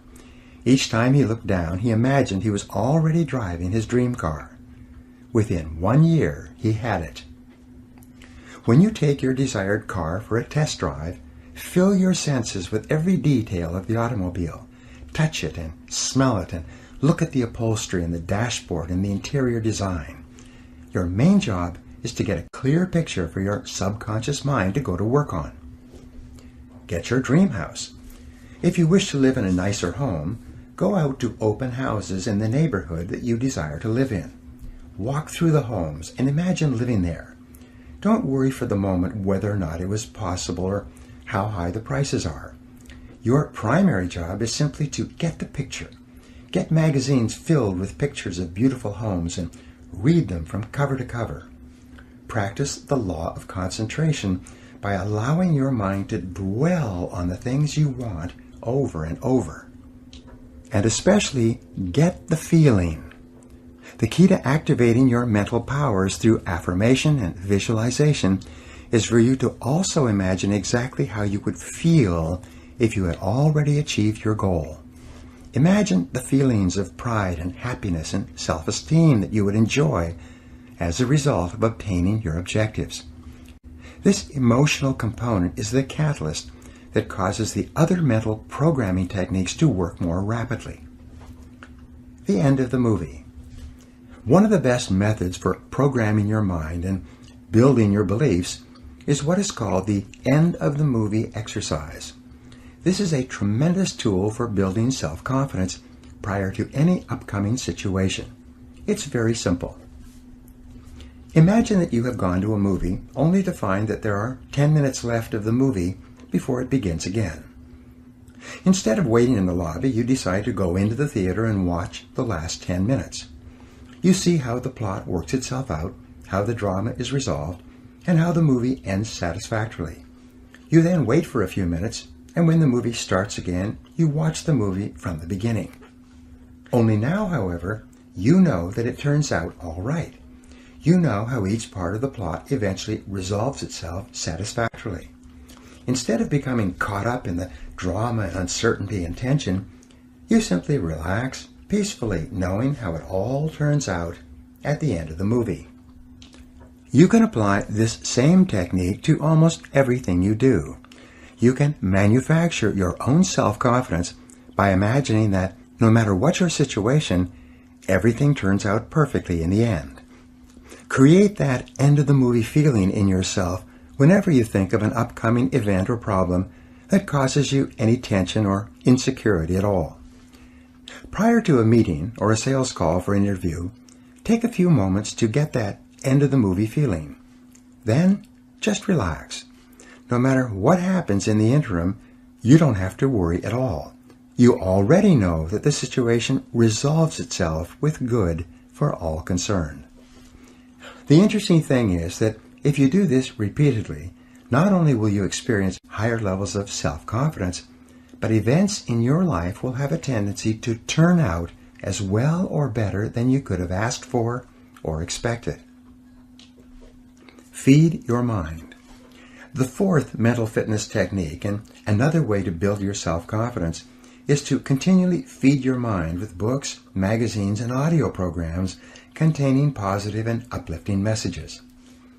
Just as you become what you eat, you do become what you think about as well. Everything that you take into your conscious mind, positive or negative, is either raising or lowering your self-esteem or self-confidence. To practice cognitive control, you must be consciously aware of the suggestive influences around you and make every effort to assure that they are positive and consistent with your goals and desires. Get around positive people. One of the most powerful suggestive influences in your life, perhaps the single influence that decides your success or failure more than any other controllable factor, is the kind of people that you associate with on a regular basis. The fifth technique to keep yourself confident and optimistic is to get around positive people and get away from negative people. Fly with the eagles rather than scratching with the turkeys. Resolve today to get the negative people out of your life. Because you are so inordinately influenced by other people, the people you work with and socialize with and spend time with, you must do everything to assure that you are surrounded by the kind of people that you like, enjoy, and who make you feel good. Research has shown that habitual association with critical, complaining people can be enough by itself to sabotage all your chances for success and happiness. Negative people drag you down. They rob you of energy and enthusiasm. Attract positive people into your life. Fortunately, the law of attraction works very quickly when applied to people. You can begin to change your human environment by beginning, first of all, to think about the kind of people that you admire and want to be like. Think about the men and women, living or dead, whose qualities you respect and whose lives you would like to emulate. Read stories and biographies of successful men and women. Read magazine articles and interviews with people who are going somewhere with their lives. Begin associating with winners by first identifying with them mentally. As you think about people you admire, you'll experience a subtle change in your thought patterns. As a result, you will begin to attract positive people into your life. At the same time, you will activate the law of repulsion, and negative people will start to move away from you. Just as positive, goal-oriented people will start to find you interesting as you become a more positive person, negative people will tend to find you unenjoyable and uninteresting. In no time at all, your human environment will begin to change for the better. Everything counts. And by the way, if all these exercises in mental programming seem like a lot of work, remember that both actions and inactions have consequences. Like the law of sowing and reaping, whatever you sow or fail to sow is going to determine what you reap in the end. The law of accumulation reminds us that everything counts. Every positive step you take is moving you toward building a great life for yourself. Every positive word or thought or image is deepening your belief and increasing your confidence in your ability to achieve wonderful things. Finally, remember the law of reversibility. If you act in a manner consistent with high performance and high self-confidence, those very actions will generate the feelings consistent with them. Every positive, constructive action that you take in the direction of your dreams and goals will reinforce your belief in yourself and in your ability to accomplish your ideals. Take action continually. Keep your vision clearly before you and take continuous positive action every hour and every day. Develop a sense of urgency. Move quickly when opportunity presents itself. Maintain a bias for action. Fast tempo is essential to success. And the faster you move, the better you will feel. The faster you move, the more energy you will have. And the faster you move, the higher will be your self-esteem and self-confidence. The world can really be divided into two categories, the talkers and the doers. The world is full of talkers who seem to be convinced that if they talk about it enough, it's the same as actually doing it. But you are a doer, and it is always the doers who have been the movers and shakers throughout all of human history. It is the men and women who think, plan, and then take consistent, persistent action who make things happen. And when you engage in continuous action, not only will you feel terrific about yourself, but your ability to do whatever you want to do will grow by leaps and bounds. You will eventually become unstoppable. Now here are some action exercises you can do to apply these ideas. Number 1, create a clear, exciting mental picture of your most important goal as if it already existed in every detail. Number 2, each day, act as if you were already the positive, self-confident, successful person that you're going to be. Number 3, practice mental rehearsal prior to every event of importance. Close your eyes, Take a deep breath, create a mental picture of complete success, and get the feeling of calmness and confidence that you desire. Number 4, resolve today to accept complete responsibility for your life, for everything you are today, and for everything that you will ever be in the future. Number 5, write your main goals on 3x5 index cards and review them twice each day until they're programmed deeply into your subconscious mind. Number 6, make a decision to associate only with positive people and get the negative people out of your life. Number 7, feed your mind daily with a steady stream of positive books, audios, conversations, and other suggestive influences that are consistent with the very best person you could possibly be. Chapter 5, Capitalizing on Your Strengths. Booker T. Washington once wrote, "I have learned that success is to be measured not so much by the position one has reached in life as by the obstacles he has overcome while trying to succeed." Self-confidence goes hand in hand with winning, with self-esteem, with success and happiness in everything you do. The more self-confidence you have, the more things you will try, and by the law of averages, the more things you are likely to achieve. The more self-confidence you have, the less you will be affected by temporary setbacks and disappointments. The more self-confidence you have, the more likely it is that you will have a long, exciting life full of riches and rewards and self-satisfaction. And achieving these goals is the whole aim of this program. One of the starting points of self-confidence is for you to recognize that you have tremendous strengths of ability and character that you can bring to bear to accomplish almost anything you want. You are extraordinary. The odds are more than 50 billion to 1 against there ever being anyone with the unique combination of talents, skills, and abilities that you bring to your life and to your world. And the incredible things that you can do and be, no one knows, not even you. But the one thing that we do know is that virtually everything noteworthy that you will ever achieve will come from your ability to identify your areas of greatest strength and then to capitalize on them in every situation. Your area of excellence.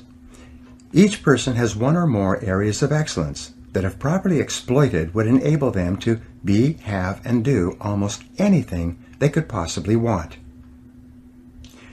Each person, as the result of years of education and experience, has developed possibilities that make him or her different from all other people. And the men and women who are achieving the most in every field are invariably those who have taken the time to identify their areas of greatest strengths and then to capitalize on them continuously. We said earlier that life is the study of attention. Where your attention goes, there will your heart be also. The people, things, and events that hold your attention are indicative of your entire mental makeup.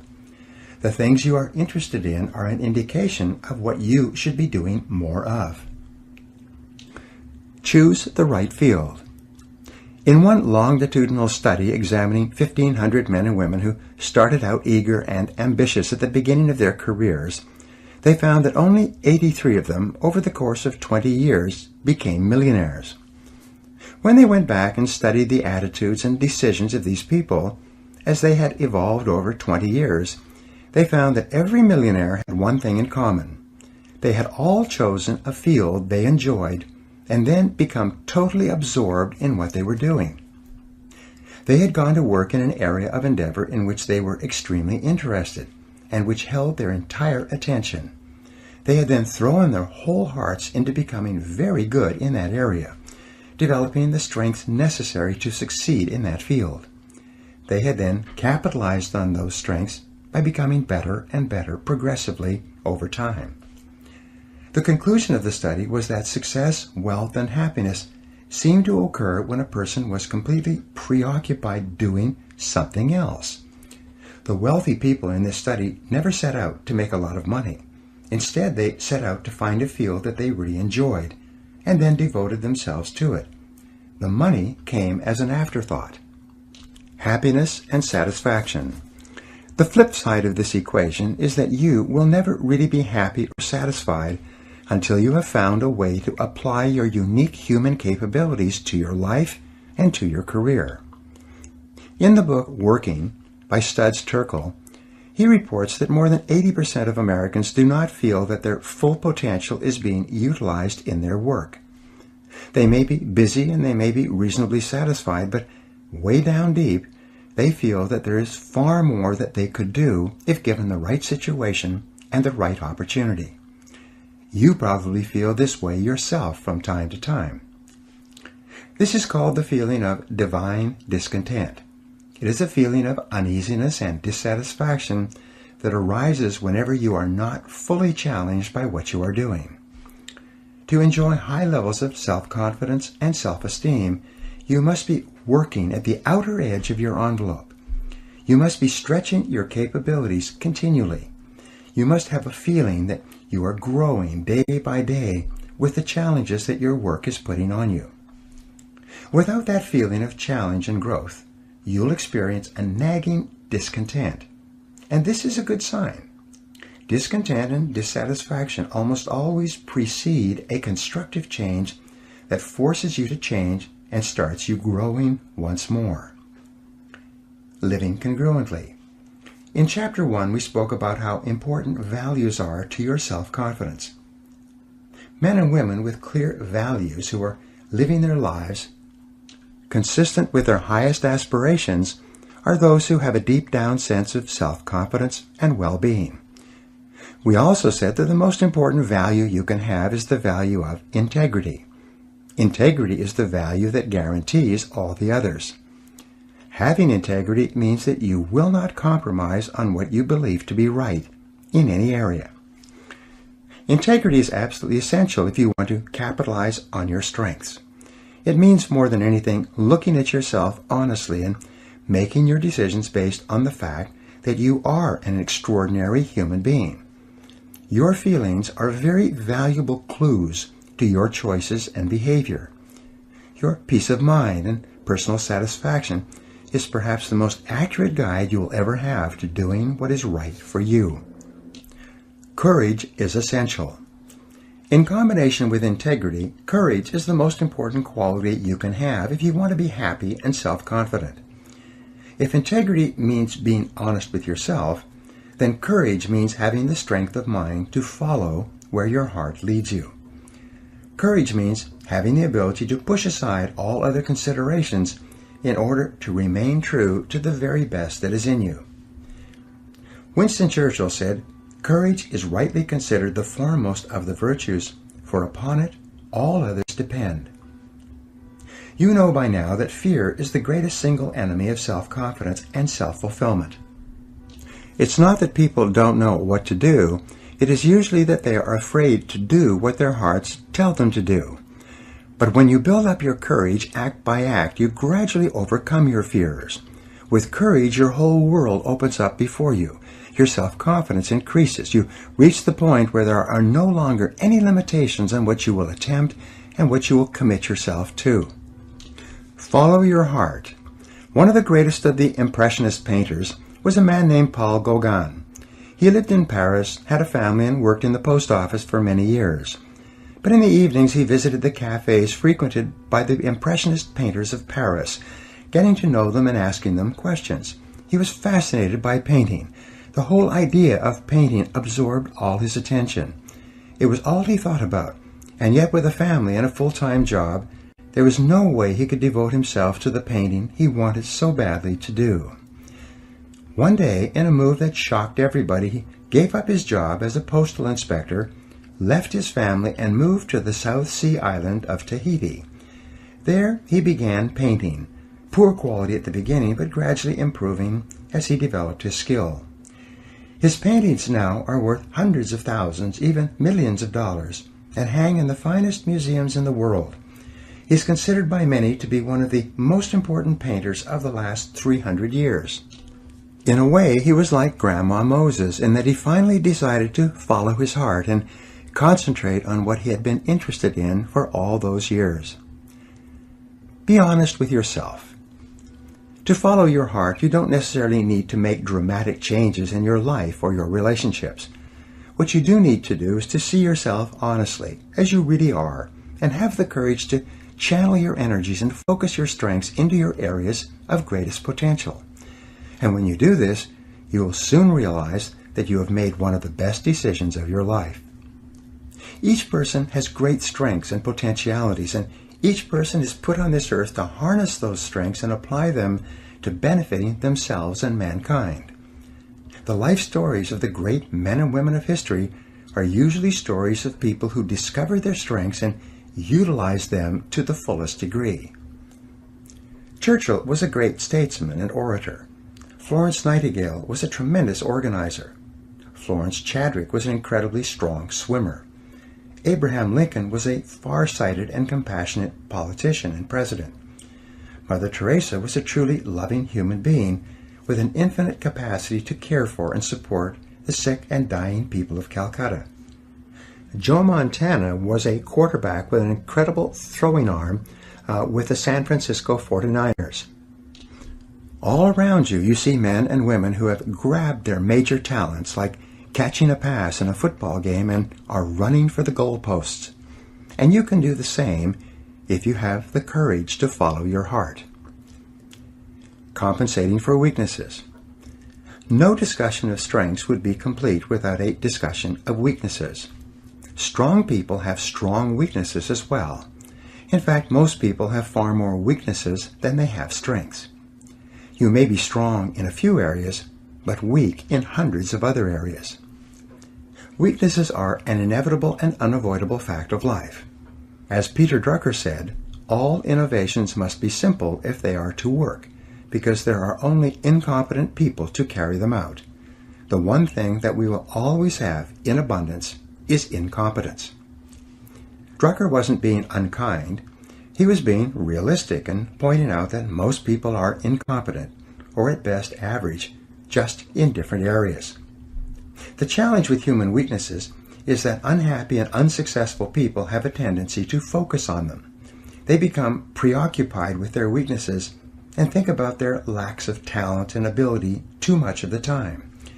They lose sight of the fact that each person has strengths that may need to be developed, and that these strengths can and will bring them everything they want.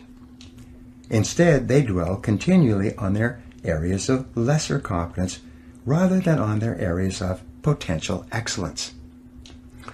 Developing strength and resiliency. We are all brought up with feelings of inferiority and inadequacy. Our self-esteem and self-confidence are fragile. Our positive feelings about ourselves are like balloons, easily popped. We have to work on ourselves for a long time to build ourselves up to the point where we are tough and resilient, especially in the areas where we make mistakes and drop the ball. Every person is a combination of peaks and valleys. You have areas of great potential strength, and you have multiple areas of weakness where you perform in an average or mediocre way. Drucker also wrote, "The goal of business is to maximize strengths and to make weaknesses irrelevant." The law of concentration has an inordinate impact on the person you become. Whatever you dwell upon grows in your life. Strong, competent people are those who dwell upon their strengths and abilities. Weak people are those who dwell upon their weaknesses and their inabilities. You always have the choice of looking at your glass as being either half full or half empty. But to develop and maintain high levels of self-confidence and the success and happiness that go with it, you must consciously choose to dwell upon your strengths most of the time. You are a bundle of resources. One of the most obvious characteristics of leaders in life is that they view themselves as bundles of resources that can be utilized in many different ways, like a tool can be used to achieve different results. Leaders are adamant about applying themselves only in those areas where they can perform well and make a significant difference. They focus only in those areas where they can succeed because of their special talents. One of the best questions you can ask yourself over and over is, what can I and only I do that, if done well, will make an extraordinary difference in my situation. The law of concentration also says that all great successes in life come from single-minded, focused concentration on doing one thing or a few things extremely well. Success comes from staying at a particular task, the most valuable and important task you could be doing, until you succeed. Every great human achievement is preceded by an extended period of dedicated, concentrated effort. But there is little to be gained by digging determinedly if you're digging in the wrong place. As Benjamin Trigo, management consultant, said, "The very worst use of time is to do very well what need not be done at all." Assess your strengths and weaknesses. This brings us to the importance of self-assessment with regard to your strengths. When we do strategic planning for corporations, we deal continually with what is called concentration of power. Where can the company focus and concentrate its resources to achieve extraordinary results in a competitive market? We start from the viewpoint that a company has a certain degree of flexibility in determining what it offers to justify its existence in the marketplace. We say that the purpose of a business is to create and keep a customer. The customer, or the person that the company is organized to serve in some way, is central to every calculation and every decision. We put the imaginary customer in the middle of the table and conduct the strategic planning process with him or her in mind. Increase your return on energy. The critical issue in corporate strategic planning is to increase the return on equity invested in the corporation. It is to allocate and deploy assets in such a way that the rewards that the company earns are greater than they would be in the absence of the planning exercise. We start off with establishing clear values, a clear vision of what the company wants to become in the future, and a written mission statement that describes the strategic objective and positioning for the company. Each person needs to do the same for himself or herself. The purpose of your personal strategic planning is to enable you to increase your return on energy, as we mentioned earlier. Since your time is your life, and your mental, emotional, and physical energies are your most valuable resources, your job is to organize your efforts in such a way as to give you maximum rewards and satisfaction for your energy invested. Differentiate yourself. Each company and each product or service either has or must develop a unique selling proposition. This is the key to differentiating the company and the company's products and services from the competition. Often this is called a competitive advantage. Sometimes we call it an area of superiority. In every case, it's essential to determine how and where and why and in what degree a particular company or product differs from every other company that is competing with it for the right to create and keep customers in that market niche. And what applies to competitive businesses applies to you. You are the president of You, Inc. You are the president of your own life. You are the president of your own personal services corporation. You are in business for yourself. You are self-employed. No matter who signs your paycheck, you are working for yourself from the day you take your first job until the day you retire. You may work at someone else's office or company, but you are always self-employed. The failure of many people to recognize this fact of self-employment and to behave as though this were true is a major reason for low self-confidence, underperformance, unhappiness, and failure in working life. As the president of your own company, selling your services in the marketplace to the highest bidder, you are completely responsible for identifying your own unique selling proposition. What is it that you do better than anyone else? Why are you special or different? What is your area of competitive advantage? If you had to write in 25 words or less exactly why someone should hire and promote and pay you to do a particular job, rather than hire, promote, and pay someone else, what would you point out as your area of superiority? Join the top 3%. Many people have a tough time with this question. What matters at this point, though, is that you are asking the question at all. The very fact that you are thinking this way is moving you rapidly into the top 3% of working Americans, or working people worldwide. Only the top 3% see themselves as self-employed and self-responsible, and they are the most respected and important people in any organization. Your first question is, what am I really good at today? What is your personal area of competitive advantage or superiority in your current job? Each person is responsible for asking and answering these questions for himself, today, and throughout your career. No one else can or will do it for you. The amount of knowledge in every field is doubling every 2 or 3 years, and sometimes every 6 months. Your skills are becoming obsolete at a more rapid rate than ever before, and new skills are essential for survival, much less success in highly competitive markets. If your knowledge and skill isn't doubling every 2 to 3 years or faster in your field, you will soon be out of your business and someone else will have your job. Whatever got you to where you are today is not enough to get you any further. As Marshall Goldsmith entitled his best-selling book, "What got you here won't get you there." This is an inevitable and unavoidable fact of working life.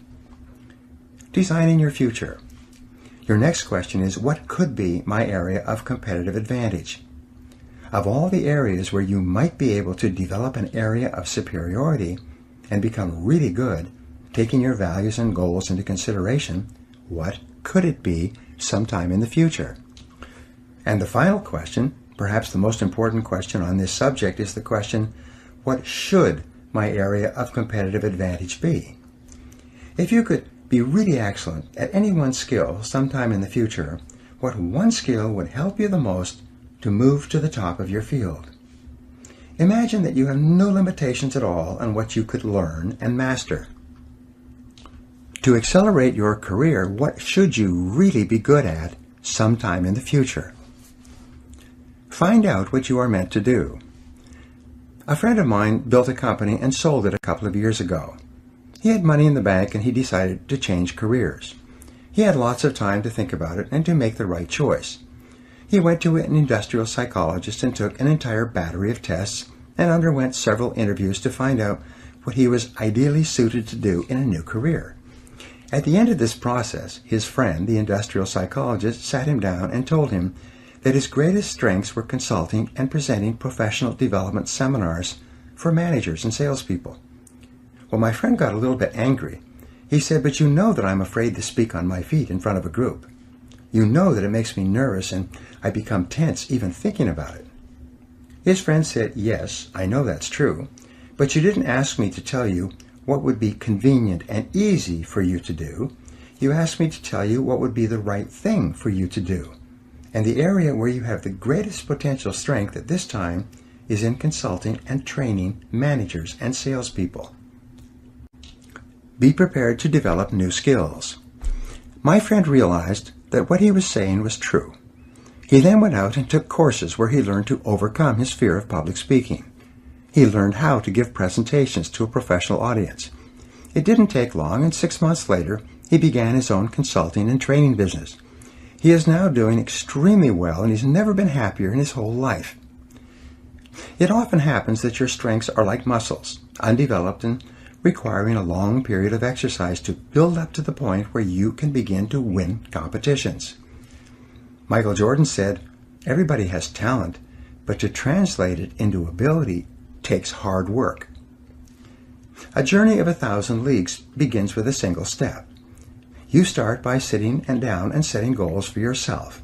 You decide where you are now and where you want to be at a specific time in the future.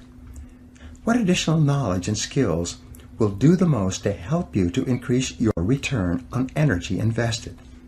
In what areas will a particular skill be useful and valuable to you and enable you to stand out from others? Be aware of yourself. We know today that the key to a fully functioning, fully integrated personality, the basic factors underlying self-confidence, is for you to become more aware of who you are and what you really want. Each person has a part of their talents and potential skills that are unknown, either to themselves or to others. Sometimes the greatest breakthroughs in your life will come from discovering parts of your potential that neither you nor anyone else knows are there. To become more aware, you begin with the process of self-disclosure. In determining your strengths for the future, you begin to engage in a search process to explore all the different areas where you may have hidden talents.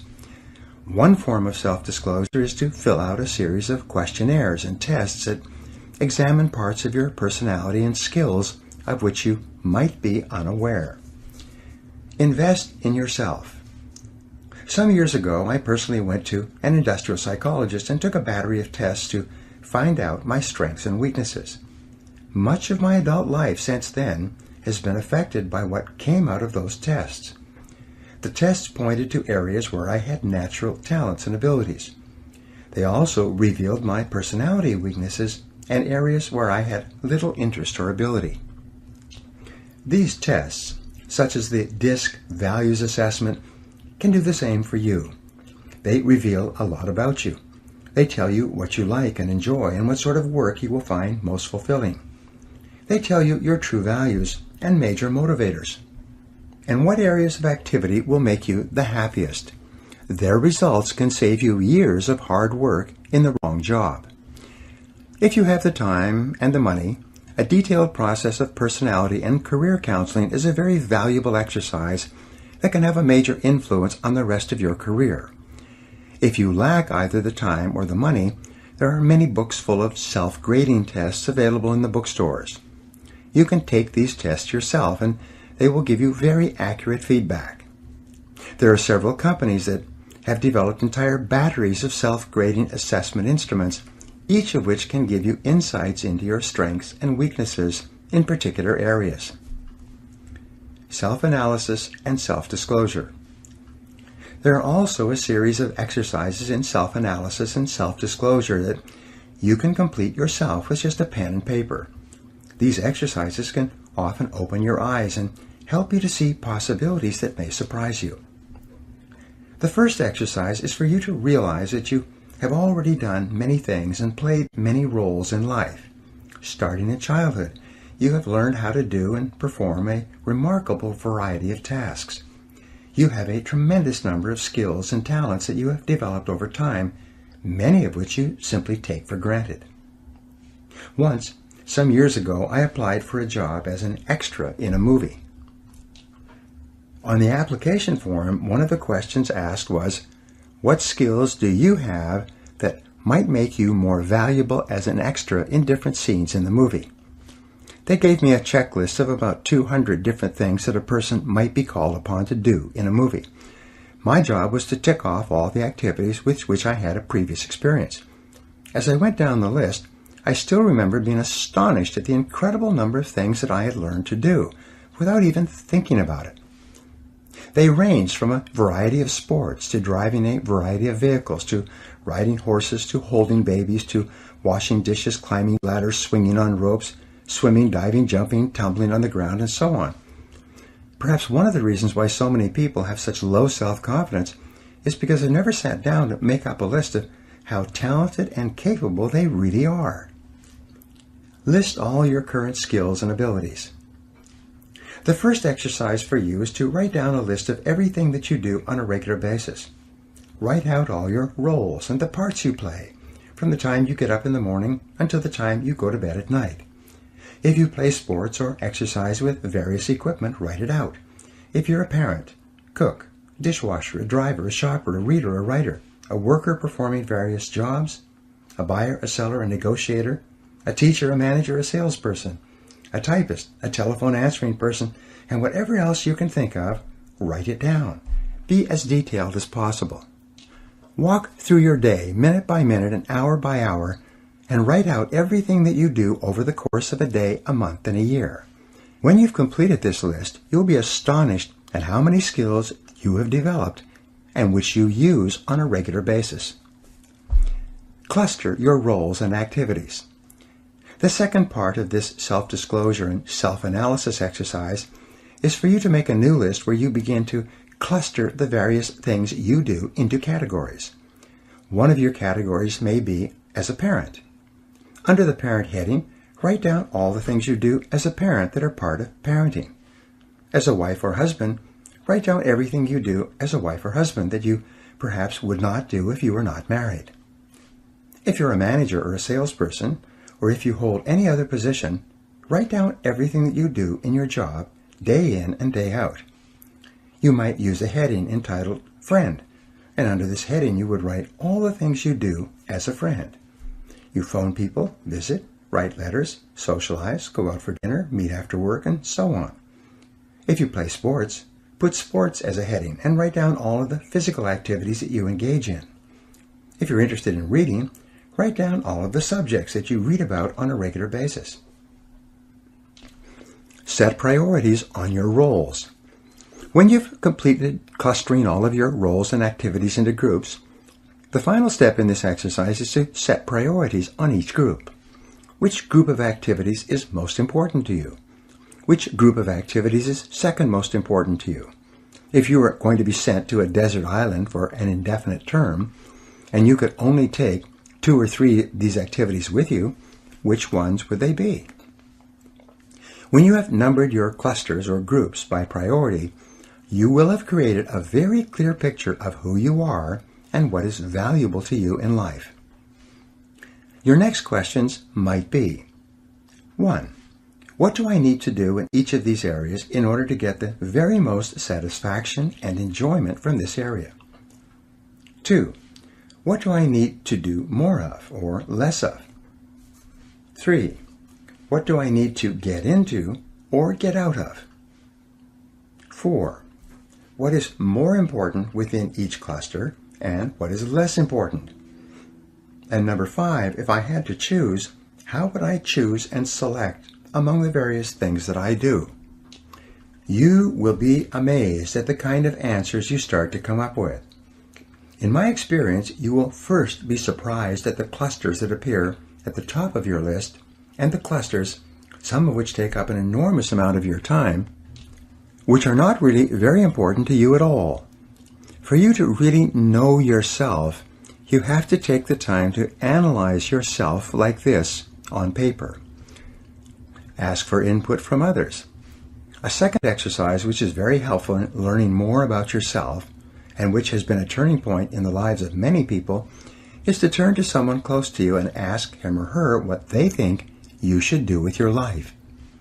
Ask a person you trust what he or she thinks are your strong points and your weak points, your strengths and vulnerabilities. What advice would someone who cares about you give to you about the kind of work you should be doing and the kind of talents you should be developing? Even people who don't know you very well will often be able to give you insights about yourself and your possibilities that will be extremely accurate and might even be in areas you hadn't even thought about.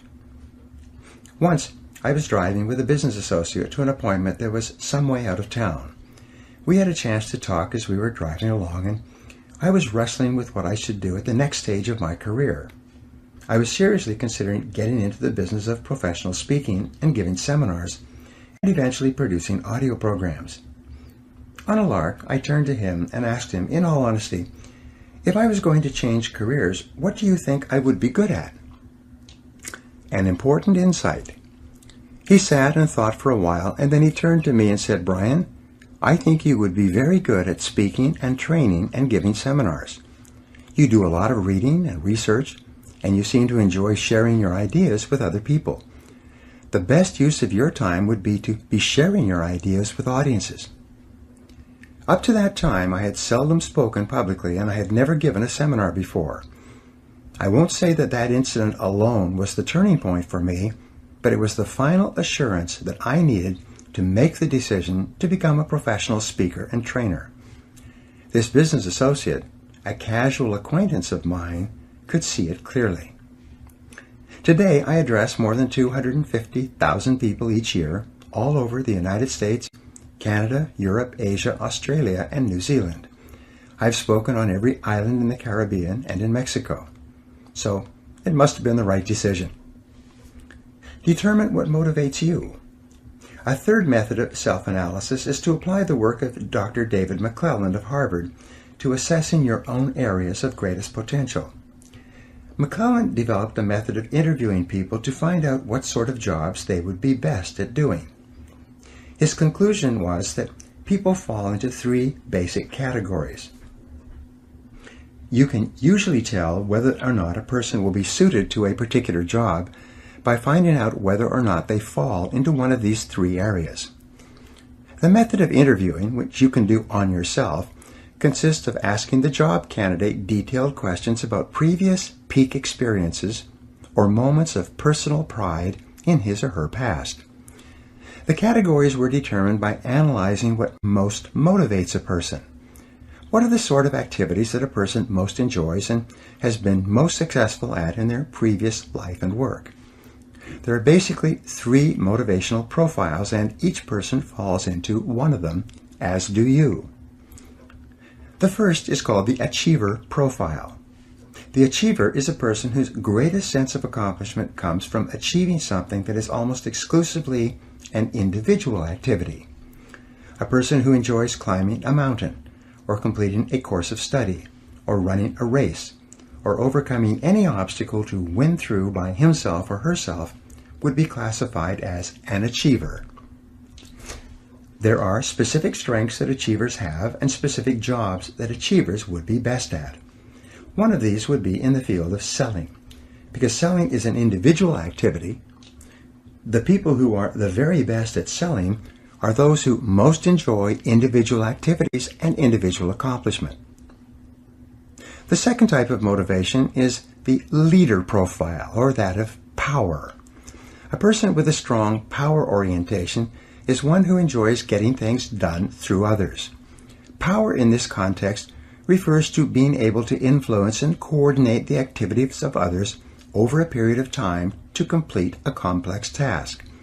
A coach of a sports team or a manager at work who really enjoys what he or she is doing would be a person who is most motivated by this kind of power or influence. The third kind of motivation is called affiliation. A person with an affiliation motivation is one who most enjoys working harmoniously with other people as part of a team. This person enjoys both supporting others and being supported by others. He or she enjoys cooperating with others toward a common goal and seeing the goal achieved successfully. Questions to ask. When you apply this test to yourself, you ask yourself the following. 1. What do I like to do more than anything else? 2. What have I done in the past that has given me my greatest feelings of self-esteem and personal pride? 3. What have been my personal peak experiences in life?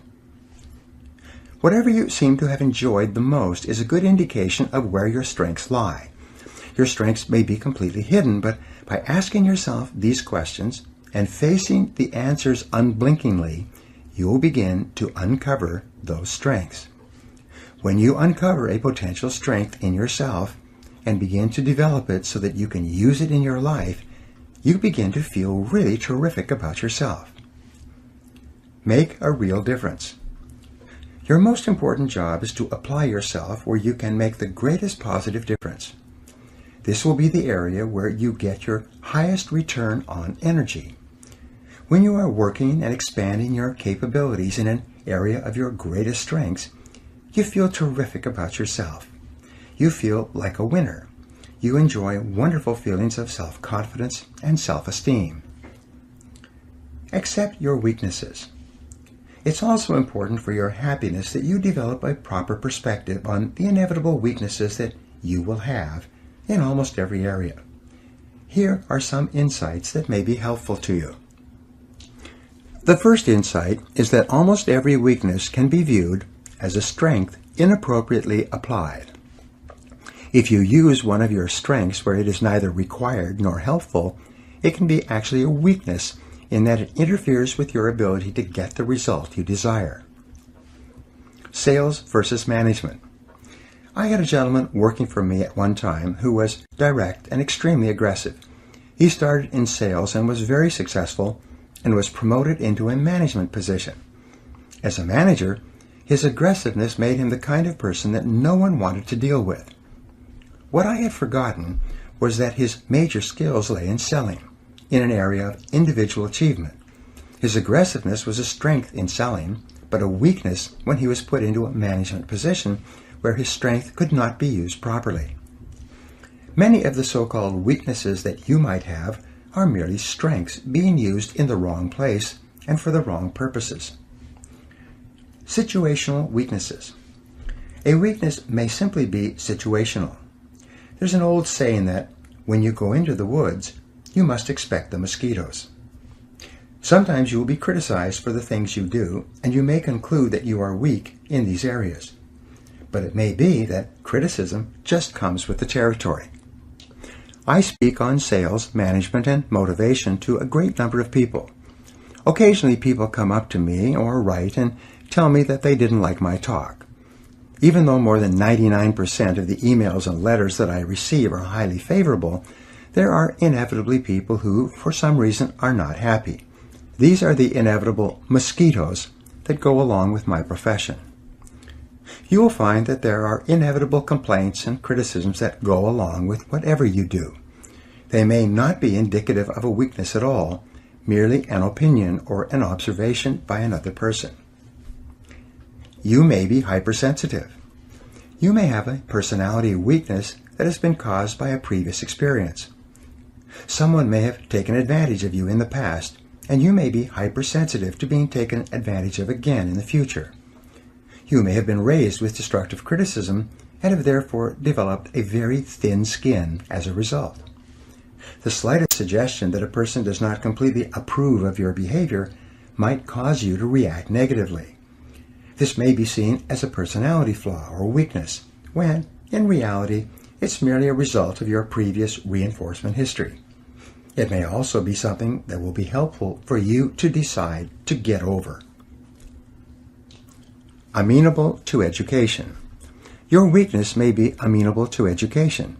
Often the only thing holding you back from extraordinary accomplishment is a little bit of learning. If you take the right courses, listen to the right audio programs, and read the right books, that may be all you need to do to become exceptional in your field. Your supposed weakness may be irrelevant. It may be that someone else expects you to have certain qualities and abilities that you simply don't have and that you are not interested in or capable of developing. Often the disappointment of others can cause you to feel that you are deficient in some way, when in reality, that particular skill or ability is not important to you anyway. Weaknesses are good indicators. And finally, what appears as a weakness can be a key indicator of the type of work or activity that you should not be engaging in. It may be that you don't enjoy that area of endeavor at all. If you try to do a job or task and you consistently do it poorly, this may be a way of nature telling you that this is the wrong field for you. Strengths and weaknesses. The most important point to remember with regard to your strengths and weaknesses is that everybody has both. There are areas where you are strong and there are areas where you can become extraordinary in your performance. There are areas where you are weak, and you probably should not be spending any more time there than is necessary to assure that you are good enough not to hold yourself back. Take the time to analyze yourself carefully. By practicing self-disclosure with yourself and others, both in written and spoken form, you will develop a higher level of self-awareness and self-honesty. As you become more knowledgeable about your strengths, you'll become more self-accepting of who you really are. And as your level of self-acceptance increases, and you begin to respect yourself for your unique talents and abilities, your level of self-esteem and self-confidence will go up as well. When you minimize or downplay your weaknesses and simultaneously identify and maximize your strengths, you will become a peak performer in everything you decide to do. Now, here are some action exercises that you can use to apply what you've just learned. Number 1, decide today that you are going to become very good at what you do, that you're going to join the top 10% of people in your field. Number 2, identify the most important skills you have those skills that are most important to your doing your job in an excellent way. Number 3, determine your natural strengths and abilities, those jobs and tasks that you do well and most enjoy. Number 4, what is your competitive advantage? What is it that you do better than almost anyone else? What should it be? What could it be in the future? Number 5, what sort of work motivates you the most? What activities give you the greatest sense of personal satisfaction? Number 6, in what areas do you achieve your highest return on energy? What do you do that really makes a difference to yourself and your business? And number 7, take some time with a pen and paper to complete one or more of these exercises explained in this chapter so that you can be sure that you are doing exactly the right work for you. Chapter 6, Triumphing Over Adversity.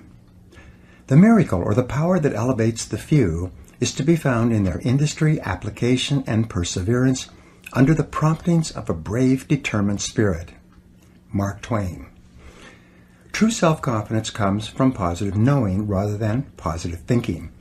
Your goal should be to develop the kind of unshakable self-confidence that makes you an unstoppable force of nature. Your job is to take every step possible to make yourself so positive that you become irresistible and able to accomplish any goal that you set your mind to. And one of the most important things you need is an absolute faith in your ability to overcome any adversity that the world can throw at you. Persistence is essential. Napoleon Hill wrote that persistence is to the character of man as carbon is to steel. He also said that before success comes in any man's life, he is sure to meet with much temporary defeat and perhaps some failure. When defeat overtakes a man, the easiest and most logical thing to do is to quit. That is exactly what the majority of men do. In reality, your persistence is your measure of your belief in yourself and your ability to succeed. If you absolutely believe without question that if you persevere long enough and hard enough, you will ultimately win through, then nothing will stop you. And when you build within yourself this absolute assurance, then virtually anything becomes possible for you. Your self-confidence goes through the roof. The reality habit. Robert Ringer, in his best-selling book, $1 Million Habits, said that the most important of all the habits that lead to great achievement is what he calls the reality habit. It explains the attitudes of men and women who have achieved greatness in almost every field. Happy, successful people are intensely realistic. They do not allow themselves the luxury of self-delusion. They face the world as it is rather than the way they wish it would be. They accept the unalterable facts of life, and they work and plan their activities around them. In learning how to triumph over adversity, the application of the reality principle is to simply accept that problems are inevitable. Problems, setbacks, and disappointments are an unavoidable reality of life. Your ability to deal with these difficulties has as much to do with your self-confidence as any other factor. The test of character. It's easy to feel good about yourself and to have high levels of self-confidence when everything is going well. But the true test of a man or woman is when you can keep your head and continue to function when things seem to be falling down around you and everyone else is discouraged and often blaming it on you. These are the times when you really show the kind of stuff you are made of. The Stanford University Business School conducted extensive research into the qualities of a man or woman that mark him or her for advancement into the executive suite and ultimately to the position of president and chief executive officer. They used a variety of questionnaires, surveys, and tests going back to when an individual first joined a large company to find ways to predict which people would be most likely to rise to the top of a large organization. After examining dozens of qualities, they were finally able to isolate 2 qualities that were most predictive of executive success in terms of assuring that the organization under their control would continue to survive and thrive in a dynamic and competitive world. Play well on the team. The first quality they identified was the ability to perform well as a member of a team and the ability to put together teams to accomplish common objectives. All the business and interpersonal skills that make a person valuable to an organization seem to be demonstrated in a team setting. This quality was relatively easy to observe and measure over the course of a person's career. Crisis management. The second quality they identified was harder to measure, even though it was absolutely indispensable for long-term, high-level success. This quality was the ability to function well in a crisis. Napoleon called this 4 o'clock in the morning courage, the kind of courage that is instantly available to a person woken up at that time who has no time to prepare mentally or emotionally for a crisis. He called this the rarest form of courage, and in his conclusion, very few people had it. In military terms, they call this being under fire. A question that all soldiers, sailors, and airmen wonder about is how they and others will perform under fire. They know that this is the ultimate test of the character and training of an individual. Organizations know that often their very survival will depend upon how well an individual deals with the inevitable, unexpected reversal of fortune. The Stanford study concluded that although this quality was hard to measure, because a real crisis could not be anticipated or created for test purposes, it was still critical in predicting success of an executive in the higher levels of the business. Reversals of fortune. This is also true for you. Your self-esteem and self-confidence is closely tied to your deep inner feeling about your ability to be effective when faced with problems and difficulties that hit you like a punch in the solar plexus. It is your ability to pick yourself up from the mat and keep on swinging that is the real measure of what you are made of. One of my favorite poems is The Quitter by Robert W. Service. There is a verse in that poem that goes like this. You're sick of the game. Well, that's a shame. You're young and you're strong and you're bright. You've had a raw deal. I know, but don't squeal. Buck up, do your damnedest, and fight. It's the plugging away that will win you the day, so don't be a piker, old pard. Just draw on your grit. It's easy to quit. It's the keeping your chin up that's hard.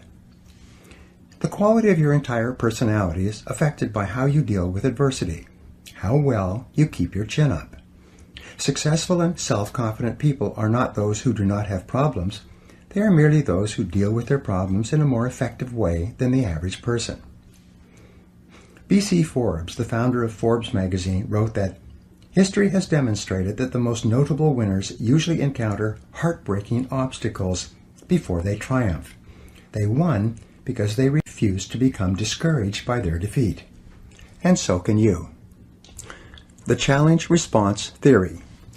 In 1952, historian Arnold Toynbee was awarded the Nobel Prize, largely as a result of his work in studying the life cycles of civilizations. He estimated that in human history, there had been 21 great civilizations, 20 of which had broken down over time. He considered the American civilization to be the 21st. His writings were meant to illuminate and give guidance to modern historians and politicians so that they could better assure the survival and success of their nations, and in the case of the United States, the perpetuation of the American Republic. Toynbee postulated what he called the challenge-response theory of history. He said that every large civilization began as a small group of people that eventually found itself facing a challenge from the outside. In most cases, this challenge was composed of enemy forces bent on its destruction. But in some cases, the challenges came from weather or geography. Deal with the challenge effectively. When faced with the challenge, if the small group of people responded in a positive and constructive way, they would overcome the challenge, and in so doing, they would grow. But in growing, this group or tribe would trigger another, even larger challenge, usually aggression from other tribes.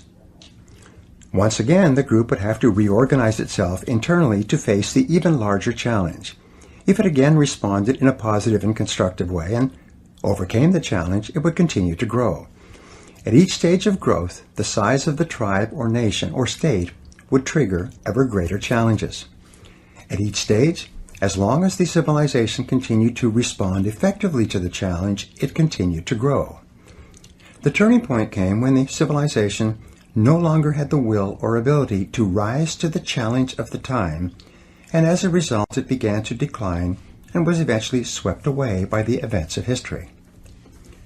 All civilizations eventually decline. Sometimes, as in the case of the Roman civilization, it took several hundred years before Rome faded as a major Mediterranean power. Once the Roman people became addicted to bread and circuses and various forms of government welfare and handouts, they lost their will to resist the external challenges represented by the barbarian tribes from the north. Sometimes the civilization fell rather quickly. In less than 5 years from his landing at Veracruz, Cortés was able to destroy the foundation of the Aztec civilization that had endured for hundreds of years. The centuries-old Austro-Hungarian Empire, weakened from within, fell apart in the 4 short years of World War I and never recovered.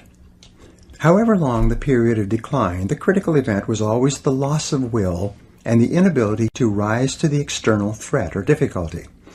Toynbee concluded that with very few exceptions, civilizations decline from within before they are conquered from without. The story of your life. The reason why Toynbee's theory is so relevant to you and I is that it explains much of our lives. No matter how well our parents protect us when we are growing up, sooner or later we face challenges and difficulties in our relationships, our work, and in our other activities.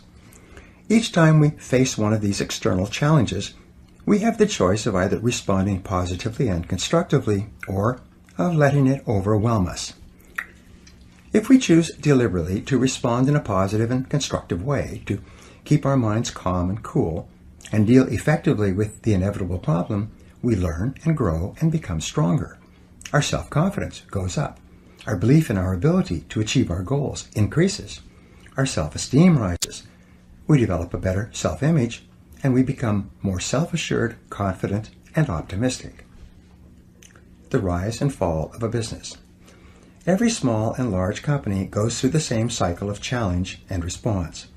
If a small company is capable of rising to the inevitable setbacks and reversals it experiences, it continues to grow and, in so doing, triggers even greater challenges, reversals, and setbacks.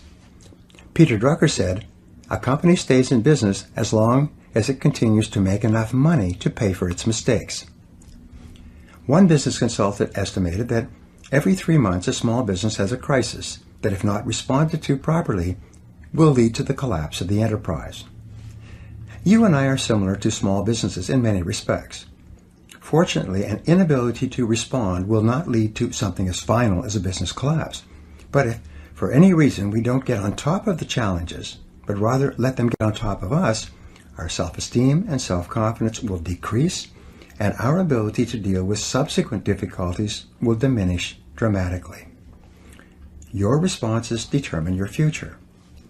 Almost everything that happens to you is determined by your responses to the ups and downs of daily life. Your responses are the result of everything you have learned and experienced over time. Thomas Huxley said, "Experience is not what happens to a man, it is what a man does with what happens to him." Your life and everything about you is demonstrated in the way you react. It's not in what happens to you, it's how you respond to it. This is why the Stanford study was quite clear about this quality when it stated that the proven ability to function in a crisis is the absolute prerequisite for promotion to a senior position. In a way, what we are really talking about here is character. One of your aims in life should be to develop your character, to become a better and finer and stronger human being. And the development of character, essential to your long-term happiness and well-being, requires that you go through the crucible of setback and temporary defeat and emerge victorious. Problems and difficulties come unbidden. You probably make every effort to organize your life in such a way that you minimize the unexpected and usually unpleasant surprises that may occur.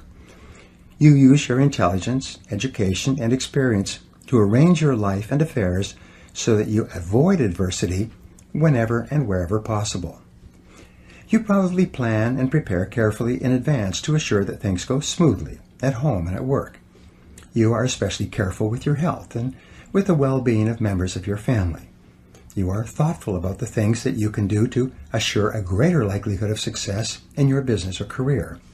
You lock doors, insure properly, drive carefully, and otherwise reduce your potential exposure to unhappy events.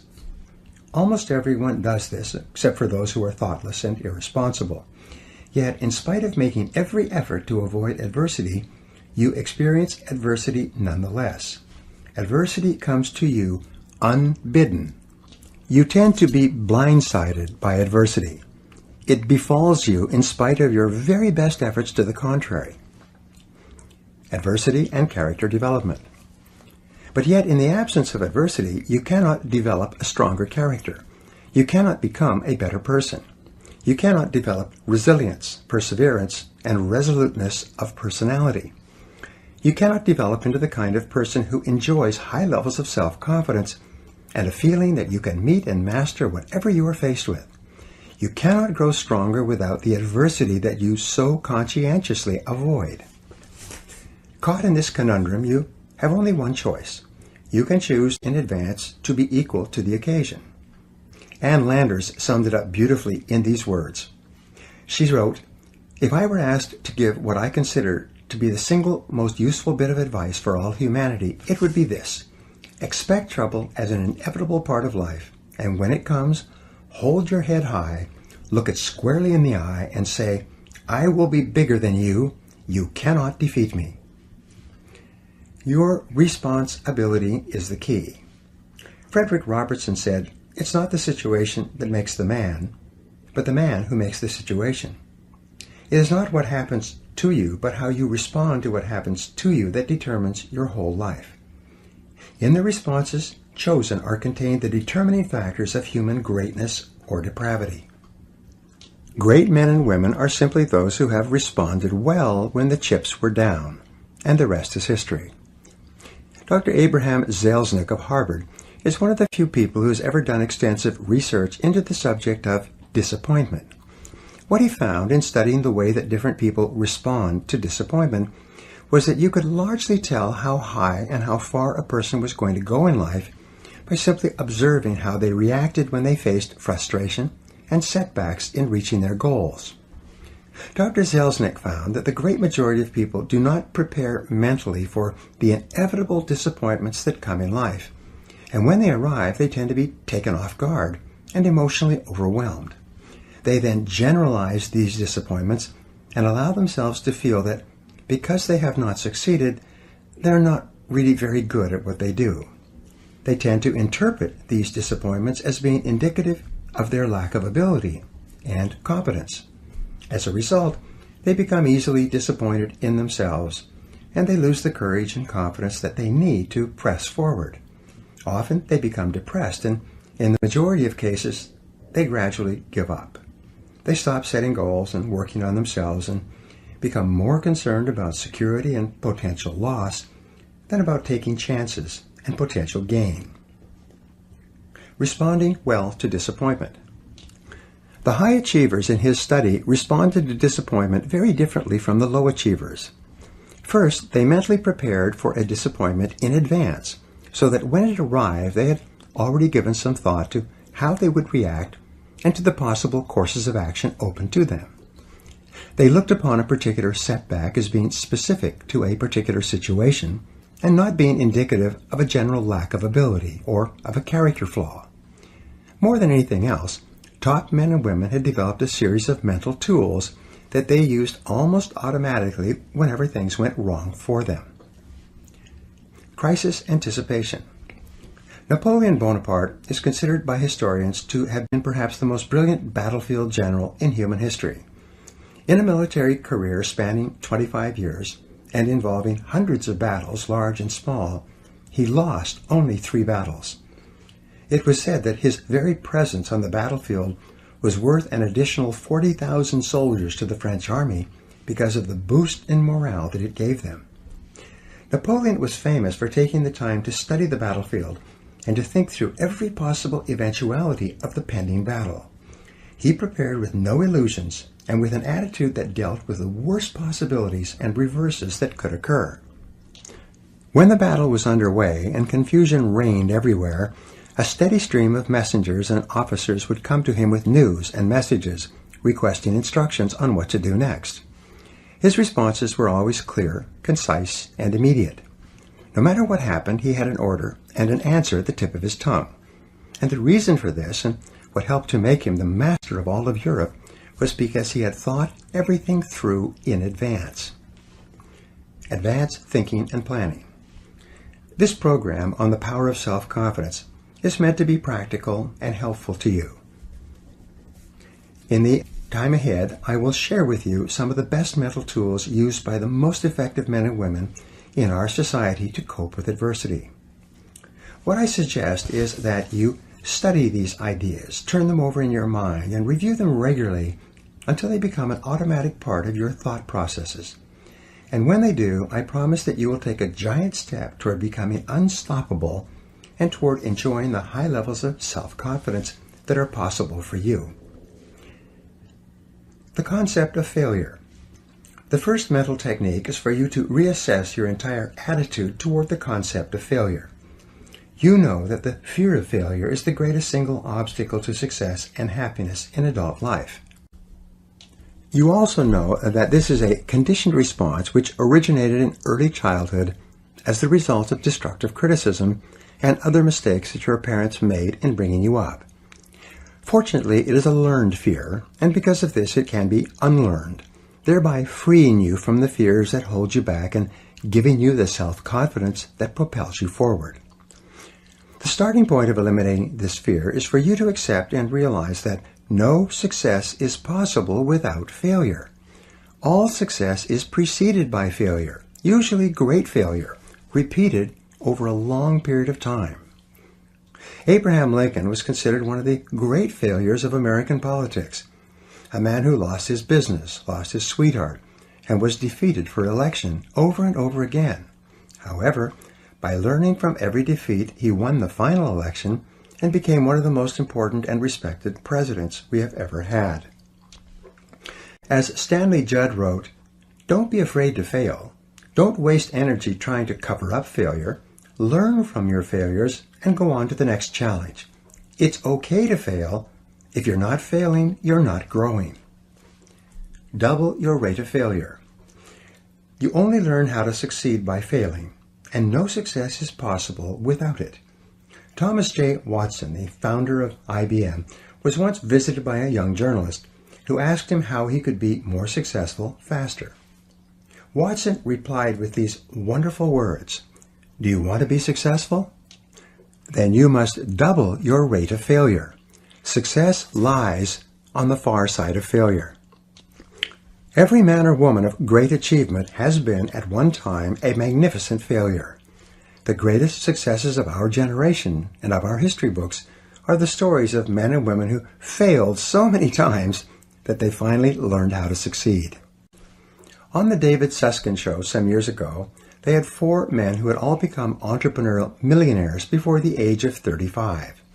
They asked them during a break to add up and calculate the total number of different businesses that they had started or tried before they found the business where they made their fortunes.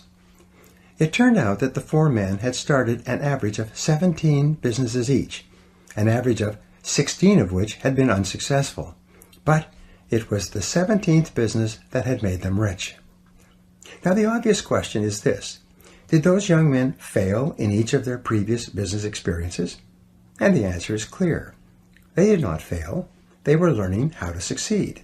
Their previous business enterprises were the testing grounds where they learned the lessons necessary to achieve financial independence later. Our greatest inventor. Thomas Edison was the most successful inventor of the 20th century, or of any century. He developed not only the electric light bulb, but the electric power company that made it possible to deliver electric current and sell electric light bulbs to every city, town, and village in America.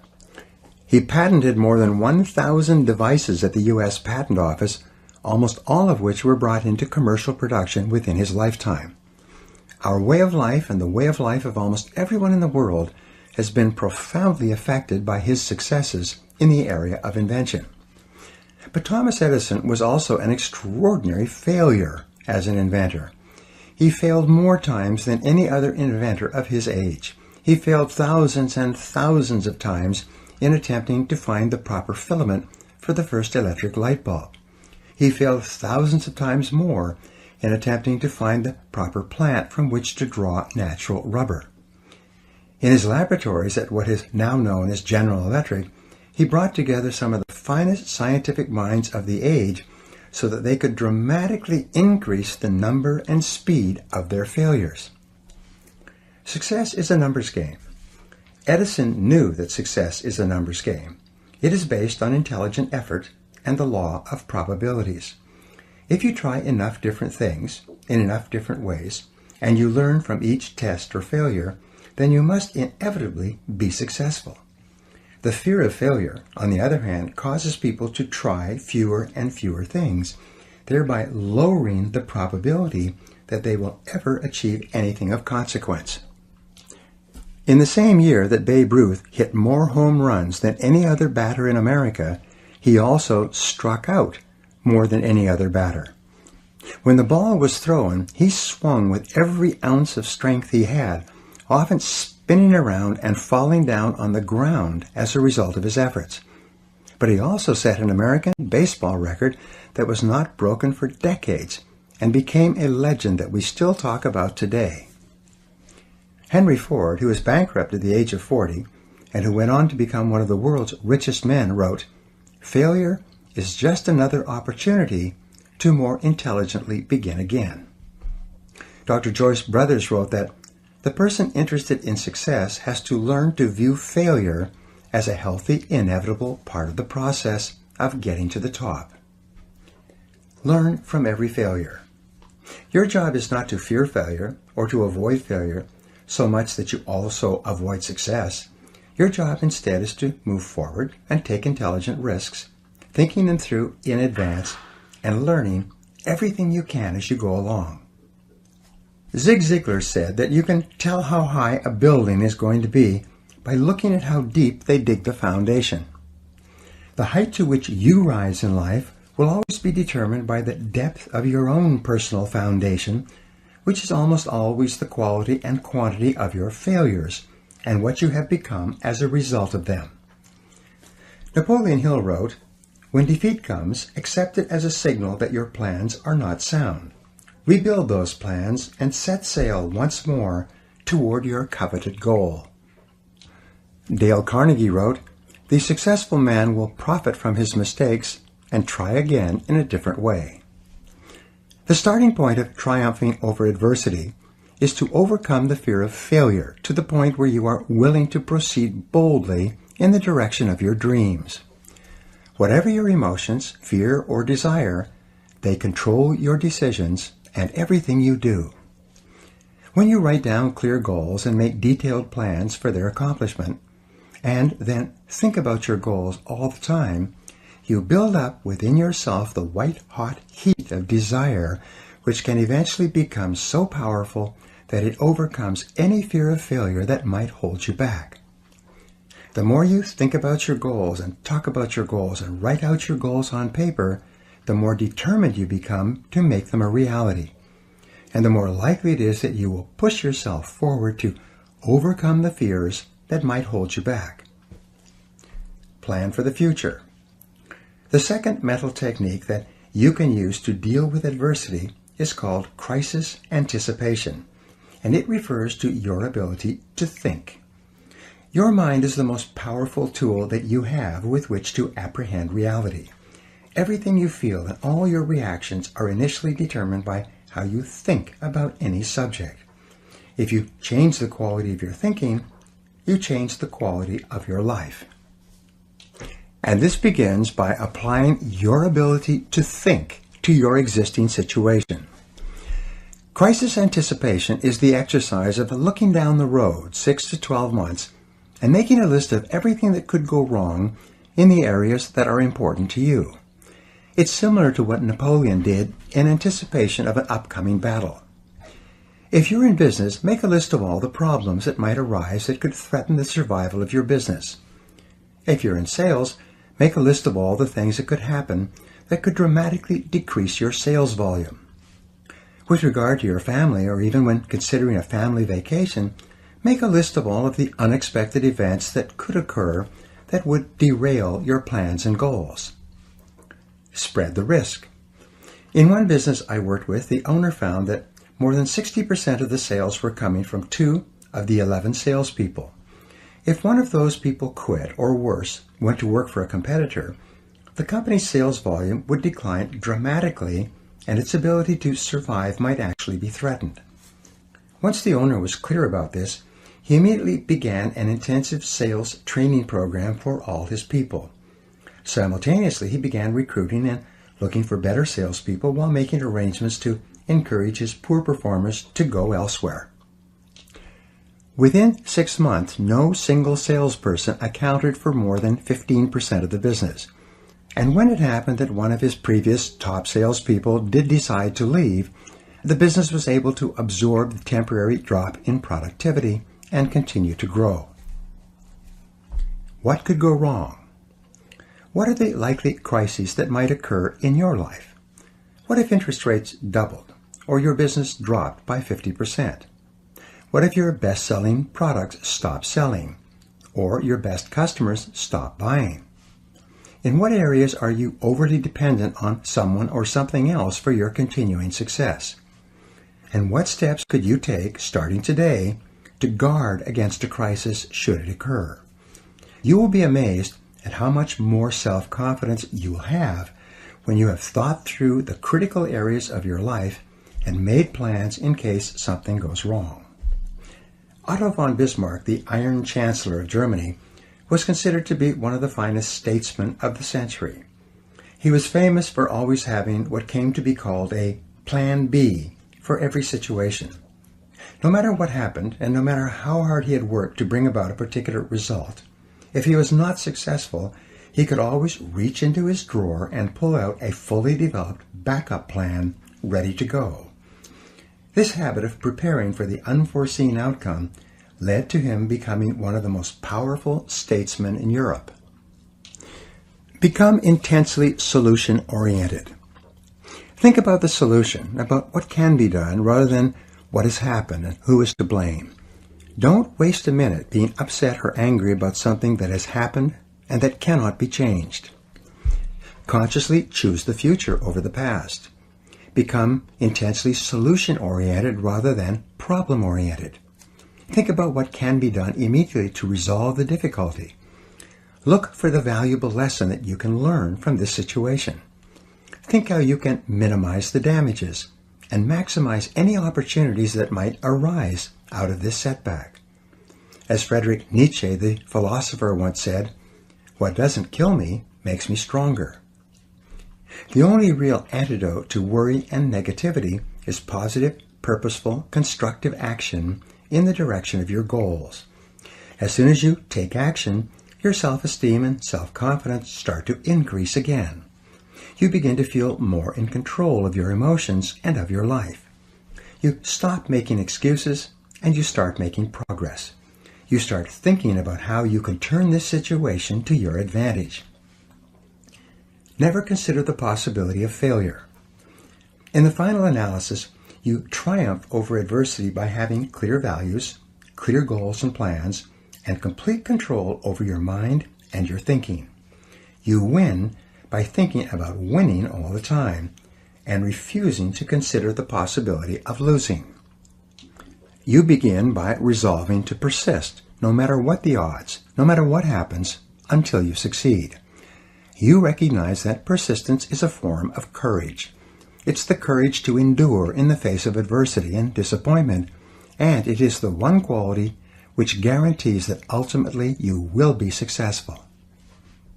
Calvin Coolidge, President of the United States, summed this up when he wrote, "Nothing in the world can take the place of persistence. Talent will not. Nothing is more common than unsuccessful men with talent. Genius will not. Unrewarded genius is almost a proverb. Education will not. The world is full of educated derelicts. Persistence and determination alone are omnipotent. Courage and persistence. Persistence is self-discipline in action. Each time you exert the self-discipline to persist in the face of adversity and disappointment, your self-esteem goes up. When you practice persistence, you build up your resistance to taking the easy way out. You create the friction that comes from going against your natural tendencies. You generate the heat that crystallizes your character at a new, higher level. And with this higher level of persistence, self-discipline, and character, your self-esteem, self-respect, and personal pride increase. Your belief in yourself serves as a deep foundation of confidence upon which you build a great life. You become more positive, more optimistic, and more unstoppable in everything you do. And you do this because, as Churchill said, you never give up. Never, never give up. Now here are some exercises that you can use to apply these ideas.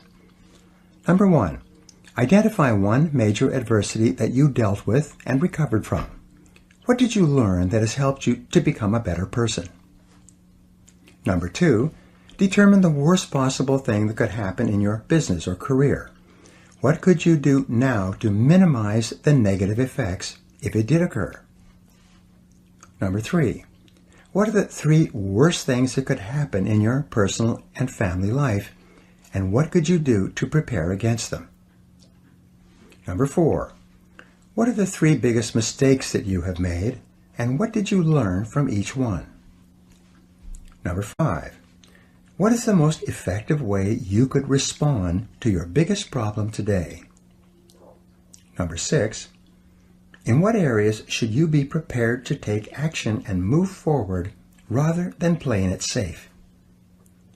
And number 7, what one action are you going to take immediately to face your fears and to move forward toward the achievement of one of your most important goals?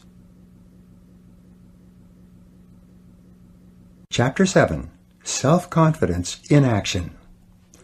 James Allen said, "Above all, be of a single aim. Have a legitimate and useful purpose, and devote yourself unreservedly to it." One of the most valuable experiences you can engage in accomplishing any goal you can set for yourself, is to ask yourself, what is my limiting step? What is the one factor that determines the speed at which I achieve my goal, or whether I achieve it at all? Your ability to identify your limiting step is one of the best demonstrations of your intelligence. And your capacity to eliminate this limiting step is one of the best demonstrations of your overall competence in achieving anything you want. Self-confidence is critical. In studying everything that has been written or said about personal success, the conclusion I came to was that your level of self-confidence is probably the critical factor in everything you accomplish. When you have enough self-confidence, you will try almost anything. Because success is largely a matter of averages or probabilities, the more things you try, the more likely it is that you will achieve greatly. For many years, Amoco Petroleum was famous amongst oil companies for having consistently developed and maintained higher levels of oil and gas reserves than any other major oil company. The president of Amoco was asked why his company was so successful in this area. He replied simply that, "We drill more holes." They didn't purport to be better or smarter than their competitors. They just focused on drilling more wells. And by the law of averages, they ended up drilling up more successful wells and becoming one of the most profitable oil companies in the world. Try more things. The same is true for you. When you set more goals, try more things, engage in more activities, and explore more opportunities, your probabilities of success increase dramatically. The only real limiting step that you might have is your level of self-confidence. When you reach the point where you believe in yourself absolutely, the barriers that exist in your external world will not stop you. The major obstacles to success always lie within the mind of the individual. They are not contained in external circumstances, situations, or people. As soon as you win the inner battle, the outer battle seems to take care of itself. The development of self-confidence has been the turning point in my own life. The reason I feel so strongly about the subject is because of what it has meant to me. The development of greater self-confidence has enabled me to go from rags to riches, from limited means and worries about money to national and international renown. I've been able to go from living in a small, rented, one-bedroom apartment and being deeply in debt to living in a beautiful home on a golf course and driving a new Mercedes. An inauspicious beginning.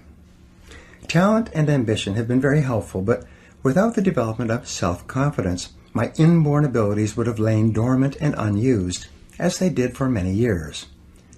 Before I gained enough self-confidence to commit completely to my goals, I was going nowhere with my life. I started with few advantages. I came from a home with 3 younger brothers, and while I was growing up, we never seemed to have any money. My father was a good man, but he was not always employed. I remember from my earliest days that we could never afford anything. My mother used to dress us by buying used clothes from the Goodwill and the St. Vincent de Paul rescue missions. We would wear pants and shirts that had been given away by other families. Sometimes the kids at school recognized that the clothes I was wearing were their old clothes that their parents had given away. Christmases and birthdays were not occasions of a great celebration. We had little to give and little to share. Early behavior problems. I became a behavior problem at an early age. I see now that I was just rebelling against my upbringing, but at the time I was a real problem for everyone around me. I was constantly being kicked out of classes for misbehavior. I was suspended or expelled from 4 schools during my junior high and high school years. I had the sorry distinction of being the worst behaved kid in school, with more detentions, demerits, and failed classes than any other kid in the 9th, 10th, 11th, and 12th grades. I learned later that my teachers had voted me the most likely to end up in prison. I began working at a young age. I worked at a part-time job and then full-time jobs to earn my own money, buy my own clothes, and eventually get my own car. I worked as a dishwasher in a small hotel for 8 to 10 hours a day during my 12th grade year, and although I didn't drop out of high school, I failed out. Failure from the beginning. I continued going to school until the year was over, but I failed 6 out of my last 7 courses. During the graduation ceremonies, they allowed me to go up on the stage in a gown in front of the audience and receive a certificate from the principal. The person in front of me received a diploma. The person in back of me also received a diploma, but what I got was a leaving certificate. A leaving certificate is just a polite way for the school to say, "Goodbye, please don't ever come back." Laboring jobs. While many of my friends who had graduated from high school went on to university to complete their educations, I began working at laboring jobs. Over the next few years, I worked as a dishwasher and a kitchen helper. I worked in sawmills and factories. I worked on construction crews and as a laborer. In one job, I dug wells. That's where you start from ground level and work down rather than up. I worked at washing cars and as a galley boy on a ship. I worked in gas stations and as a mechanic's helper. When I answered employment ads in the paper, I never even got a reply from anyone. My job applications were just thrown in the wastebasket. When I was 23 years old, I was an itinerant farm worker, sleeping on the hay in the farmer's barn and getting up when it was pitch black to eat with the farmer's family before the workday started. Selling from door to door. In my mid-20s, I was still drifting, and in order to eat, I began selling office supplies from door to door. I did poorly. From there, I went to selling other things. I remember making calls for an entire month without making a single sale. I lived on loans and charity from family and friends. I had virtually no possessions, very few clothes even, no money, no high school diploma, no marketable skills, and no experience of any real value to anyone. I was going nowhere fast. Meanwhile, all around me, I saw people my own age and younger who were doing well. They were wearing nice clothes, driving nice cars, and working at well-paying jobs. They were moving onward and upward in their careers. They had offices, and some of them had staffs.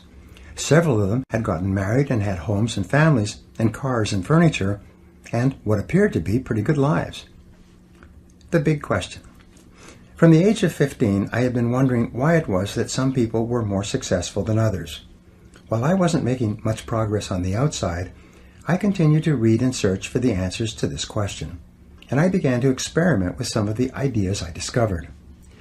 My first turning point came when I realized that my problems at school and in getting along with other people were as a direct result of my own personality. I realized that if I wanted things to change, I would have to change. I began to understand that my unhappiness and anger and frustration at my childhood experiences had caused me to develop a negative personality that turned many people off. And I accepted that any change that was going to take place had to begin with me and was up to me alone. No one was going to do it for me. No one would help me. No one else really cared. If I wanted to be successful and popular with others, I would have to go to work on myself and become a different person. The big turning point. The second turning point for me came when I was poor and 20 years old, living in a one-bedroom apartment and working at a laboring job during the day. I realized that I was completely responsible for my life and for everything that happened to me from then on. If I wasn't happy with my income or my work or my education or my future prospects, it was up to me to go to work on myself and make the necessary changes. They wouldn't happen by themselves. The importance of goals. The third turning point came for me when I discovered the importance of setting goals and of making clear decisions about what I really wanted in each area of my life. When I first stumbled across the subject of goals, I thought they were something that they had in sports. The idea of setting them for myself wasn't quite believable. I had so many problems and excuses that I felt that goal setting was really just an exercise in futility. It might be a pleasant entertainment, but nothing would come of it, considering my situation. Because I had low self-esteem and limited self-confidence, the first goals I set were not very high. They were consistent with what we talked about in the second part of this program.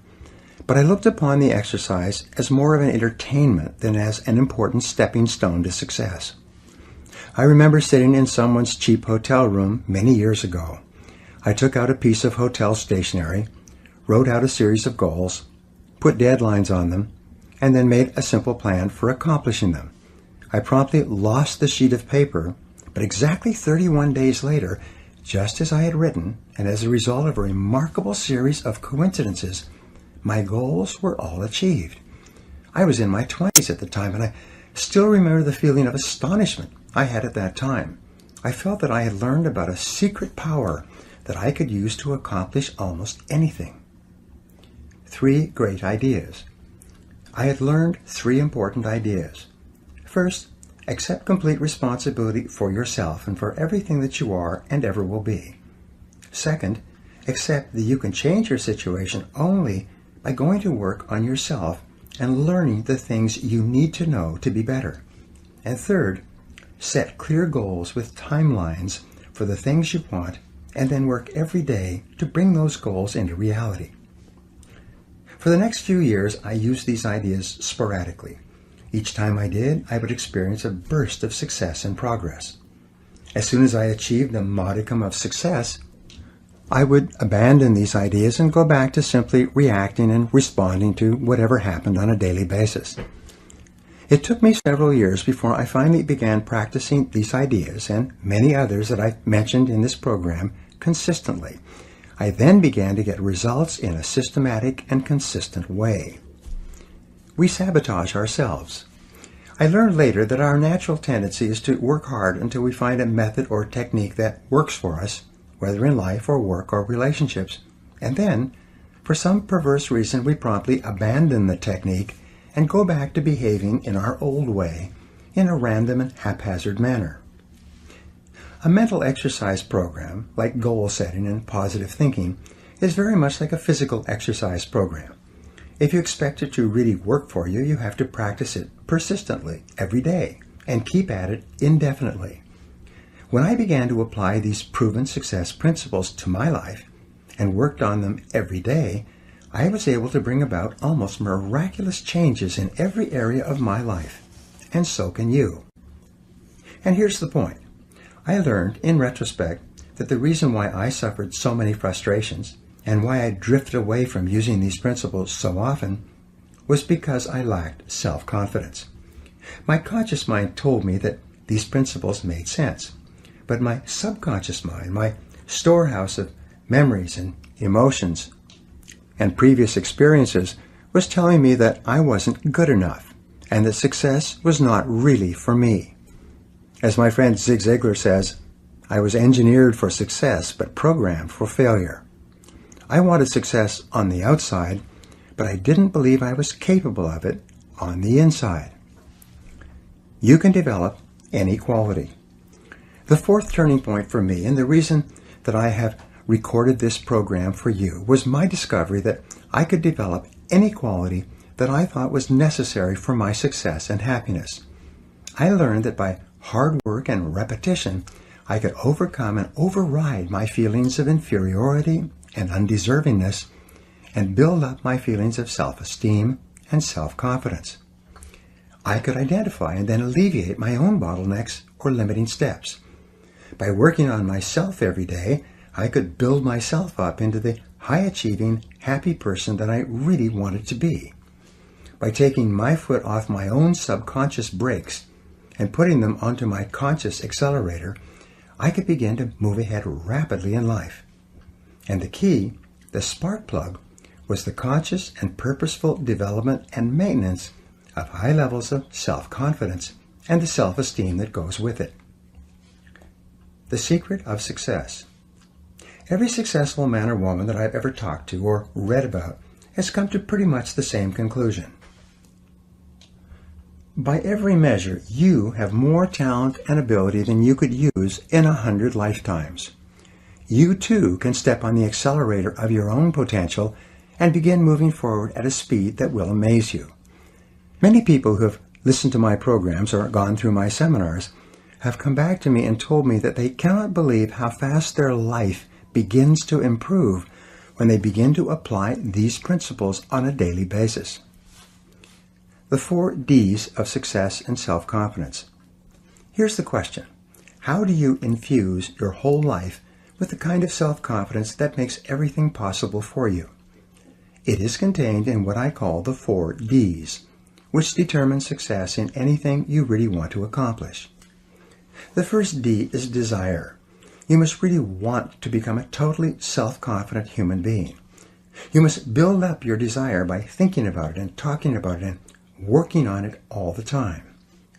Your desire must become so intense that it overrides your fears of failure and rejection and inferiority, and it becomes the dominant emotion governing your behaviors. Intense desire is the starting point of all personality modification and goal attainment. The second D is decision. You must make a do-or-die decision that you will go to work on yourself and keep at it until you achieve the kind of self-confidence that enables you to do and be and say whatever you want.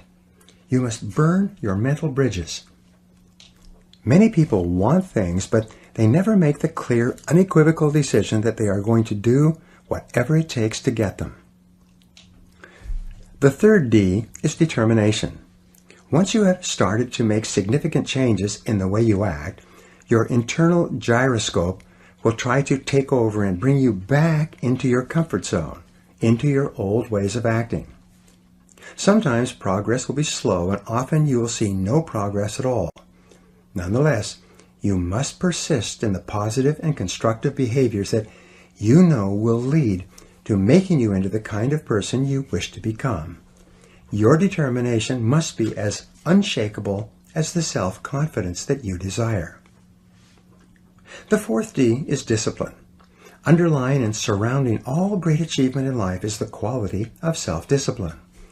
This is the ability to make yourself do what you should do, when you should do it, whether you feel like it or not. Every practice of self-discipline strengthens your discipline in every other area of your life. As Napoleon Hill said, after more than 20 years of research into the lives of successful men and women, Self-discipline is the master key to riches. It is self-discipline that makes everything else possible. If you have the desire to change, the decisiveness to take action, the determination to persist on your forward track, and the discipline to make yourself do whatever you need to do, your self-confidence and your success are inevitable. Positive knowing versus positive thinking. We said earlier that self-confidence comes from positive knowing rather than from just positive thinking or hoping. It is only when you have a firm conviction or belief in your abilities, based on experience, that you really know that your self-confidence is not an act. This is why every act of self-confidence builds your self-confidence. Every success you experience builds your self-confidence and your ability to achieve further successes. Every mental exercise that you engage in to improve and strengthen your personality builds your self-confidence. And everything that you learn and practice from the lives of other self-confident people improves your own self-image, increases your self-esteem, and raises your own self-confidence. The Gallup Success Survey. Some years ago, in the mid-'80s, the Gallup organization conducted one of the most extensive surveys into the reasons for success ever conducted in America. They selected 1,500 men and women whose names and biographies had appeared in Marquis' Who's Who in America, the most prestigious register of noteworthy individuals in the country. They asked them at great length what they felt were the reasons why they had become so well known and respected in their lifetimes. This group included Nobel Prize winners, university presidents, heads of Fortune 500 corporations, leading academics, writers, inventors, entrepreneurs, and even a high school football coach, a man who continued to have a significant impact on the lives and personalities of the young people he had trained. 5 essential qualities. After many months of research and interviews, they were able to isolate the 5 most important qualities for success and self-confidence in America. And their findings turned out to be consistent with virtually all the other research that's been done in this area. Number 1 was common sense. The first and most important success quality was defined as common sense. It is said that the average person has an enormous amount of common sense because he or she hasn't used any of it yet. Common sense seems to be something that a person accumulates as the result of experience over a long period of time. Common sense was defined by the participants in this survey as the ability to cut to the core of a matter, to recognize and deal with the essential elements of a problem or a situation, rather than getting sidetracked by similar issues or symptoms. Another definition of common sense given was the ability to learn from experience and then to apply those lessons to subsequent experiences. Common sense was seen as a core quality that enabled a person to become increasingly more effective over time. Perhaps another word for common sense is wisdom. Aristotle once defined wisdom as an equal combination of experience plus reflection. He suggested that you need to first have the experience, and second, to take an equal amount of time to think about what happened to you and what you could learn from it. You are far, far wiser than you know. In fact, based on your experience, you probably have the ability to be far more effective than you are just by applying what you've already learned. The problem for most people is that they simply do not take enough time for reflection. They do not take the time to sit and write and think and dialogue with others about their experiences. Socrates once said that we only learn something by dialoguing about it. You only really understand something to the degree to which you can discuss it with others or explain it to a third party. Your ability to translate your experience into words, which only comes through thinking and reflection, is essential for your growth and wisdom and common sense. Gain additional knowledge. I would add one more ingredient to Aristotle's definition of wisdom, and that would be knowledge. Wisdom is therefore a measure of knowledge plus experience plus reflection. First you learn, then you practice what you learn, then you take time to think about what happened. When you turn off the television or radio, or put down the newspaper and begin spending more time talking about and thinking about what has happened to you, you begin to grow at an exponential rate. 2 magic questions. Perhaps the 2 best questions I have learned for personal growth are these. After every experience, successful or unsuccessful, stop and do an instant replay of the experience, preferably on paper, and ask yourself first, what did I do right? And second, what would I do differently? If you take a piece of paper and write at the top of the page, what did I do right? And then write down every single part of the experience that you did correctly, you will be accelerating your development of common sense. By analyzing your immediate past performance like football players do on video, you will find yourself improving at a rapid rate. The very fact that you take time to reflect will cause you to improve in those areas you pay attention to. When you ask, what would I do differently? You begin to see all kinds of possibilities for improvement. The wonderful thing about these 2 questions is that the answers to both are positive and constructive. And when you dwell on the positive, constructive parts of your performance, present and future, these ideas sink deeper into your subconscious mind and program you to act in a manner consistent with that information the next time out. Review your performance. One famous football coach would sit down with his better players and replay videos of their last games. He showed them running or passing or catching on the video, but without comment. The players, whose egos were very sensitive, were quite aware of their mistakes and weaknesses. Nothing needed to be said. As a result of reviewing the videos together, the players became better and better, and the coach was seen to be a great builder of men. After every sales call or interview, do an instant replay, alone or with someone else, and ask yourself quickly, what did I do right? And what would I do differently? You'll be amazed at what you see and how fast you begin to improve. This simple method will probably assure that you make more progress in 1 month than the average person makes in a year or even 2 years. Just try it for 1 day or 1 experience and prove it to yourself. Be good at what you do. The second quality for success and self-confidence that came out of the study was that of expertise. I talked about this at great length in part 3. Most successful, happy men and women are very good at what they do, and they know they are very good. They have learned and practiced and reflected and gotten better and better until they are recognized by their peers as being among the very best in their fields. And this feeling of being the best is an absolute prerequisite for deep and lasting self-confidence. Self-reliance. The third quality identified in the study was that of self-reliance. Men and women who are respected by others tend to look primarily to themselves for the answers to their questions and for the solutions to their problems. They are highly self-responsible. They do not blame others or make excuses when things go wrong. They look upon themselves as the primary creative forces in their own lives. They volunteer for tough assignments, and they are willing to take charge when something needs to be done. Intelligence is more than IQ. The fourth success quality identified was that of intelligence. Intelligence seems to be a key requirement for success and self-confidence in any field. But when they looked at this subject, they found that intelligence was not necessarily measured in terms of IQ. Many of the most notable men and women alive today had done poorly in school.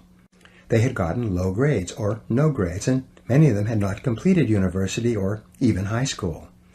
One gentleman in the study could not even read or write, and yet he had gotten all the way through university by covering it up and getting others to do his assignments for him.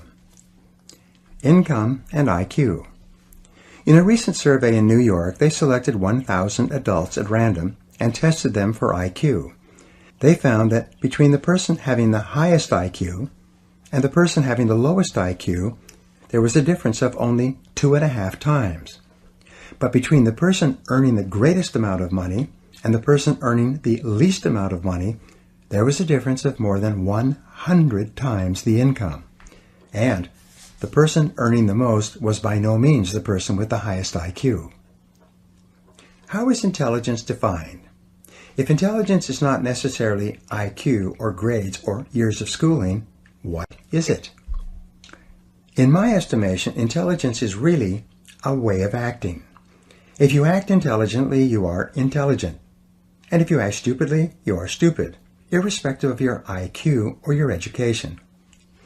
Smart people take the actions necessary to get the results they want. They are effective in whatever situation they find themselves in.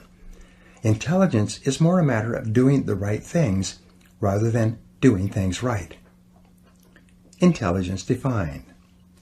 What then is an intelligent way of acting? Here's the answer. An intelligent way of acting is acting in a manner that is consistent with the achievement of your own self-professed goals. Whenever you do something that moves you toward achieving a goal that is important to you, you are behaving intelligently. You are smart. But whenever you engage in a behavior that moves you away from one of your own goals, you're behaving stupidly. The world is full of people who are behaving stupidly, hour by hour and day by day, because they are doing things that are guaranteed to bring them the opposite results of what they say they really want. Make your actions congruent.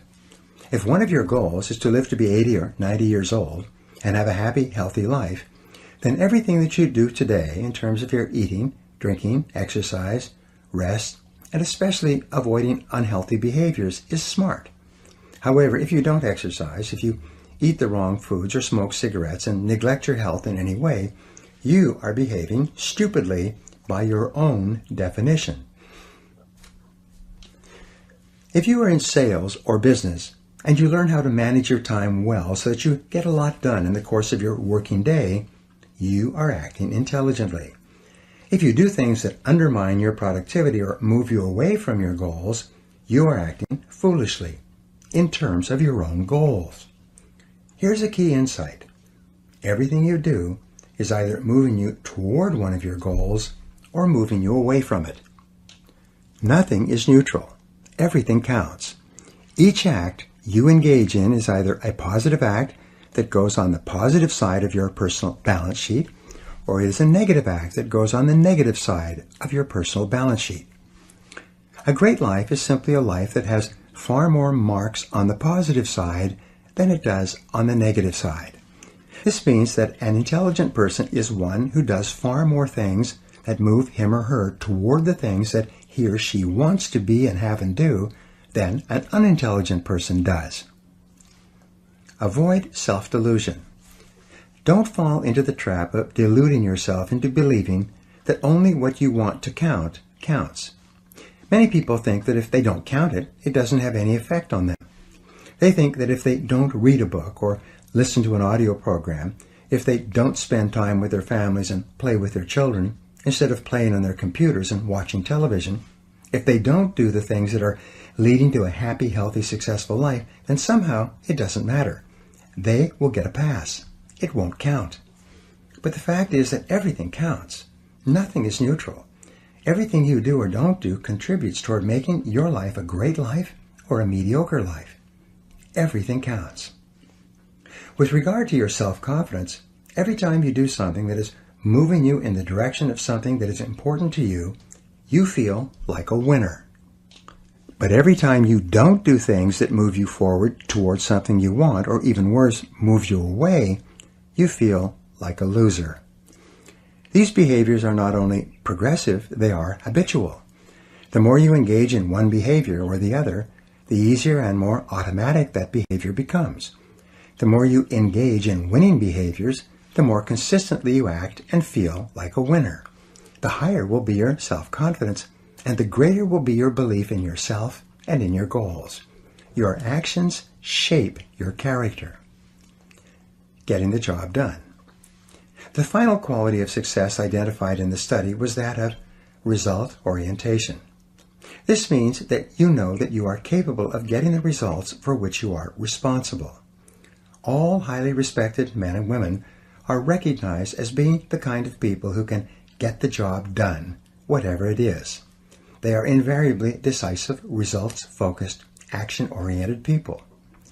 They are performance-oriented. They have a bias for action and a sense of urgency. They have trained themselves to be extremely capable at doing whatever is required. Bigger and better jobs and responsibilities seem to flow to them. The world tends to step aside and make way for the person who knows what he or she is doing and knows where he or she is going. Get on to the fast track. One of the most intelligent things that you can do is to get better at the most important things you do to get the results that determine your success. The better your results, the higher will be your self-confidence and self-esteem. You'll be promoted more often and paid more because you will be producing a higher quality and quantity of work. You'll receive more and better job offers. You'll be immune to economic downturns because your services will be so valuable. By becoming intensely result-oriented, you will guarantee yourself a future of success and prosperity. Do what the top people do. You will notice that everything that we have talked about in this program somehow impacts on the 5 qualities for great success in America. I explained earlier about the importance of selecting your values and organizing your entire life around what you believe to be right and good and true. As long as you know that you are living consistent with your highest principles, your self-confidence rests on an unshakable foundation.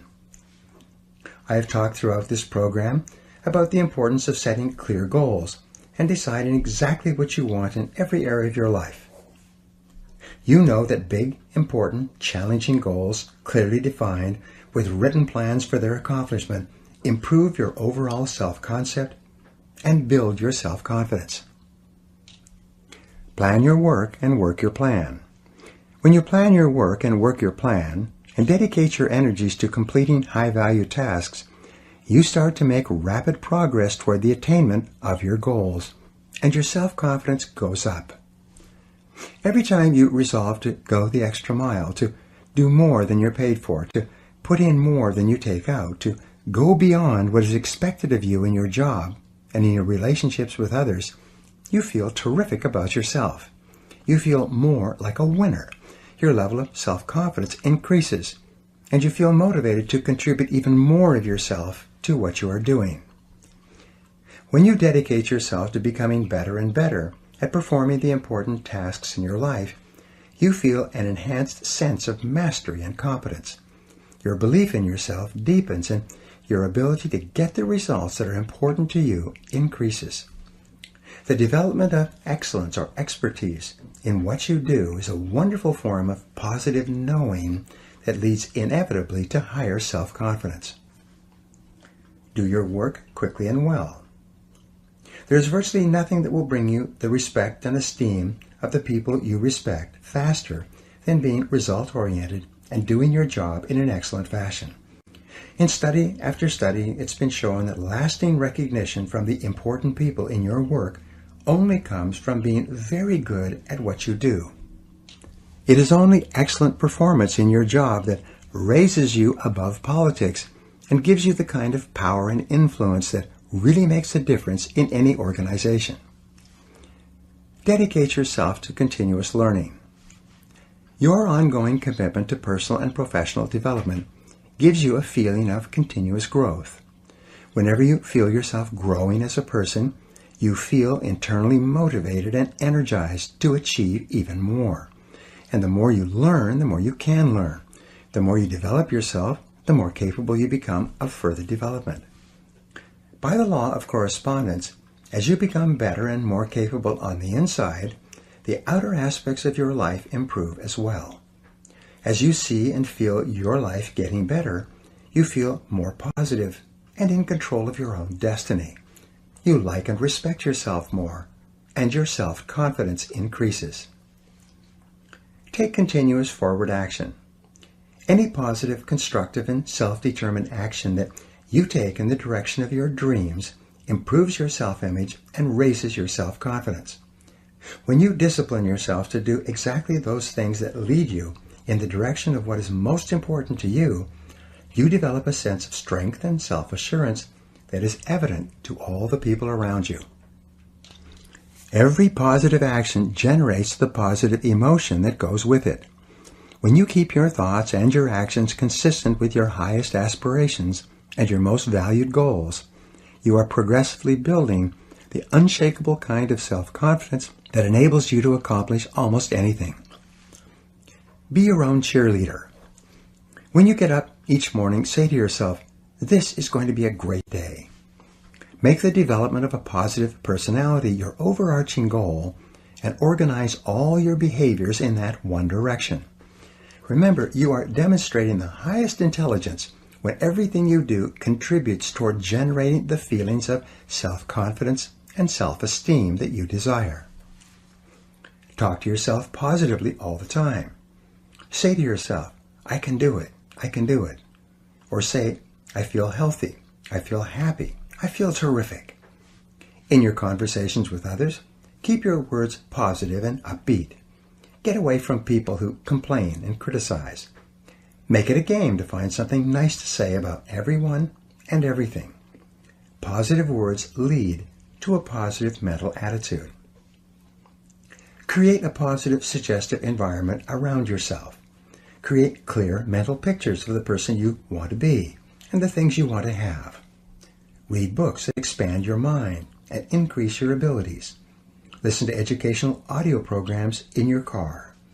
Get around positive people and get away from negative people. Control your mental pictures.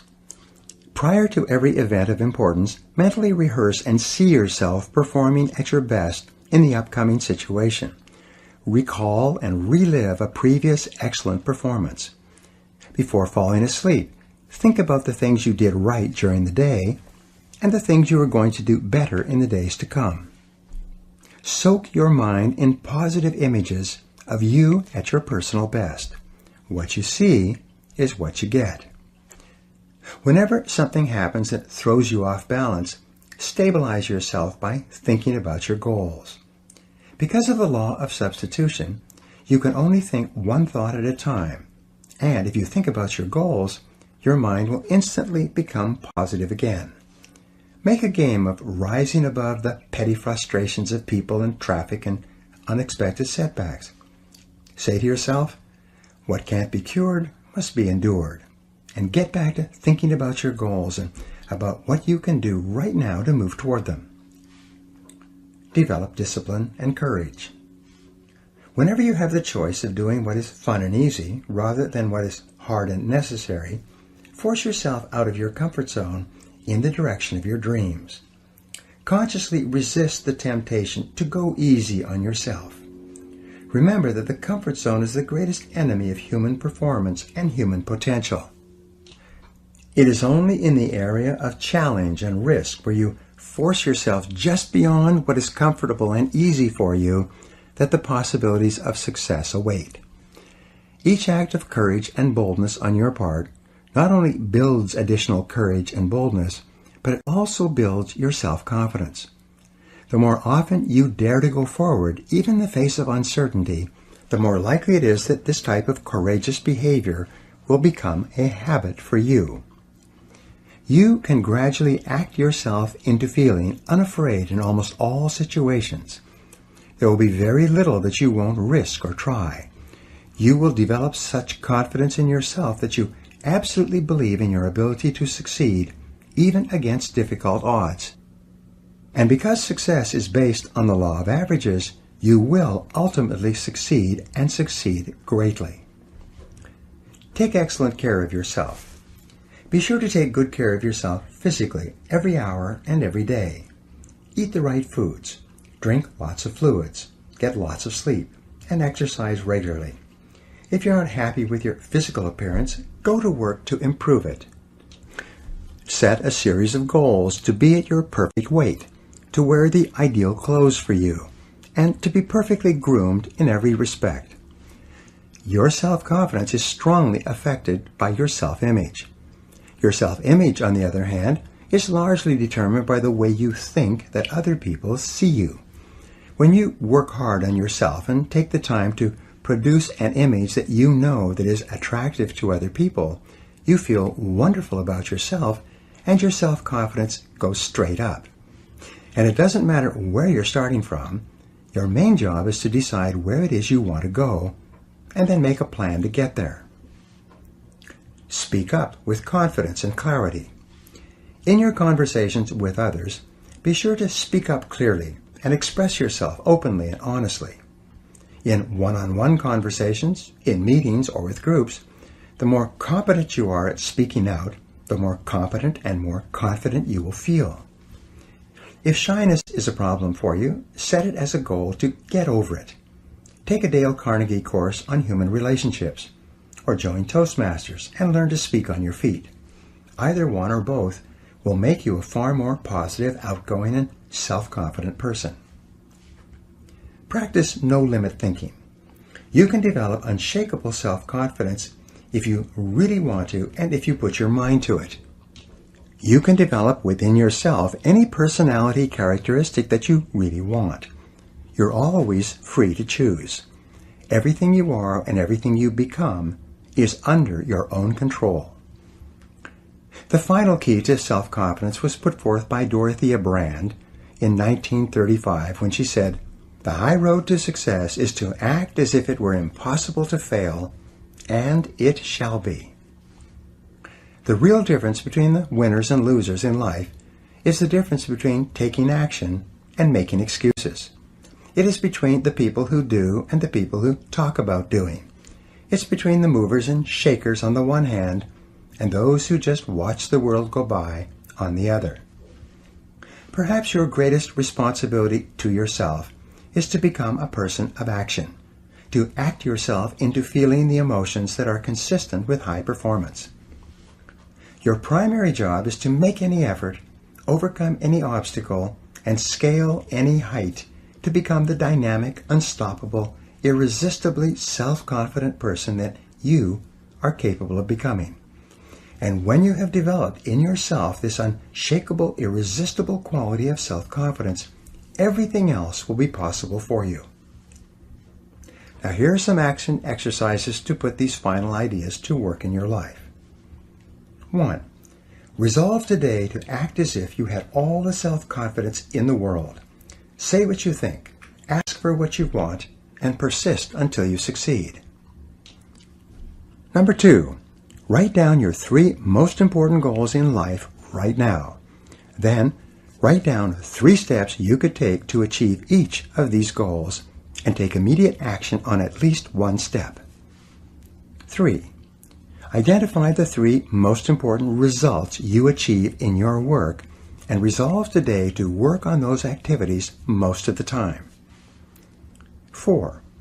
Create a clear mental picture of yourself performing at your best, calm, confident, and optimistic, and replay this picture over and over throughout the day. 5. Dedicate yourself to continuous personal and professional improvement, getting better every day. 6. Accept 100% responsibility for everything you are today and for everything you become in the future. Refuse to blame anyone for anything.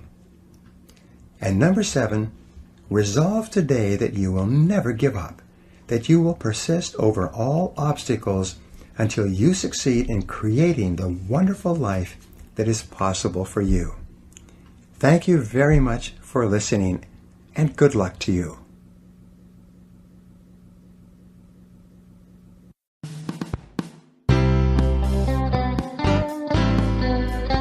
This has been a Gildan audio production. For more affordable, life-changing audio programs, visit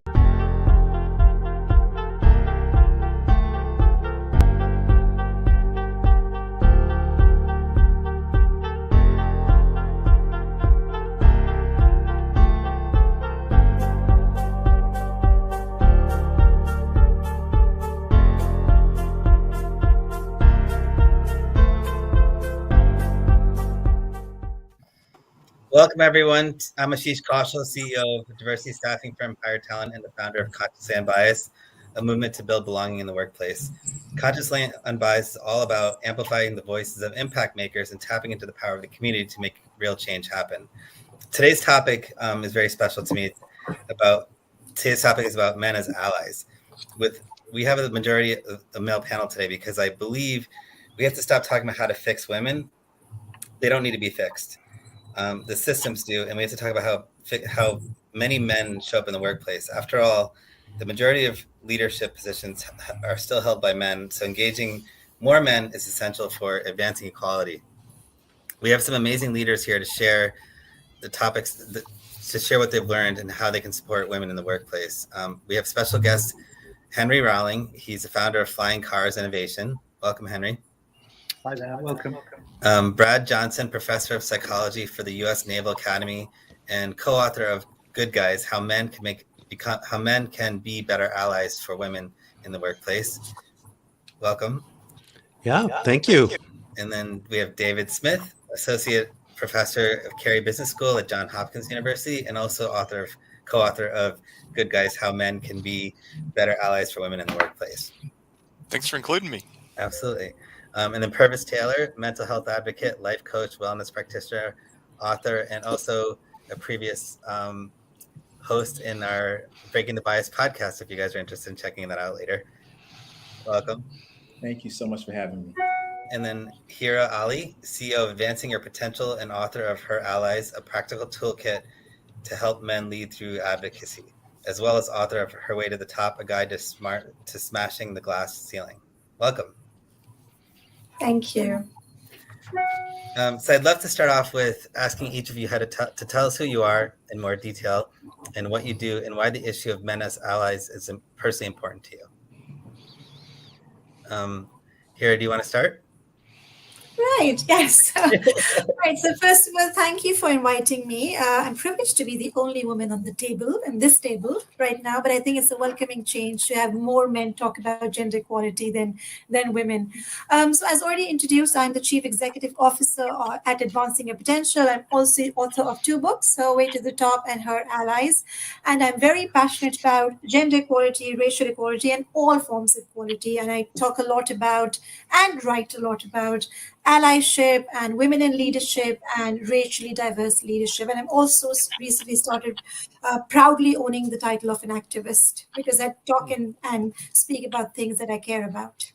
I love that. Me. And we'll go back to that later because I want to know the difference between an ally and an advocate or an activist. And so we'll definitely talk about that later on. Purvis, you're next.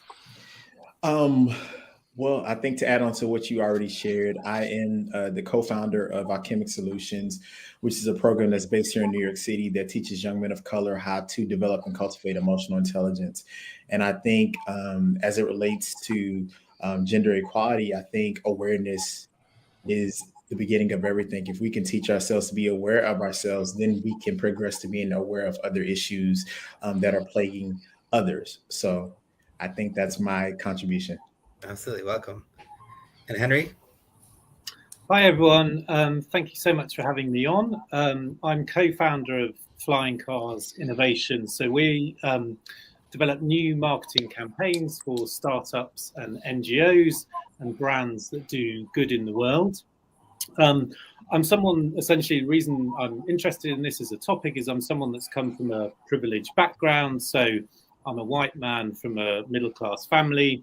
And I see lots of other people who are facing kind of far greater barriers than I've had to face in my life, and just want to use my platform to do something about that. So in my sort of career, I've worked at charities that support disabled people, homeless people, refugees, and in general, I don't see men doing enough to further the cause of women's equality. So I want to use the platform that I've built from the privilege I've had to do something about that. I love it. And David, welcome as well. Hello, thanks, and it's great to be here with everybody. So, I guess in addition, it would be helpful. I'm a sociologist, and I do all of my research in the area of gender, work, and family. So, thinking about gender perspectives on careers in the workplace and how family intersects with that. And I think one of the things that, as Brad and I started collaborating together and doing this work, we noticed very early on were that these are often framed, these gender inequities are framed as women's issues, and women. So the solutions are often, from organizational perspectives, are often focused on women and fixing women, and not about the broader culture, the broader structure, and men, and how we can be part of the solution. So we love to reframe this as a leadership issue, where we as men and women have a role and a function, a responsibility to be engaged in creating the kind of workplaces where we all want to work and thrive there. But I think also the personal connection, I think, is really important too, and hopefully we'll get a chance to talk about some, maybe why these are things that are personally important to us as well. Absolutely. And Brad, I'd love to hear your perspective as well. Yeah, my why. I am somebody, I'm a clinical psychologist who has spent his entire career researching mentoring relationships. And I, in all of that time, have seen the data. So part of it is scientific for me. I've seen the data showing that women just don't get the same level of mentoring. And even when they do, they often don't get sponsored. They don't get advocacy as part of their relationship the way that majority men do, very naturally. So there's that kind of nerdly scientific part of me that got me into this work. But then there's the personal, like Dave, there are women that I care about, maybe most notably my sister, who's a Navy captain, very senior officer in the Navy. I talk to her frequently about things that happened to her in the workplace because she's a woman that have never happened to me, even though we're very similar in our leadership style. And I attribute some of my awareness and empathy, honestly, to my sister's willingness to share some of her experience. Yeah, and I think that's important. It's a lot of times change happens because you connect the mind and the heart, and it affects you or somebody you love. And if you focus on that, then you really make it resonate. Make it personal. What does allyship mean to you? So can we start off with you, Brad? Yeah. So, I'm going to just put it in three big buckets, maybe in 1 minute here. And this just comes from all the research Dave and I have done. That, for me, it is the interpersonal. It's how I show up in my relationships and hold myself accountable. And if we're talking about gender, how about just starting with learning how to listen more effectively? Apparently, we men struggle with that. Then there's the public side, right? Really putting myself out there, more skin in the game now. It's not just holding myself accountable. I have to hold others accountable, and especially other men. Got to be willing to call things out. How about loudly advocating, for women? So there's that public piece. And the last bucket is really the systemic. This is harder even yet. Now I get to hold my own organization accountable and society accountable.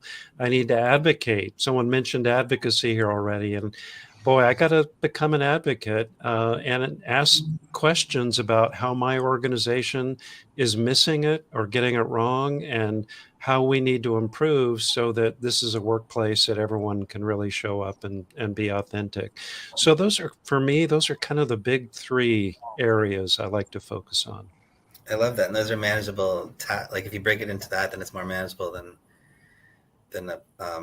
vague. So I love that. And David? Yeah, just to build on, I think what Brad brought up there is, I think the language is important too, and remembering that, allyship is not about rescuing. This is not doing things for somebody. This is doing things with, right? So we need to learn to come alongside and think about, how do we do this collaboratively? How do we show up as partners in the workplace and do this together? And again, because I think we have as much to gain and to learn as men as do women in the workplace, and we can do that for all of us together. The other thing, I think the really important aspect to remember, just from a societal perspective, is that if we're ever going to get to gender equity in the workplace, and being a great ally in the workplace is one place to start, but we also have to remember we have to do this at home. And that, again, for those of us who are partnered with women, we know that women have historically done, up to 2 to 3 times as much of the domestic labor and unpaid labor in the at home. The pandemic has certainly exacerbated that. And if, most of us tend to be in dual earner, dual career couples. And if we're going to survive, we've got to be supportive of our partner's career and do our fair share as allies at home and doing the caregiving and all of that. So I think, again, showing up as allies means being good collaborators, good partners, and that partnership can start at home. I love that. And, one of the things that really resonated there was allyship isn't a favor, it's a strategic advantage. Right. Correct. Henry? So some really good points already made. I think for me, allyship is around using the kind of power and network, using your brain, your influence, essentially to advance women's equality in practical ways whenever you can. So for me, the practicality of what you do is really, really important. So theory is very important as well. But for me, it's kind of how you show up when you're caught off guard or there's a situation that arises really quickly. So thinking about my own personal experiences of working in offices, from time to time, people say things and I haven't always been able to react in that moment in the way that I would have liked to, looking back retrospectively. So for me, what's really important is, as being an ally, is to think about when you haven't done as you would have liked to have done and try to do better each time. So when you've fallen down or not kind of represented yourself as well as you can do, then trying to sort of be better each time. But I'm all about those kind of practical ways that you can sort of support. Yeah. And then you brought up a really good point about self-reflection, because a lot of times we'll be embarrassed that we did something that wasn't kosher and then kind of sweep it under the rug rather than actually reflecting and fixing it in the future, Purvis? Wow, you guys have provided some great answers. I don't know what to say. No, but you guys have really provided some great, insightful answers. I think if I can add anything, I would say, allyship for me is being intentional and active. Being an ally on purpose, right? And really utilizing my voice. So like in those instances, those moments where, say, for instance, a women counterpart of mine, organization wanted to hire me, but I wasn't available. And I recommended my friend. And I said, pay her what you're going to pay me, or if her quote is higher than mine, pay her that. So like being active and utilizing my voice when necessary, and doing it on purpose because she deserves that. And so like it's for me, it's just the intentionality behind it all. I love that. And it has results as well, right? So you have to make sure that it's having an impact. It's not just spoken about. Yes. Yeah.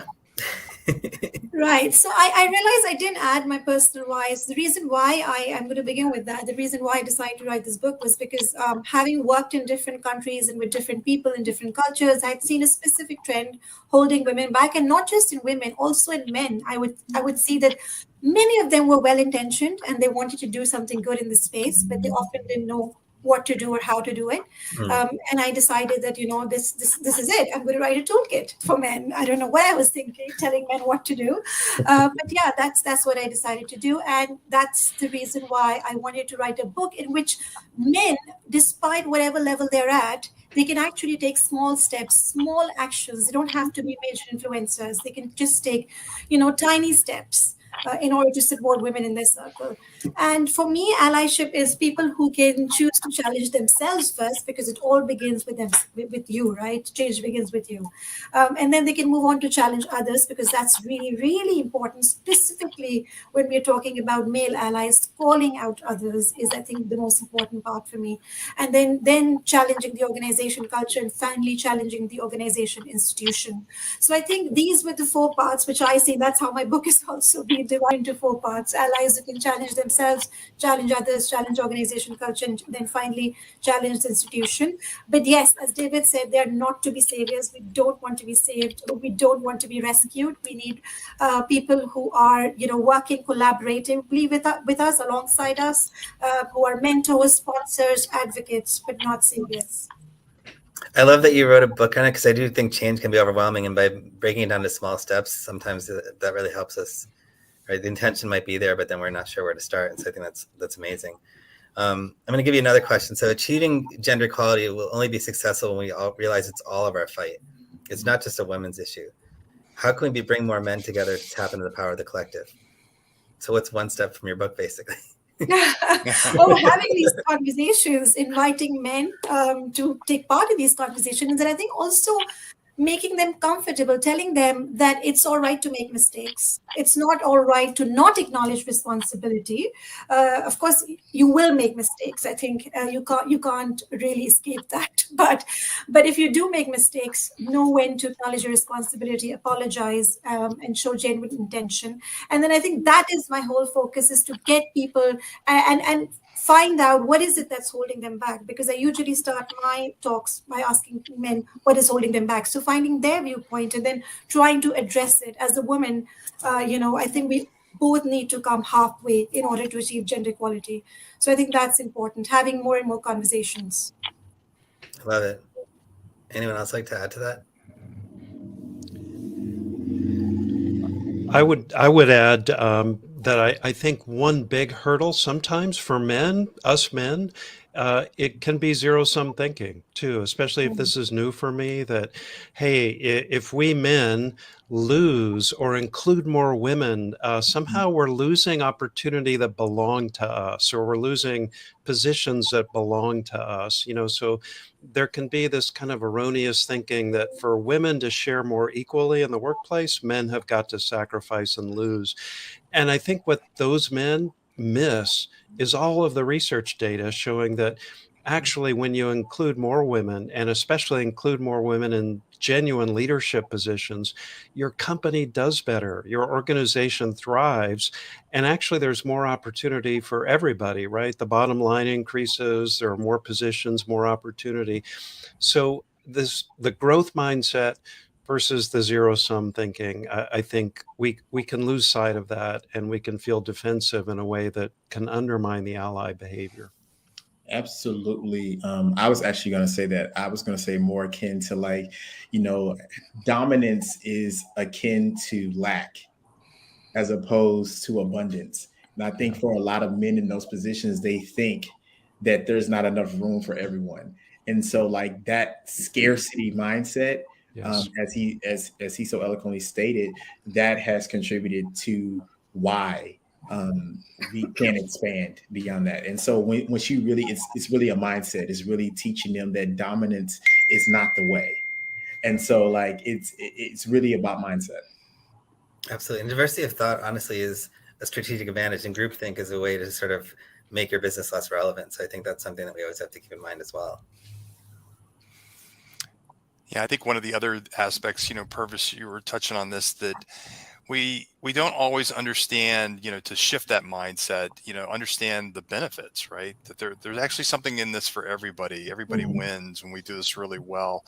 And so we see, one of the ways to overcome some of the reluctance to engage, or to be the kind of allies that we're looking for, active and really in doing the work, is we don't have the kinds of relationships with people who are different from us, right? So that we become better allies through understanding people's experiences. We develop empathy and really have our eyes open to what's going on around us. And often that's part of what gets in touch with that, back to that sense of personal motivation to do the work, right? To be a better ally is understanding, again, people who have been around you that are important to you, how they've experienced things in a way that is not just, it's not fair. And then again, most of us have that sense of fairness or justice to get involved and to do the work. And, but I think there's also as we begin to understand the benefits for not only our organization, but for ourselves as men, that we become better leaders. And it's through the kinds of relationships that we're having and the work that we're doing there that begins to expand this pie. And that's how we get past that zero-sum thinking. Absolutely. Henry, you wrote an article or a post on LinkedIn on how to be a better ally to women, and it got thousands of reactions. Any advice on how male leaders can find their real voice around allyship and social media and inspire other men to do the same thing?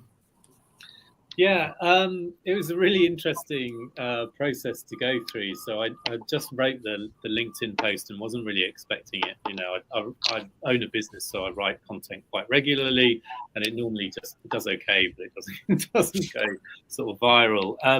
And this really did kind of go viral. It seemed to really resonate with people, and I think one of the reasons for that was the sort of scarcity of men talking about this kind of stuff online and social media.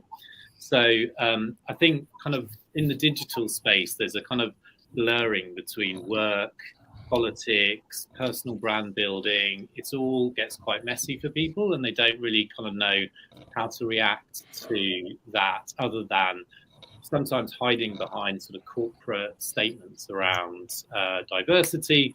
And if people actually use their authentic voice to talk about these issues, it really resonates and cuts through.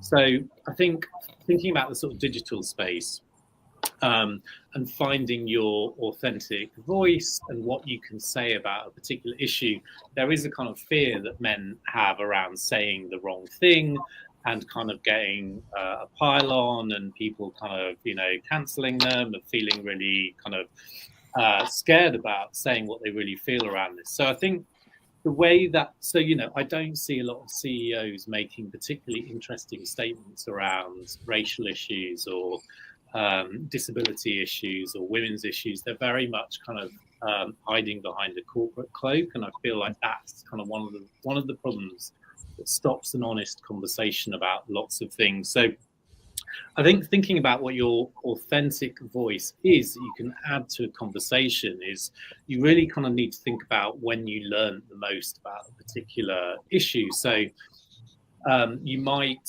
revert to when something went well, but actually I think the best time to reflect on when you learn the most is when something's failed or when you've fallen down in a particular scenario, and being honest with yourself. So I think the digital space is, if you've got something to say, you need to say it with that authenticity. So in the US, the gender pay gap is like 80%. So I think women get paid 80% of what men get paid, and it's something pretty similar for the UK. And if that angers you, which it should do, and I think most people, it would anger most people, then you really need to say that. Don't hide behind sort of corporate statements that you wheel out once a year for International Women's Day, which I think a lot of CEOs do. You need to say practically what you're going to do to fight against that 20% of free work, essentially, that you're expecting all of your female employees to do. And that's really important. And that is how you can kind of find your voice online, is to speak with passion and honesty, and talk about when you failed and how you can get better. So in my sort of working career, when I worked at businesses and organizations, I did quite a lot of hiring, and I didn't get all of those decisions right. And sometimes I made decisions that were based on my bias, and sometimes it was because of conflict avoidance or trying to get out of the situation that was difficult in terms of structural issues. I didn't get everything right. I try harder each day to be better, and that's my authentic position. It's not to kind of go online and say, hey, I'm great, I've done everything great all the time, because that's not realistic. Yeah. But then, social media encourages us to put our best foot, the best things. You put your best picture on Instagram, you put your best memories on Facebook. That's not a true reflection of who we are. Yeah, and I think we also need to sort of reward, and what you did was basically authentic. You combined authenticity with strength and vulnerability, right? And putting yourself out there. And I think that was really what resonated and helped. And I think that's something that we normally haven't rewarded men for, is being vulnerable. And that's been shown as a weakness. And I think that's not a weakness. It's actually a strength. And it gets people to go to war for you, Yeah. Hira, what is the most important first step men can take to advocate for women that you learned when you wrote Her Allies, a practical toolkit to help men through advocacy? And to add to that, can you tell us the difference between advocacy and allyship? Gosh, where do I start? There's so many steps, but of course the first step would be to challenge yourself. And I think the very first thing when you're challenging yourself is to educate yourself, because you can't change what you're not aware of.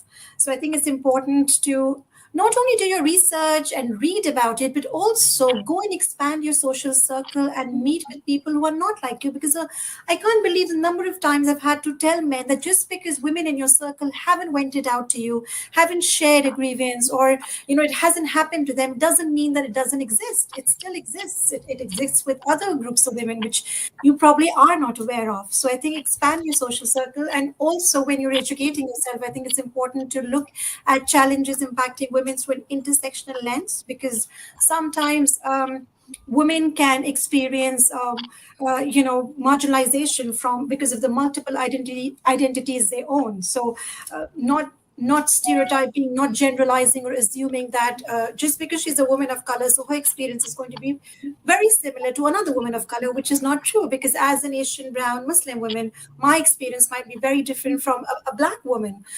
So every experience is valid. Every experience is unique.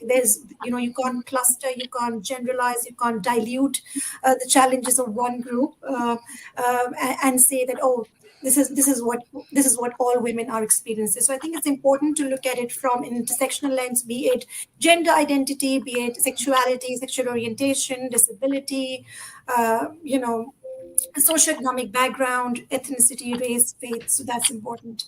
And allyship and advocacy. Well, you got me there, because I'm just thinking, what is the difference between allyship and advocacy? But I think allyship is, from what I can see, allyship, you can be like a silent ally. You don't have to. In your own capacity, you can be an ally, and you can whether it's at home, whether it's with your friends, whether it's in your organization, you can be an ally in your own little area. But when you start advocating for it, when you start speaking out, when you start championing it, and you start talking about it, tweeting about it, sharing articles, writing, like Henry's written this post about it. So I think that's when allies become advocates, because they're not only silently being allies to women in their circle, but they're also actively advocating about it. So I think that's how I feel what the difference is. But I think over to the rest of the people. Yeah, Dr. Johnson, do you have any thoughts around that? I know you talked about this in the past too. I love the way Hero's talking about this, and it's funny. I haven't heard so much about advocacy separate. I realize you can do that, though. Hearing Hero say that has been helpful for me. I could be an advocate without doing any other ally stuff, and I think there's some real truth there. Yeah. I think when Dave and I are having conversations with men, we sort of put this all on a continuum, right? And we want to be so inclusive. We want to invite men in, recognizing that they're somewhere on the continuum. There are men, let's be honest, who are apathetic. And we don't encounter that many of those guys, right? I just don't really even care about gender equity or diversity. It doesn't even register as significant. I find very few men are apathetic about this. But there are men who are, maybe just sticking their big toe in the water. And yeah, I realize there are some inequities. I'm trying to understand this. I have some awareness, but I'm really not sure what to do. And then you move a little farther on that continuum, and there are men who are a lot more active, right? These guys may call some things out in meetings when there's bias or sexism. These are men who are more deliberately and publicly mentoring and sponsoring women. So there are men on that kind of active phase of the continuum. And then you move to the far end, opposite of apathetic. And I think you start getting to advocacy, again, under this big umbrella, maybe of allyship. And those are the gentlemen who tend to really be leading on this. They lend their voice. You heard Henry is writing about this, online. So he's being more of an advocate. He's putting himself out there, I think, and also willing to put skin in the game when it comes to joining causes or lending my political capital and privilege to causes that I really value and that are important, that promote this. But I think to Hira's point, I'm convinced that you could do the advocacy piece without, necessarily being an ally in other ways. Yeah. Absolutely. Anyone else have thoughts around that? I think one of the challenges here also, just to kind of call out maybe one of the elephants in the room, is that I think around allyship, we've seen the faux, fake, or performative allyship Yes. is one of the challenges that, when we see people being true advocates and co-conspirators, they're really living it, right? They're doing it, 24/7 every day, and we know that. Whereas performative allyship can be done by choice, right? When you want to do it, or when it's advantageous for you to do it, when it makes you look good, and it's really often very, it's just very cursory, and it can sound like a lot of nice talk, and there's really not a lot of action, and you're really probably not putting any skin in the game. And I think that was one of the things that, when Brad and I were doing some of the interviews with men for our book, Good Guys, that a lot of men talked about how they really felt like, when they were really being that advocate, that's when they were really putting some skin in the game. They felt a sense of maybe personal risk or professional risk.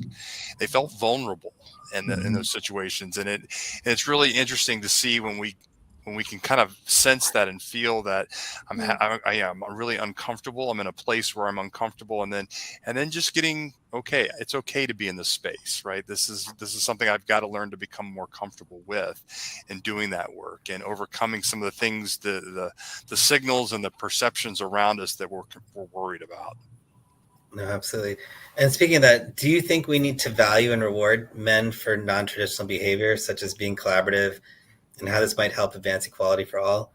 Should we change the word masculinity to maybe leveraging your strengths for progress to get more men aboard? Yeah, this is an interesting one because, one of the challenges here is that we don't want to reinforce, what we call the pedestal effect of, so when men do something right, and they get put up on a pedestal for doing what they should be doing, and I completely agree with that. The challenge is that, just calling out negative behavior, right, all the time, it doesn't always lead to the kind of results that we're looking for. So sometimes having some positive reinforcement we know works really well. And so finding ways that, because sometimes I think as leaders, we're often doing things that we go, well, that's just who I am as a leader. It's the right thing to do for my people.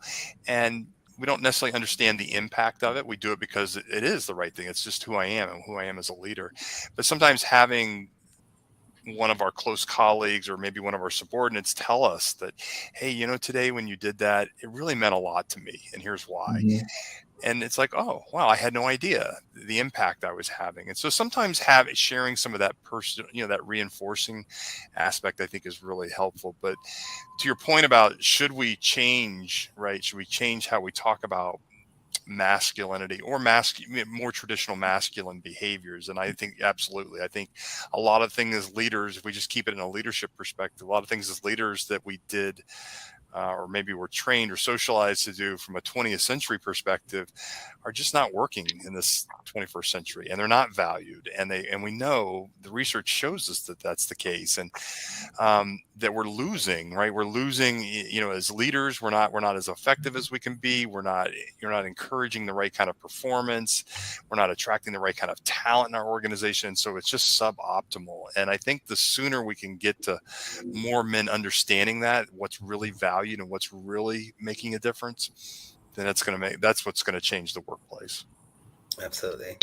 And if I can add a woman's perspective to this, when you're talking about appreciating men for being allies, I know there are a lot of controversial opinions on this, but I personally believe that because there's such few men doing it, I think you do need to recognize. I mean, I do. I always make them, I make videos. I put David and Brad in videos. I celebrate them. I celebrate the men in my life, my husband, my father, my brother, who I think it's important to recognize these efforts. Yes, this should be normalized. But because I think not many people are doing it, I think if we acknowledge it and recognize it and appreciate it, encourage it, we'll have more role models and we'll have more people doing it. So I personally believe that, yes, you should recognize those who are standing up as allies. Great points. Dr. Johnson, what role do men play in gender equality in that movement? And then what's your response to be a man who argues this is versus sexism? Why do we sometimes see defensiveness around this topic? Wow. Well, I can probably streamline my answer because my main thought about that, Ashish, is back to zero sum thinking. When I hear the reverse sexism comment, I have to equate that in my own mind with defensiveness. That hey, this is not fair to me. I'm going to lose. It can reflect a fundamental sense of defensiveness. And, beyond the zero sum thinking, just missing all of the information about how we all thrive when we're more inclusive and we have more diversity and creativity on our teams. There's also an issue of privilege here. And I think you got to have Dave and I have taken to calling this the P word because men find privilege so aversive, when you bring that up. But you got to talk about the P word, right? And the irony here is that when I, as a majority cisgender white male, call things out, advocate for fairness and inclusion, on average, I take a bump up, right, in my annual evaluations because I'm a gender champion. Wow, look at that guy. Look how terrific he is. When a woman does exactly the same thing, or any other minoritized group, on aggregate, they're going to take a hit, right? Because they're just pursuing their own best interests, or they're abrasive, or you name it. Yeah. It's only when I really understand what Dave and I have taken to calling this, invisible backpack of privilege that I've been carrying around my whole life as a white male. I have not been aware, honestly, of the tailwinds I've had my whole life. Once I recognize I have this backpack and all this opportunity, then I get to actually use it. I get to start sharing it. I get to actually start changing the workplace. It can be a really powerful thing to become aware of my privilege. And especially when I'm aware that, hey, I'm not losing when I use this because my backpack constantly refills. As a white man, it never gets depleted. Yep. Once I have that kind of, epiphany taken to heart, I think I become really empowered to begin sharing that. And I think that's what can change men's attitudes and their behavior. But that getting to that awareness, I think, is a challenge. No, absolutely. And so do you think maybe if our assumptions are wrong? Like we're assuming that power is finite, and so for me to get something, you have to lose it. And then the second thing is, there's probably a factor of guilt if I acknowledge that I had some sort of advantage, then you're taking away from my progress or whatever I've earned. I think that's a big part of the defensiveness around privilege. Yes, whenever you bring up privilege, and it doesn't matter whether it's around gender or race or any other group, there's this immediate defensiveness that, hey, I worked hard, to get where I am. And I think, message back about that is, of course, you worked hard, but so did everybody else. And you just haven't had these constant headwinds. You haven't been aware of it because you've had the backpack and the tailwinds. It's only when I really grasp that. We are not diminishing you or your hard work. We're just pointing out your experience has been quite different and you just haven't been aware of that. So I think it's having, that kind of humble authenticity and maybe flash of insight that really begins to change hearts and behavior. Yeah. And I don't think it takes away from capability. Like reality is I may have an old boys network and I got somewhere because that gave me a little bit of advantage, but if I wasn't capable, I still couldn't get there, but it did give me an advantage. And so we have to recognize that. Purvis, you wrote an article as a Black man. I understand Will Smith's reaction, but that wasn't the way. Can you share your thoughts on men's roles as a protector of women and what you think is a better way forward? Yes. So firstly, I was so grateful that the Griot reached out to me to write that piece. They wanted to get my opinion because I'd worked with them before and they knew that I was probably going to offer a completely different perspective than the other op-ed pieces that were out there.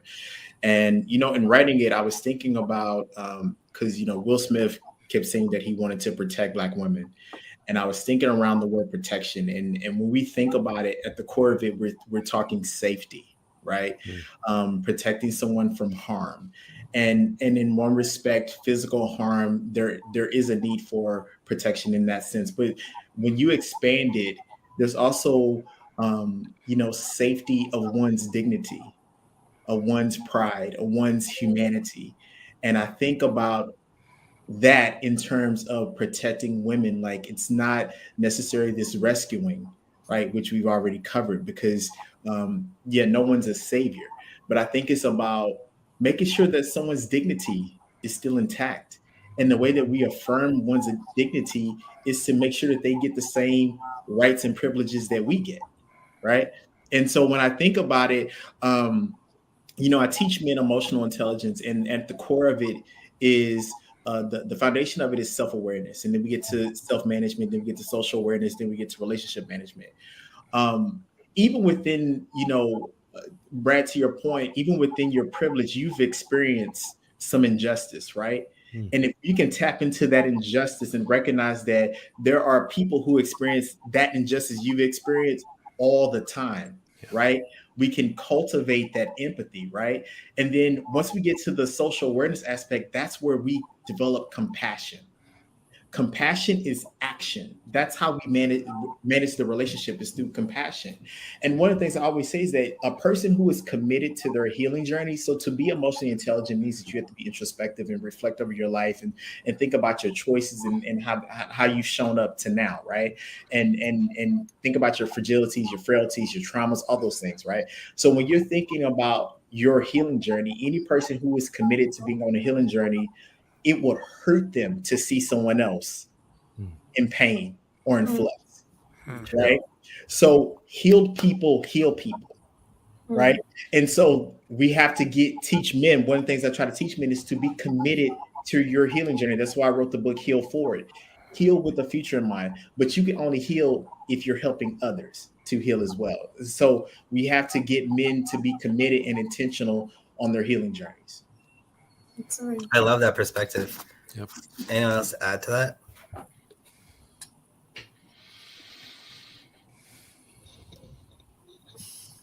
I think Purvis said it all. Oh, go ahead, Hira. Sorry, Brad, you go ahead. No. Yeah. No, I think, as a person belonging to a racially diverse group and who ticks many boxes, I think what Purvis said, it really hit the nail. You really do need to heal yourself, because a lot of us are carrying past trauma of injustices and, the way they've been treated, and discrimination and interpersonal prejudice, and all these things has affected us. And there's a thing known as acculturative stress, which I've recently been talking about, which a lot of people don't know, but people from racially diverse groups, marginalized groups, even women, because they have been diminished and trivialized and debased in such a long time, they have an acculturative stress where they have to adapt to the values of a dominant group. For example, if I'm the only woman in the room or the only woman of color.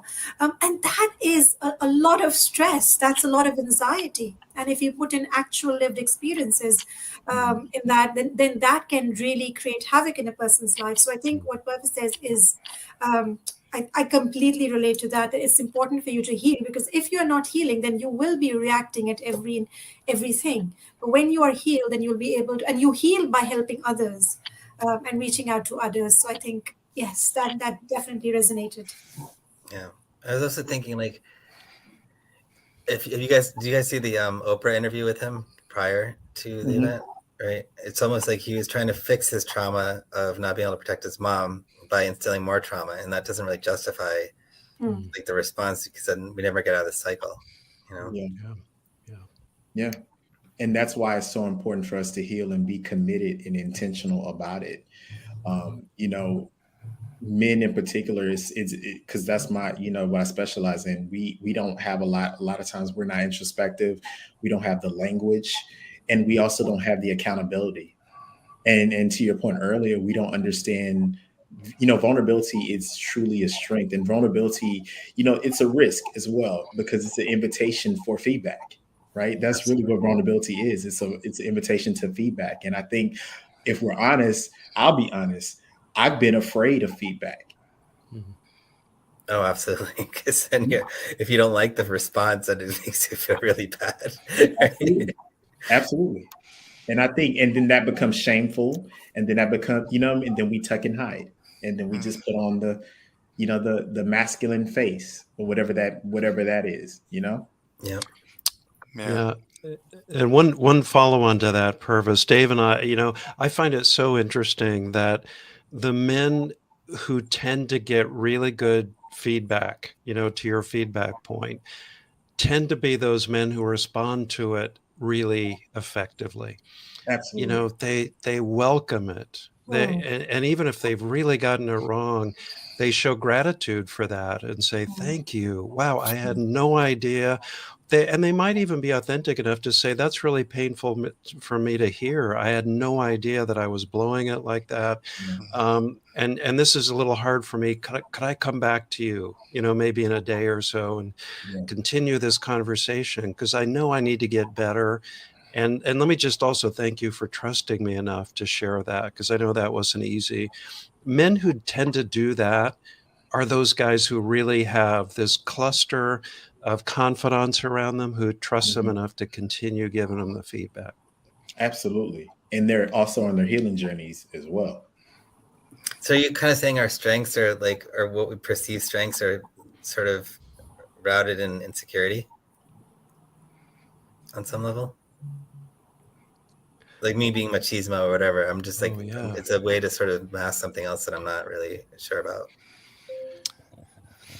Yeah, it can, because I think, this kind of goes full circle, right? To make myself vulnerable and to really be humble and to accept that, be open to this kind of feedback, you're acknowledging that. I think one of the challenges there is that people feel like they're accepting that risk and the risk of what they're seeing happen around them, especially for more senior people, CEOs, for example, back to the cancel culture, right? I'm going to get canceled if I'm that vulnerable, I'm that open and that honest and humble about this. But I think what we find is that the reality is that it's something different, right? That when men are putting themselves out there, and this is part of who they are as leaders, as people, that we are on that journey, that healing journey, as Purvis was talking about, that people will meet us there. They'll meet us where we are, and they really, I think, appreciate that authenticity.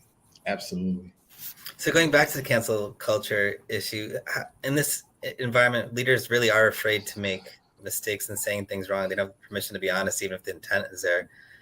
And that really does affect allyship. And so how do we give them the space to learn and not be perfect, but actually just push the movement forward? I think as a woman, I would say that if a man has made a mistake or said something accidentally which was sexist or racist or, transphobic, homophobic, whatever it is, but that person did it because of lack of awareness and is genuinely apologetic and is acknowledging responsibility, saying sorry and ready to move on and not repeat the mistake. I think that genuineness does come across, and it's going to really help the person. Of course, if you are resorting to half-hearted cover-ups and making excuses and defending yourself and being dismissive, then that might backfire. That might go in a very wrong direction. But if you are genuine, if you're authentic, if you're vulnerable, people most of the time are able to recognize that, and hopefully you will not be cancelled.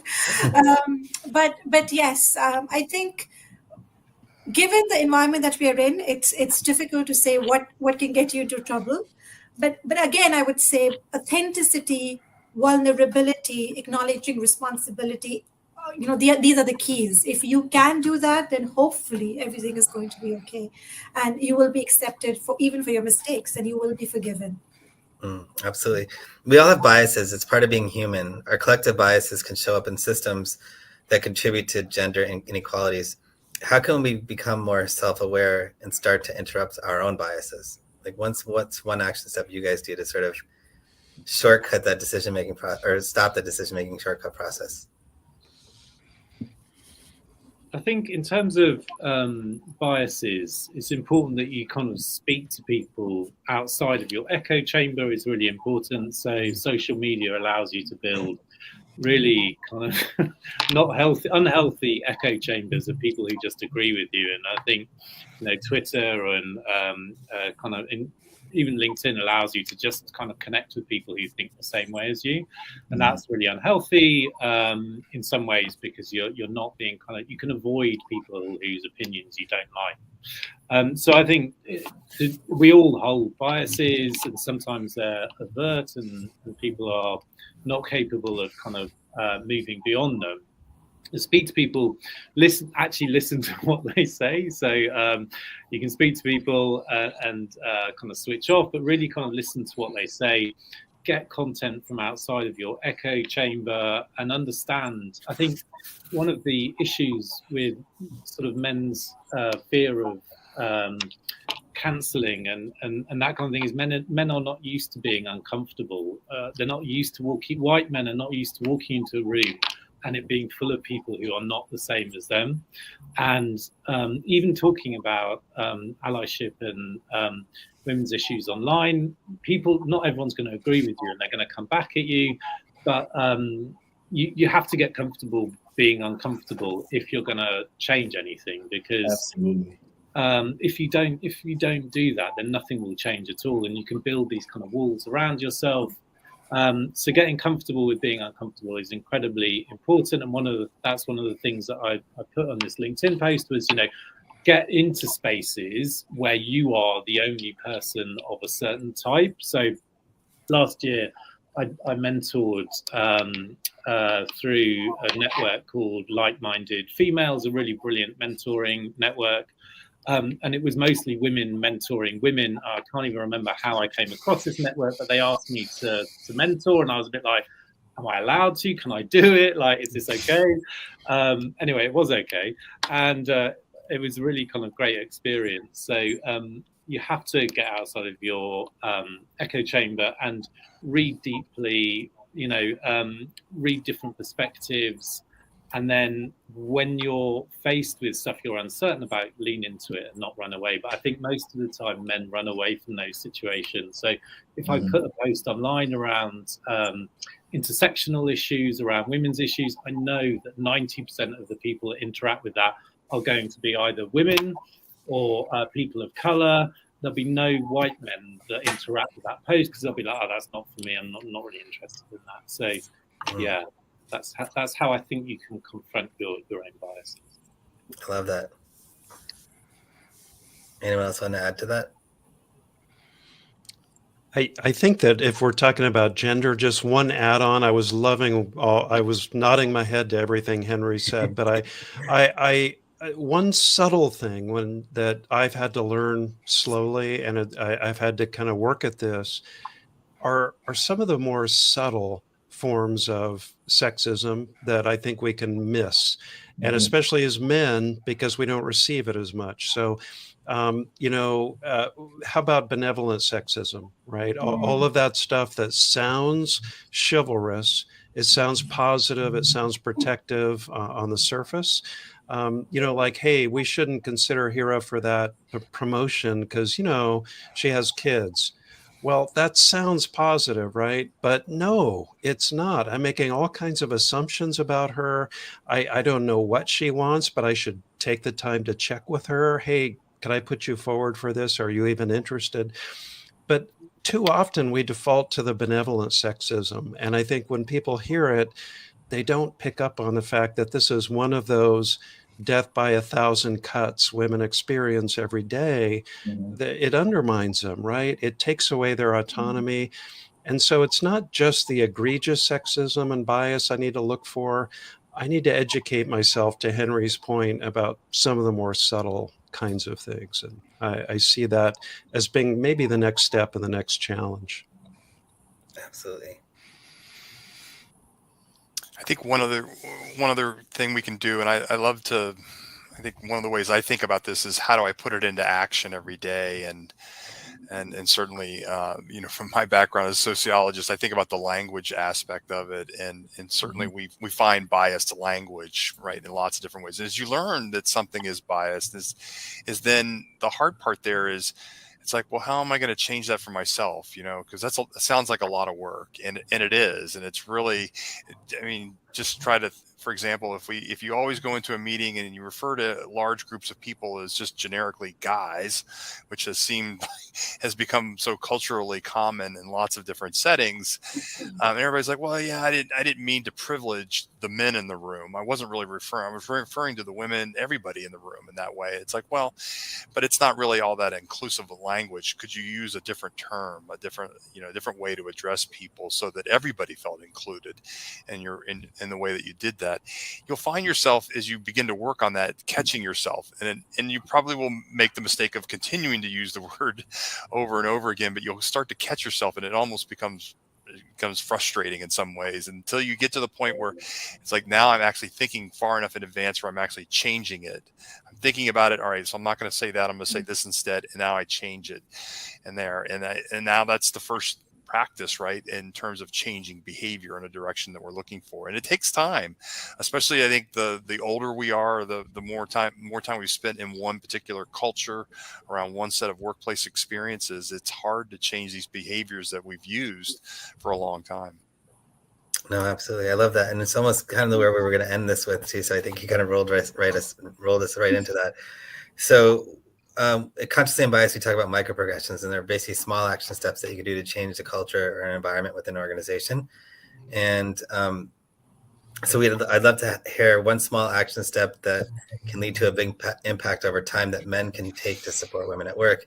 And I'll give you an example of a microprogression that I learned early on and when COVID started, was that we were doing these Zoom calls, and I'd always want to get my idea across. So I'd cut people off and talk over them. Right. And what does that do? So if you're a minority, it went and sends a subconscious signal that you're not important to me and your ideas aren't, because I was so busy trying to barf my ideas onto you.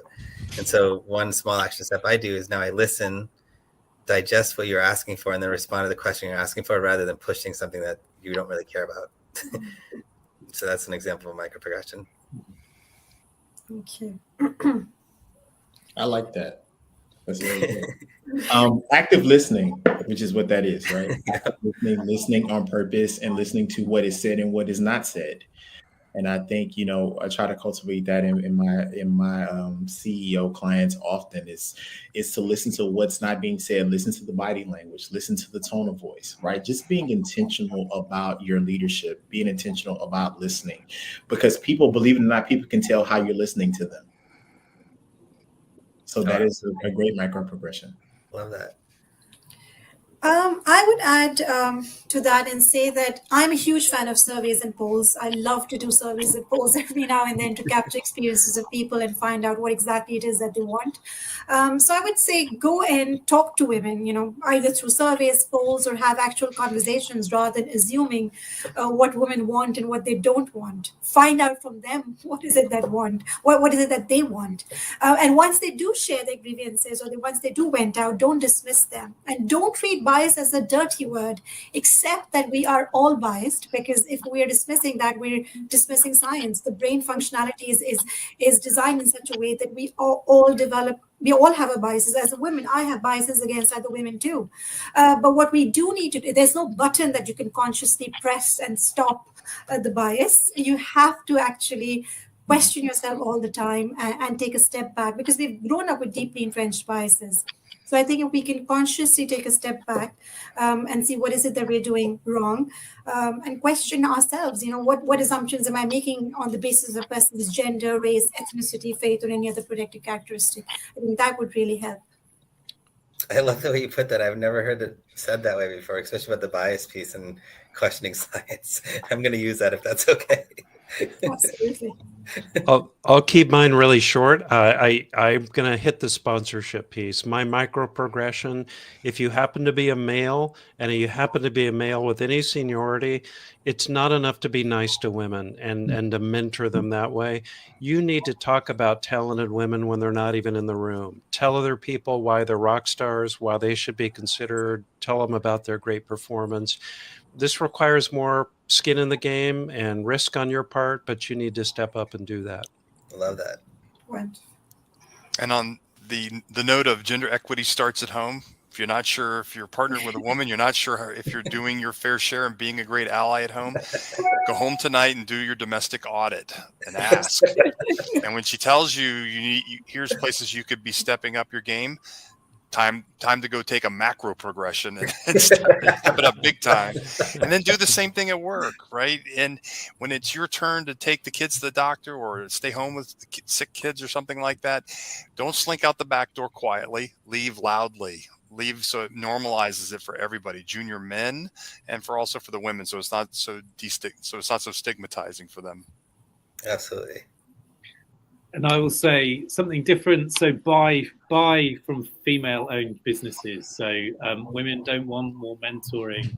They don't want more kind of unsolicited advice. They want you to buy from their business if they're a business owner. So buy from female-owned businesses. Love it. But thank you all so much. It's so enlightening, and we're honored to have you today. Yeah. Thank you. Recently, I decided to do a crazy experiment with the IELTS test. I went down to Dublin about 2 hours from where I live, and I did the real IELTS test because I wanted to test something that has been bothering me for many, many years. Do me a favor, don't skip ahead and look at the results, all right? Don't skip ahead and look and think, oh, you got that result. Well, you know, a native English speaker who teaches IELTS for a living should be getting a band 9. So, you know, it's kind of like Lewis Hamilton doing the driving test and passing the driving test. It is not such a big deal because this is my job. Instead, what I decided to do was this experiment. So the IELTS test is divided into 4 parts: listening, reading, speaking, and writing. What I decided to do was, for 2 parts of the test, go and look at the most popular advice, the most popular tips and tricks for that part of the test, and follow that blindly. And for the other 2 parts, I looked up the common advice, the most popular tips and tricks for those 2 parts of the test, and decided to do the exact opposite. So don't follow the advice, do the opposite. And then let's see what the scores should be. So let's check out what happened. So starting off with the listening test, the 2 most common tips that you see on popular blogs and YouTube videos are, number 1, really focus on keywords. So when you're looking at the questions, focus in on the keywords. The keywords will reveal the correct answer to you. And the second tip is skip ahead. When you finish a section, go straight away and read the questions and try and find those keywords. So it's a very keyword driven way of doing the listening test. And this is the most popular advice out there. It's not the advice that we give at IELTS Advantage, but it's certainly the advice that millions of people use every test day. So for the listening part, I followed the gurus, just did exactly what they said. And I had to abandon that strategy after the first section, because I found it nearly impossible to focus on what I was doing. A huge part of listening is focusing and being able to focus on the question and focus on the listening at the same time. And you really have to do 3 things. You need to read, listen, and think, and decide the correct answer all at the same time. And I think that I got the first question wrong, because I was really focusing on keywords and then skipping ahead and trying to think about what is happening next, instead of really just doing what I should be doing, which is looking at the question and waiting for the listening and thinking about it more holistically. So I think that I got the first question wrong, and it was an extremely simple question. It was a registration number, a number plate on a car. And I think I got that wrong, because what I was doing was really focusing on keywords and thinking about what was coming next. And what that did was it stopped me actually getting this really simple answer. Like, the first question in the listening test is the easiest one. And I think I got that wrong. And I paid a lot of money for this test and this experiment. And I was thinking to myself after section 1, I better abandon this strategy of focusing on the keywords and then skipping ahead, because my mind was going blank. I couldn't think straight and I couldn't focus on what I was doing. So here's the result. I ended up getting a band 9 for the listening test. But if I had have maintained that strategy, I definitely would have got much lower than a 9. And really, to be honest, I didn't want to embarrass myself. So I followed the common, popular guru thinking, and I think I got the first question wrong, and I abandoned that, and I would not recommend that to anybody because you really just lose focus. And my mind was going blank, and I couldn't really understand what was going on, and that's as a native English speaker.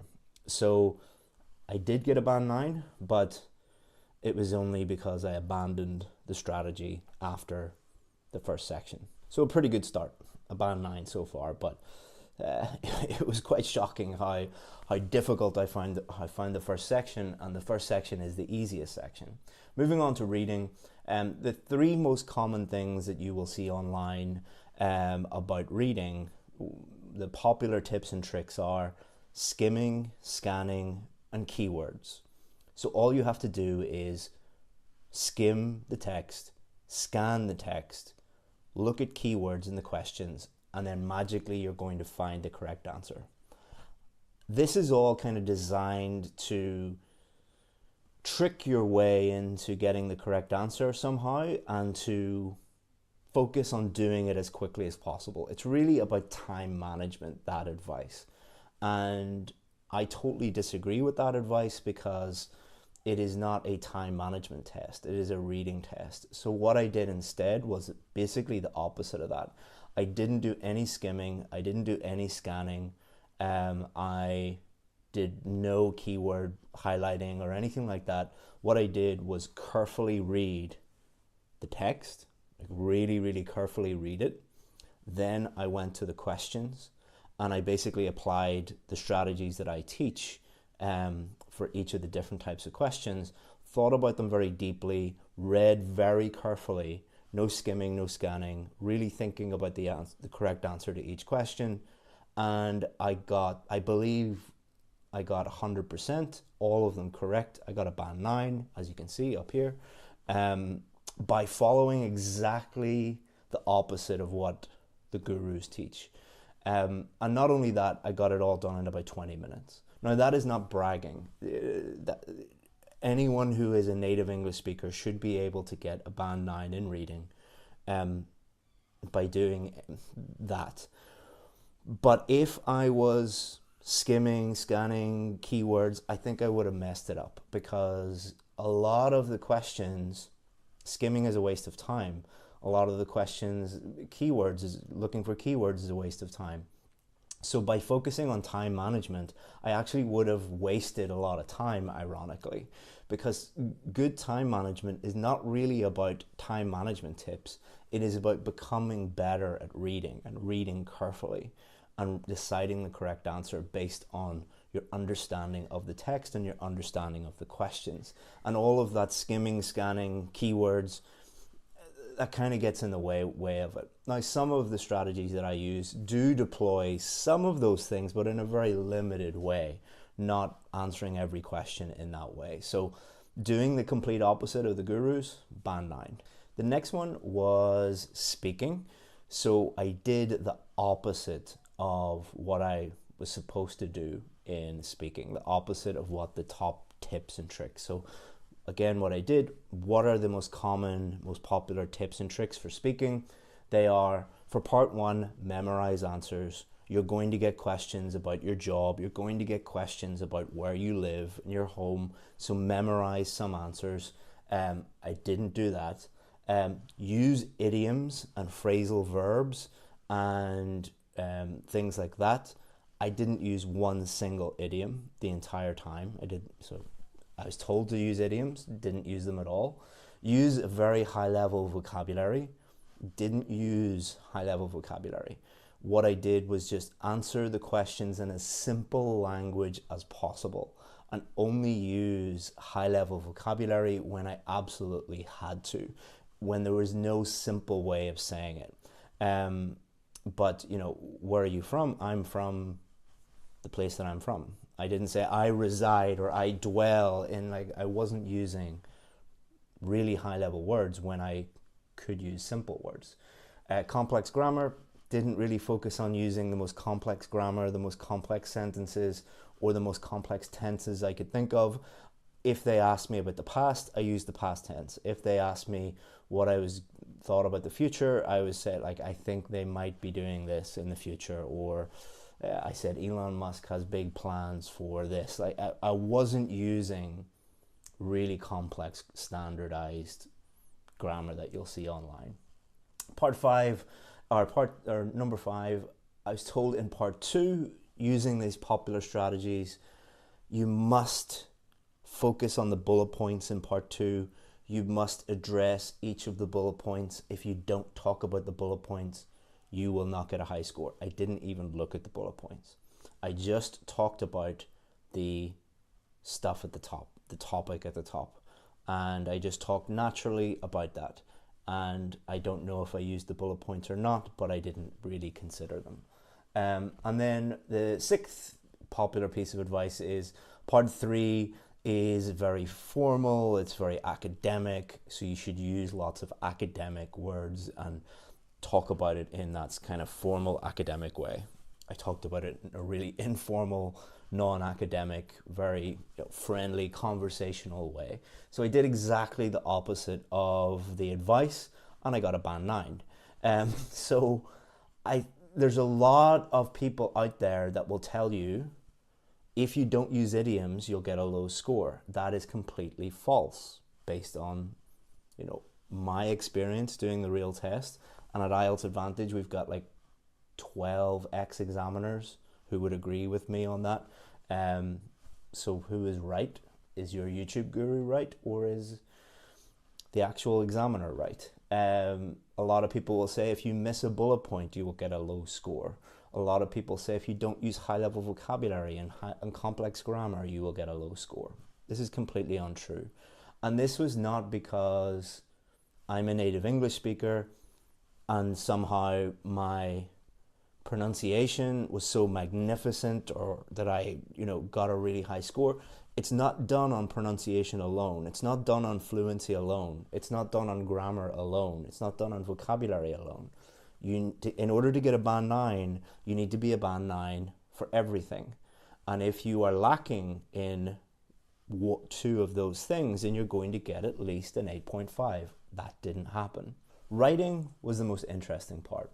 So I have seen other YouTubers, IELTS YouTubers, going and doing the real test and getting 6.5, getting 7, 7.5 in the writing, and then blaming the examiner and blaming the writing or blaming the test and all sorts of things. I don't think that's right. I think that's probably because their methods are not very effective. If you are a native English speaker and you're getting 6.57 in the IELTS test, then you're doing something seriously wrong. And that's what I did. What I did was I did few things that are popular advice, and I believe that they're seriously wrong. So what did I do? I used high-level ideas. So very common advice, very popular advice about the writing test is make sure your ideas are very high level, whatever that means. They're impressive. They would really impress the examiner. Number 2, make sure that your vocabulary is very, very high level, as complex and as high level and as many C2 and C1 words as possible. Never repeat a word. Always vary your language as much as possible. That's very common advice. Number 3, make sure that your ideas are impressive, that they impress the examiner in some way, that the examiner will look at it and think, these are really impressive ideas. And number 4, make sure that your grammar is very complex, that you use many different structures, that you use things like conditionals and multiple different conditionals, and you use multiple different types of tense and complex structures and everything. This made writing the essay really difficult because a few problems came up. Number 1, it took me a long time to try and think of high-level ideas, and I wasted a lot of time. Before I knew it, 8 minutes had gone by, and I was still thinking, like, well, what is a really high level idea? Then when I started writing, what I noticed was there were certain keywords that I didn't know how to vary. So one of the keywords was hobby. Now, there's only a few ways that but it was some people like high-tech hobbies, some people like low-tech hobbies. So the whole thing was about hobbies. So all I was doing while I was writing, instead of thinking, how do I write a clear essay? What I was doing was thinking, how do I change hobbies? Which really isn't that important. The examiner is testing your writing and clear communication in writing. They're not testing how many different variations of the word hobby can you put down. So that made my job really, really difficult. For part one, I was trying to think of something that would impress the examiner. So I was trying to think of something that would be really interesting. It was write a letter to your boss about the dress code. So to impress the examiner, I wrote that I was working in a restaurant called Hooters. Don't know if you know this, but Hooters is like a restaurant where all the ladies wear very skimpy outfits.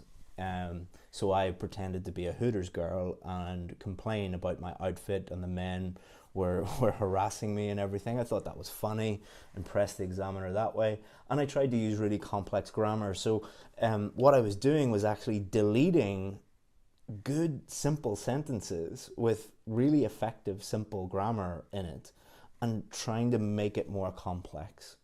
So everything that I did by following the common advice, the popular advice, that made my job much more difficult. And I got a band 8. So I should have got a band 9, but because my job was made so much more difficult, I was a full band below where I really should be. And that's something that you should really think about. You probably deserve a much higher band than you are currently getting. But if you are doing even one of those things, you're not bad at writing. You're just making your life more difficult by following popular advice on YouTube and on blogs that doesn't really help you get a high score. Because what you should be doing is, instead of thinking of high-level ideas, try and think of simple ideas. Simple ideas are easy to write about, easy to think about, easy to explain, easy to think of examples for. High-level vocabulary actually lowers your vocabulary score because you're trying to think of ways of varying your vocabulary and making it more complex and making your job more difficult, and probably your writing less clear. Impressive ideas, it's just an extra thing that you need to think about. You're running out of time. You don't have time to check your work because you were spending all that time trying to think of impressive ideas. And you're probably making grammar mistakes because you're making your grammar more complex. So have a think about that. By following the advice and listening, I nearly messed up my listening test. By doing the opposite, I got a band 9 in reading in 20 minutes. By doing the opposite in speaking, I got a band 9. By doing what the gurus tell you to do, or most of the gurus, not all of them, there's some good coaches and trainers online, not criticizing all of them. I know you guys think that I'm overly critical, but the reason why I'm overly critical is I spent €200 plus €100 getting my writing rechecked. So that's €300 in test fees. I spent €160 on a hotel. I spent €50 on food, breakfast and dinner, because I had to go down and stay there. Spent another €20 on petrol. I took half a day off work. That cost me probably about €500. So I'm close to €1,000 in just doing this test. And I know that you guys spend an equivalent amount of money, and it makes it even worse for you guys, because if you don't get the scores that you need, that means that you can't go and work in that country of your dreams and achieve and earn the money that you deserve. It's easy for me. All I had to do was drive up the road and I'm back into my big house, working in my nice job, getting paid what I deserve. Most people doing the test, when they follow this advice, don't have that choice. What they are told is, you failed the test, your scores are lower than you hoped for. We're not going to tell you why. And what people normally do, what their normal reaction to that is, I'm dumb, I'm stupid, I need to go and do more tips and tricks, make things more complex, more impressive ideas, learn more idioms. And then they go and fail again. Okay, I need to find another guru and learn even more tips and tricks and hacks and shortcuts, and then they fail again. This is why I get so passionate about this, because we get emails every single day from students saying, I failed because they followed this advice, this common advice.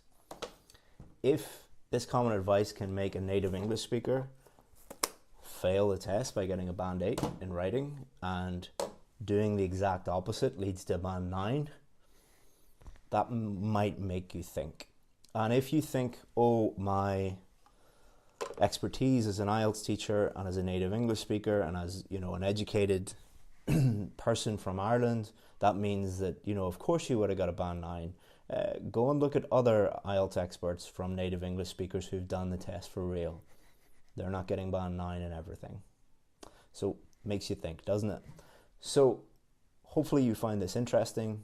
If you did and you have questions about how do I actually get the scores that I need, well, you just follow exactly what examiners should show you or would advise you to do, which is do the opposite to most of the stuff you see online. Why is it popular? Because that's what you guys want. You want tips and tricks. What you need is something completely different. If you want something completely different, feel free to get in touch with us and we will help you out as much as we can. Thank you very much. Hope that you find that interesting.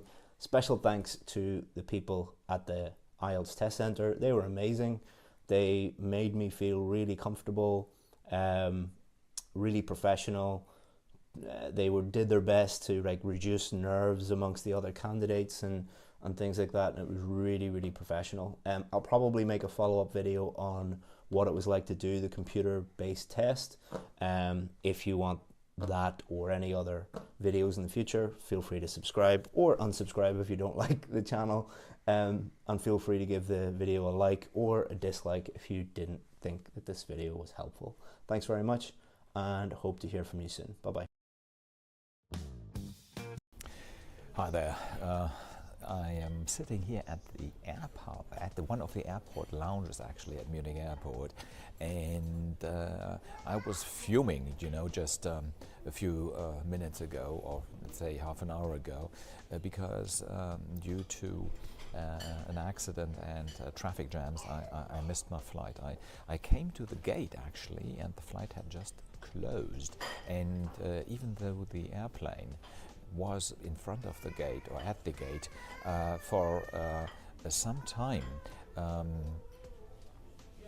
I couldn't get in anymore. So that was very, very frustrating, and I was fuming actually, and now I had to rebook my flight, 230 euros down the drains, etc., etc. So the thing now is that I think we as entrepreneurs and as leaders, we can learn from these experiences, because if you're missing a flight, or if you're losing a deal, or if you're disappointed by an employee, there is no point, you know, in getting too frustrated about it. So what you can actually do is, first of all, let the frustration out. The best is to go to a separate room. So I just went to the toilet and let it out, just to free yourself. That can be one approach. And then just to say, okay, listen, what did actually happen, you know, to get on another level? What can I learn from that? And obviously also in the situation when something goes wrong and you need a solution, take care of the solution first and then be happy about the solution. So 3 steps. First of all, create the solution. Secondly, let the frustration go away. Whatever you want to do, go for a walk or shout, go to the forest and shout and cry and curse or whatever you want to do. and then ask yourself, what can I learn from it? That's the best way. That's what we as entrepreneurial leaders should always do when these kind of unexpected situations come across. You should obviously also be prepared. I once had a boss who would always take actually not the ideal flight to get to a meeting, but one flight before that, just to be on the safe side and not to be late. That can also be an approach to avoid surprises like the one that I have just had. And yeah, so there's a proactive part to it. You can plan for things as for unexpected situations. And secondly, there's also a reactive part, because there will always be frustrations in your entrepreneurial life, and you can actually handle them with the 3 steps that I mentioned. First of all, find the solution. Second, let the frustration out. And third, think about what you've learned from it. So that was Armin L. Rao from the Airport Lounge at Munich Airport. I'm now off to London. Hope that I can make a video for you there and have a good time. If you would like to have more help on your leadership challenges as an entrepreneur, just click on the link below this video and apply for a private session with me. That's Armin Rao from Armin L. Rao, the Entrepreneur's Entrepreneur. And don't forget,